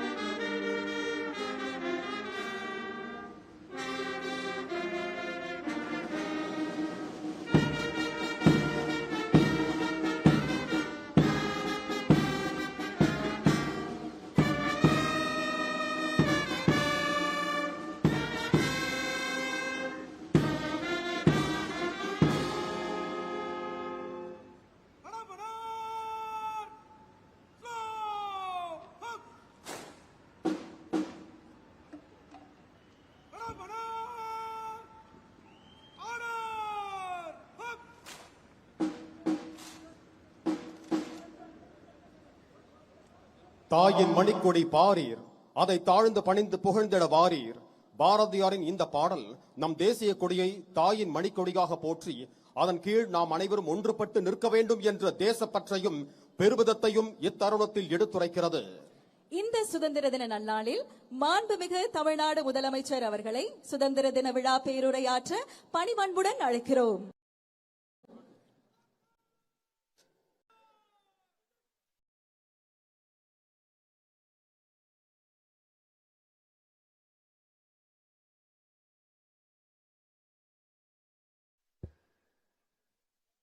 Tamil Nadu சட்டமன்ற பேரவைத் தலைவர் அவர்களே, மாண்புமிகு அமைச்சர்கள், நீதியரசர்கள், எம்எல்ஏஸ், எம்பிஸ், உள்ளாட்சி பிரதிநிதிகள், தலைமை செயலாளர் உள்ளிட்ட அரசு அதிகாரிகள், நம்ம தாய் நாட்டின் சுதந்திர போராட்டத்தில் பங்கேற்று இன்னைக்கும் வாழ்ந்துட்டு இருக்கிற தியாகிகள், தற்போது குடும்ப ஓய்வூதியம் பெற்று வரும் சுதந்திர போராட்ட தியாகிகளின் வாரிசுதாரர்கள், டிஜிபி உள்ளிட்ட அனைத்து காவல்துறை அதிகாரிகள், முப்படைகளை சேர்ந்த அலுவலர்கள், வீரர்கள், சிறப்பு விருந்தினர்கள், இன்னைக்கு இந்த சுதந்திர தினத்துல கோட்டையில கொடியேற்றுறத பார்க்க வந்திருக்கிற பொதுமக்களுக்கும், இந்த சுதந்திர தினத்தை கொண்டாடிக்கிட்டு இருக்கிற என் நெஞ்சில் குடியிருக்கும் தமிழக மக்களுக்கும் மாணவ மாணவிகளுக்கும் அனைவருக்கும் என்னுடைய சுதந்திர தின நல்வாழ்த்துக்கள், என்னுடைய வணக்கத்தையும் தெரிவிச்சுக்கிறேன். உங்களுடைய உயிரை, உடமைய, வாழ்க்கைய எல்லாம் இழந்துட்டு நமக்காக சுதந்திரம் வாங்கி கொடுத்த நம்ம சுதந்திர போராட்ட தியாகிகள், பிரபலமானவர்கள் மற்றும் பேர் தெரியாதவங்க அப்படின்னு இருந்தாலும் அவங்க எல்லாருக்கும், ஏன் அவங்க ஒவ்வொருத்தருக்கும் தனிப்பட்ட முறையில என்னுடைய வீர வணக்கங்கள்.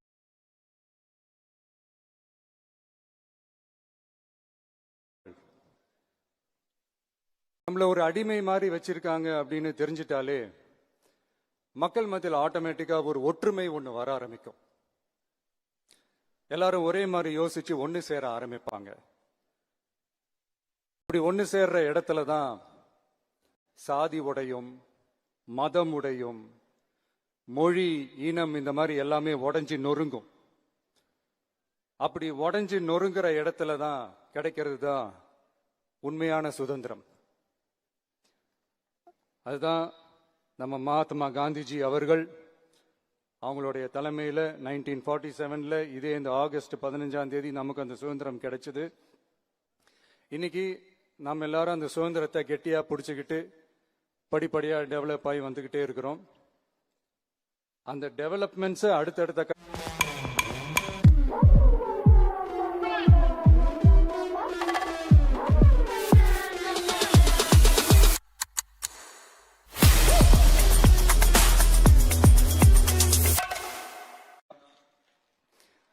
அதை நோக்கி தான் நம்ம அரசும் செயல்பட்டுக்கிட்டு வந்துகிட்டு இருக்கு. இந்த 386 ஆண்டு பழமையான இந்த கோட்டையில் மேல ஏறி வந்து இந்த 80வது சுதந்திர தின நாள்ல நம்ம நாட்டோட தேசிய கொடியை ஏத்தி வச்சு இன்னைக்கு இந்த விழாவில் என்ன பேசவும் வச்சிருக்கிறீங்க. அதுக்காக உலகம் முழுவதும் இருக்கிற என்னுடைய தமிழ் சொந்தங்களுக்கும், தமிழ்நாட்டு மக்களுக்கும், ஜென்சி இளம் சிங்கப்படை தோழர்களுக்கும் என்னுடைய மனமார்ந்த நன்றியை தெரிவிச்சுக்கிறேன். பிறப்புக்கும் எல்லா உயிருக்கும் அப்படின்ற ஒரு மிகப்பெரிய ஒரு கோட்பாட்டை அடிப்படையாக வச்சுதான் நம்ம தமிழ்நாட்டை லஞ்ச லாவண்யமற்ற போதைப் பொருள் கலாச்சாரம் இல்லாத, பெண்கள் பாதுகாப்பு, சமூக நீதி அடிப்படையில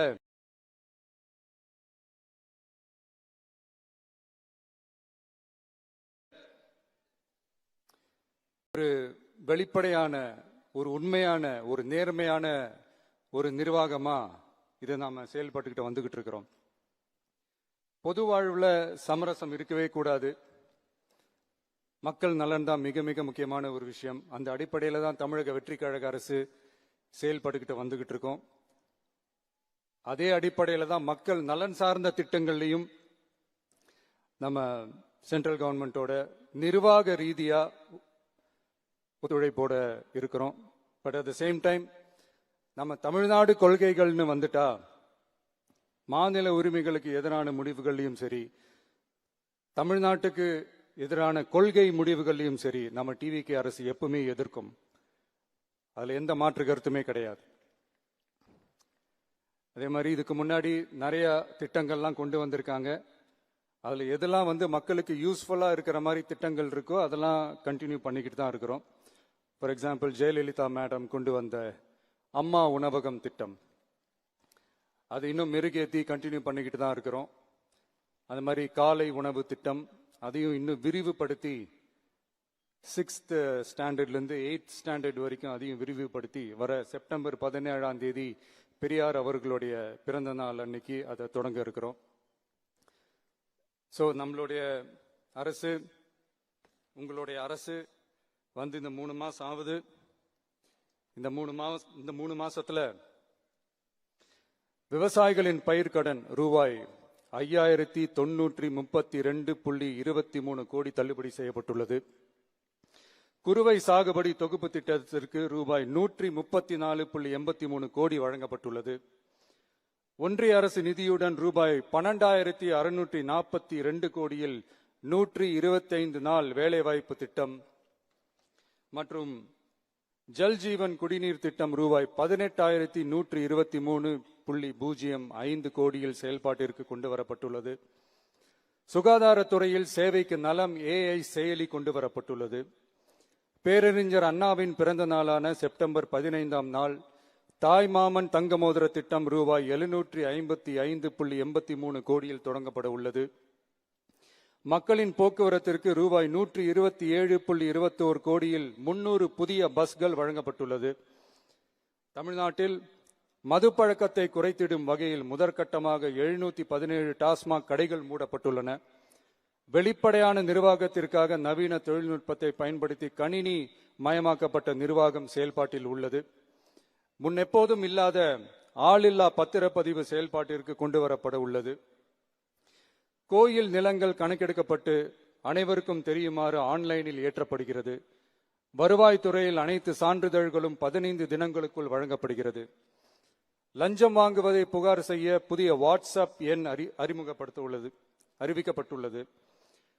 அரசின் வருமானம் தனிநபருக்கு செல்வது தடுக்கப்பட்டுள்ளது. அனைத்து துறைகளிலும் லஞ்சம் ஊழல் ஒழிக்க தொடர் நடவடிக்கை எடுக்கப்பட்டு வருகிறது. கனிம பயன்பாடு முறைப்படுத்தப்பட்டு நவீன தொழில்நுட்ப உதவியுடன் விநியோகிக்கப்படுகிறது. சட்டம் ஒழுங்கு தீவிரமாக கண்காணிக்கப்பட்டு பராமரிக்கப்பட்டு வருகிறது. ஜூன் மாதம் 29, 30ஆம் தேதியில் நடந்த மாவட்ட ஆட்சியர் மற்றும் காவல் கண்காணிப்பாளர் மாநாட்டில் சட்டம் ஒழுங்கு பிரச்சனையில கடுமையான நடவடிக்கை எடுக்க உத்தரவு போட்டிருக்கிறோம். அரசு அலுவலகங்கள் காவல் நிலையங்களும் மக்களுக்கான சேவை மையங்களாக மாறணும்னு வலியுறுத்தி இருக்கிறோம். அது மட்டும் இல்லாம கவர்மெண்ட் ஆபீஸுக்கு வர்ற மக்களுக்கு அவங்க குறைகளை தீர்க்கிறதுக்கும் தேவையான தகவல்களை பெறுவதற்கும் நலத்திட்ட உதவிகள் பெற கவர்மெண்ட் ஆபீஸை தேடி வர்றப்போ அவர்கள் மிகவும் கண்ணியமாக நடத்தப்படணும். மக்களை கனிவா அன்பா நடத்தணும்னு சொல்லி இருக்கிறோம். மக்களை அலைய விடக்கூடாது. கோரிக்கைகளை நல்லபடியா ஆராய்ஞ்சி சரியான வழியில தீர்வை தர சொல்லி இருக்கிறோம். சுதந்திர போராட்ட தியாகிகள் தங்கள் உயிரை தியாகம் செஞ்சு கிடைச்ச சுதந்திரம் மிக சிலருக்கான சுதந்திரமா மட்டும் இல்லாம ஒவ்வொரு இந்திய குடிமகனுக்கும் சுய மரியாதை, சம உரிமை, சம வாய்ப்பு மற்றும் கண்ணியமான வாழ்க்கையை வழங்கும் உண்மையான மக்கள் சுதந்திரமா இருக்கணுங்கிறதே எல்லாரோட மிகப்பெரிய எதிர்பார்ப்பா இருக்கு. அதை நிறைவேற்றுற பொறுப்பும் நம்மளோடது தான். தமிழ்நாட்டு மக்களோட இணைஞ்சு தமிழகத்தை இந்தியாவின் முன்மாதிரி மாநிலமாகவும் உலக அளவில் வளர்ந்த நாடுகளுக்கு இணையா தமிழ்நாட்டு பொருளாதாரத்தை 2036 ஆண்டுக்குள் $1.5 trillion உயர்த்திட நாம உறுதியேற்போம். மக்களே, எல்லாரும் ஓட்டு போட்டுட்டோம். உங்க அண்ணனை, உங்க தம்பிய, உங்க பிள்ளைய எல்லாரும் ஜெயிக்க வச்சு முதலமைச்சரா ஆக்கிட்டோம். அதனால நம்ம கடமையெல்லாம் முடிஞ்சிருச்சுன்னு சொல்லி யாரும் ஒதுங்கி போயிடாதீங்க. இனிமேதான் நீங்க நம்மளோடவே கூடவே இருக்கணும். உறுதியா நம்ம அரசோடவே கூட இருக்கணும். அப்பதான் உங்களுக்காக இருக்கிற எல்லா நல்ல திட்டங்களையும் என்னால செயல்படுத்த முடியும். 8 கோடி பேரோட அந்த பிரதிநிதி தான் முதலமைச்சர் பதவின்னு சொல்லுவாங்க. அதனாலதான் சொல்றேன், மக்கள் தான் ஆட்சியாளர்கள். இங்க நானு எல்லாருமே, அங்க இருக்கிறவங்க எல்லாருமே மக்களோட சர்வன்ட்ஸ். அப்படிதான் நான் அதை பார்க்கிறேன். வாங்க எல்லாருமா சேர்ந்து நம்ம கடமையை சேர்ந்து செய்வோம்.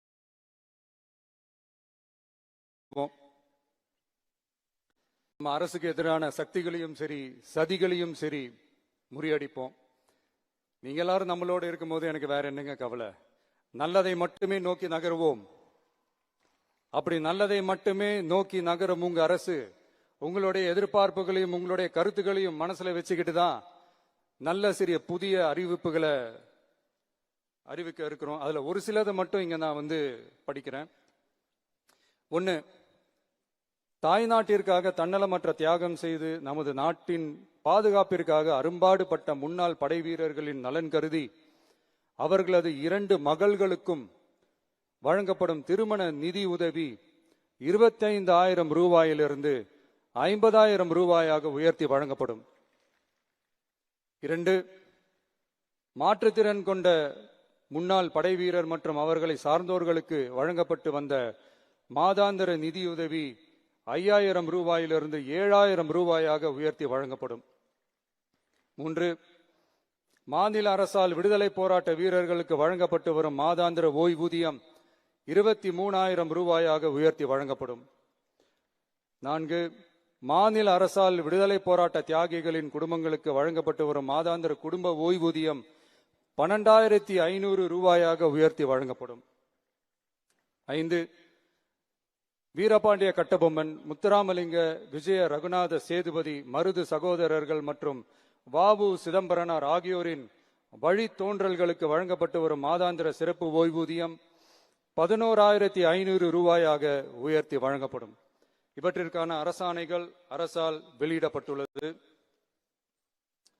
Once again, extend my respectful greetings and salute the people of Tamil Nadu who has broken the caste and religious considerations, rejecting money and muscle power, and gave us an overwhelming support to establish people-centric and social justice government. We are on a mission mode to achieve corruption-free government. We want our people to develop zero tolerance towards corruption. And we appeal to the officials and the people of Tamil Nadu to make our state corruption-free. இன்னைக்கு இந்த விழாவில் பரிசு வாங்க போற, பாராட்டுகளை வாங்க போற, விருதுகளை வாங்க போற அனைவருக்கும் என்னுடைய வாழ்த்துக்களை தெரிவிச்சுக்கிறேன். இந்த விழாவை ரொம்ப அழகா ஏற்பாடு செஞ்ச பொதுத்துறை செயலாளர் அவர்களோடு சேர்ந்து அலுவலர்களுக்கும், காலையிலேயே இந்த பிராக்டிஸ் பண்ணி சிறப்பான பரேட் நடத்திய காவல்துறை நண்பர்களுக்கும், இந்த விழாவை ரொம்ப பாதுகாப்பாக நடத்திய காவல்துறை அதிகாரிகளுக்கும், ஊடகத்துறை நண்பர்களுக்கும், சமூக ஊடகத்துறை நண்பர்களுக்கும் என்னுடைய மனமார்ந்த நன்றியை தெரிவிச்சுக்கிறேன். கான்ஃபிடண்டா இருங்க, நல்லதே நடக்கும், வெற்றி நிச்சயம். மீண்டும் சந்திக்கும் வரை நன்றி, வணக்கம். சுதந்திர தின விழா பேருரை வழங்கிய மாண்புமிகு தமிழ்நாடு முதலமைச்சர் அவர்களுக்கு மனமார்ந்த நன்றியை தெரிவித்துக் கொண்டு சுதந்திர தின சிறப்பு விருதுகளை விருதாளர்களுக்கு வழங்கி சிறப்பிக்குமாறு பேரன்போடு கேட்டுக்கொள்கிறோம். We sincerely thank the Honorable Chief Minister of Tamil Nadu for delivering the Independence Day special address. May we also humbly request him to honor the awardees by presenting the Independence Day special awards. முதலாவதாக தமிழ்நாட்டிற்கும் தமிழினத்தின் வளர்ச்சிக்கும் மாபெரும் பங்காற்றியமைக்காக திரு M Krishnaswamy அவர்களுக்கு தகைசால் தமிழர் விருது வழங்கி கௌரவிக்கிறார்கள் நம் மாண்புமிகு தமிழ்நாடு முதலமைச்சர் அவர்கள். 10 லட்சம் ரூபாய்க்கான காசோலையும் பாராட்டு சான்றும் வழங்கப்படுகிறது. Tagaisal Tamilar Award is presented to Thiru M. Krishnasamy.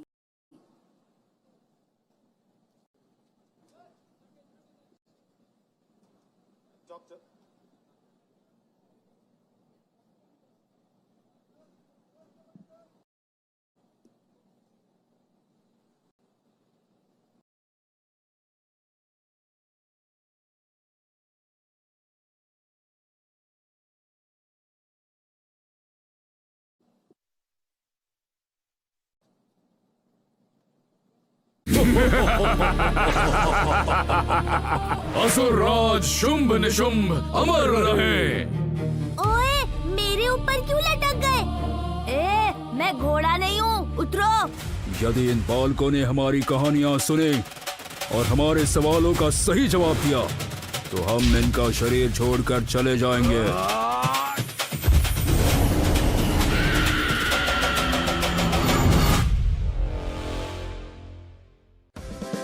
Kids Z on Z5.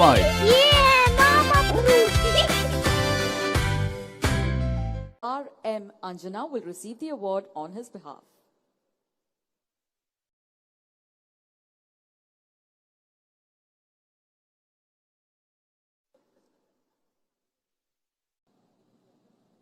ஒவ்வொரு குழந்தைக்கும் 1 கிராம் தங்க மோதிரம் வழங்கப்பட உள்ளது. உறவு என்பது பெயரால் மட்டும் வருவதல்ல, தேவையான நேரத்தில் தோள் கொடுத்து கடமையை நிறைவேற்றுவதில் தான் உண்மையான உறவு இருக்கிறது. அந்த வகையில் மக்களின் வாழ்வில் முக்கியமான தருணங்களில் எல்லாம் துணை நிற்கிறார்கள் நமது மாண்புமிகு தமிழ்நாடு முதலமைச்சர் அவர்கள்.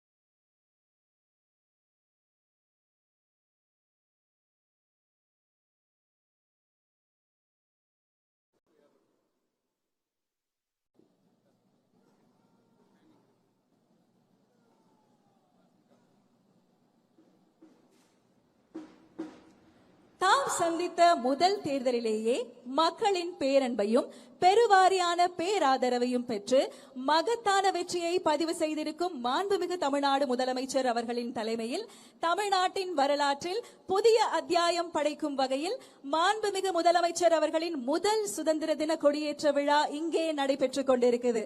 அனைவருக்கும் இனிய சுதந்திர தின நல்வாழ்த்துகள். சுதந்திரத்தின் பெருமையை போற்றும் இந்த புனித நாளில் வரலாறு மீண்டும் ஒரு புதிய அத்தியாயத்தை எழுத தயாராகிறது. ஆம், நாம் ஆவலுடன் எதிர்பார்த்து காத்துக் கொண்டிருந்த தருணம் தற்பொழுது நம் மாண்புமிகு தமிழ்நாடு முதலமைச்சர் அவர்கள் மூவர்ண கொடியை ஏற்றி வைத்து கொடி வணக்கம் செலுத்தி சிறப்பிப்பார்கள். காவல்துறை கூட்டுக்குழல் இசைக்குழுவினரால் நாட்டுப்பண் இசைக்கப்படும். அனைவரும் எழுந்து நிற்குமாறு பணிவன்புடன் கேட்டுக்கொள்கிறோம். May we kindly request all our dignitaries to rise for the national anthem.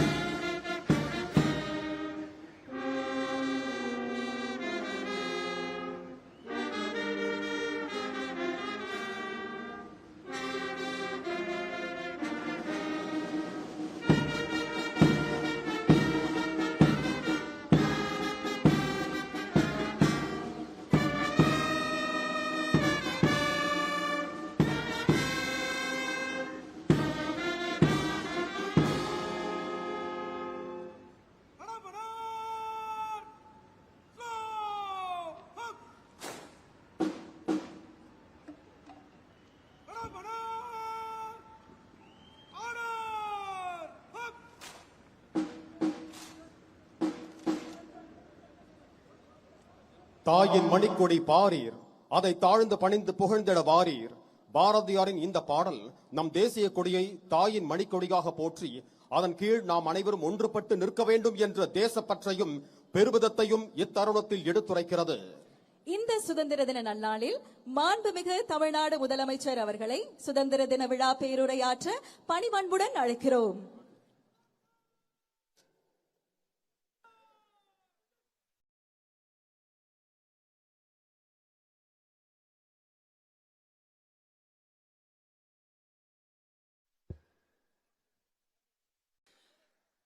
Tamil Nadu சட்டமன்ற பேரவைத் தலைவர் அவர்களே,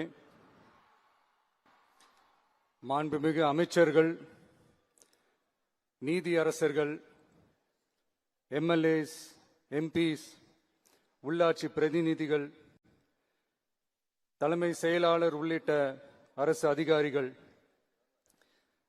நம்ம தாய் நாட்டின் சுதந்திர போராட்டத்தில் பங்கேற்று இன்னைக்கும் வாழ்ந்துட்டு இருக்கிற தியாகிகள், தற்போது குடும்ப ஓய்வூதியம் பெற்று வரும் சுதந்திர போராட்ட தியாகிகளின் வாரிசுதாரர்கள், டிஜிபி உள்ளிட்ட அனைத்து காவல்துறை அதிகாரிகள், முப்படைகளை சேர்ந்த அலுவலர்கள், வீரர்கள், சிறப்பு விருந்தினர்கள், இன்னைக்கு இந்த சுதந்திர தினத்துல கோட்டையில கொடியேற்றுறத பார்க்க வந்திருக்கிற பொதுமக்களுக்கும்,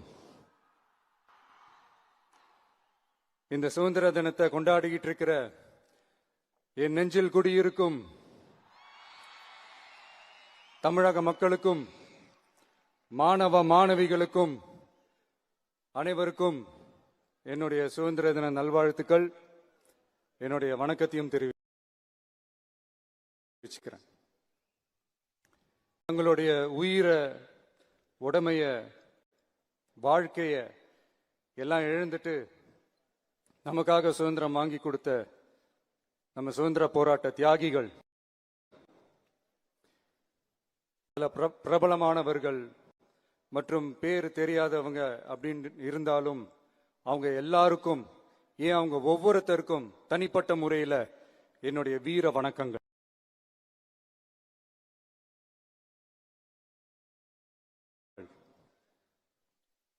நம்மள ஒரு அடிமை மாதிரி வச்சிருக்காங்க அப்படின்னு தெரிஞ்சிட்டாலே மக்கள் மத்தியில் ஆட்டோமேட்டிக்கா ஒரு ஒற்றுமை ஒண்ணு வர ஆரம்பிக்கும். எல்லாரும் ஒரே மாதிரி யோசிச்சு ஒன்னு சேர ஆரம்பிப்பாங்க. ஒன்னு சேர்ற இடத்துல தான் சாதி உடையும், மதம் உடையும், மொழி, இனம் இந்த மாதிரி எல்லாமே உடைஞ்சு நொறுங்கும். அப்படி உடைஞ்சு நொறுங்குற இடத்துல தான் கிடைக்கிறது தான் உண்மையான சுதந்திரம். அதுதான் நம்ம மகாத்மா காந்திஜி அவர்கள் அவங்களுடைய தலைமையில 1947ல இதே இந்த ஆகஸ்ட் 15ஆம் தேதி நமக்கு அந்த சுதந்திரம் கிடைச்சது. இன்னைக்கு நம்ம எல்லாரும் அந்த சுதந்திரத்தை கெட்டியா பிடிச்சுக்கிட்டு படிப்படியா டெவலப் ஆகி வந்துகிட்டே இருக்கிறோம். அந்த டெவலப்மெண்ட்ஸை அடுத்தடுத்த கட்டத்துக்கு கொண்டு போக வேண்டியது நம்ம எல்லாருடைய ஒரு கடமையும் கூட. இந்த நேரத்தில் நம்ம தமிழ்நாட்டை லஞ்சத்திலிருந்து, ஊழலிருந்து காப்பாத்துறதும் ஒரு மிகப்பெரிய ஒரு விடுதலைக்கு சமமான ஒரு விஷயம்தான். அதை நோக்கி தான் நம்ம அரசும் செயல்பட்டுக்கிட்டு வந்துகிட்டு இருக்கு.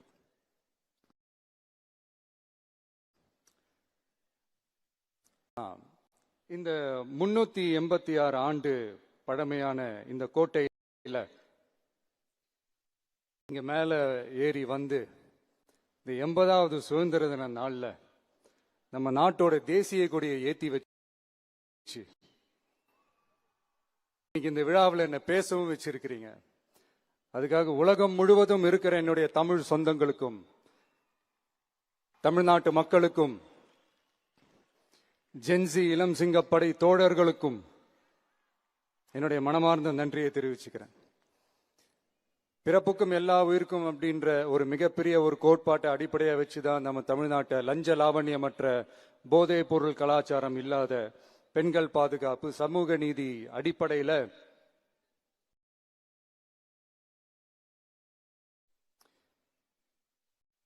Ready to master AI? This is the Google AI Professional Certificate. In this course, we'll show you how you can think big and achieve your goals at work. Make AI work for your job. You're going to learn to create custom shareable apps using AI that are designed by you for you. And stand out to employers. You can add this credential to your resume and LinkedIn profile. Plus, you will learn by doing with 3 months of Google AI Pro on us. Enroll today. ரீதியா ஒத்துழைப்போட இருக்கிறோம். But at the same time நம்ம தமிழ்நாடு கொள்கைகள்னு வந்துட்டா மாநில உரிமைகளுக்கு எதிரான முடிவுகள்லையும் சரி, தமிழ்நாட்டுக்கு எதிரான கொள்கை முடிவுகள்லையும் சரி, நம்ம டிவிகே அரசு எப்பவுமே எதிர்க்கும். அதுல எந்த மாற்று கருத்துமே கிடையாது. அதே மாதிரி இதுக்கு முன்னாடி நிறைய திட்டங்கள்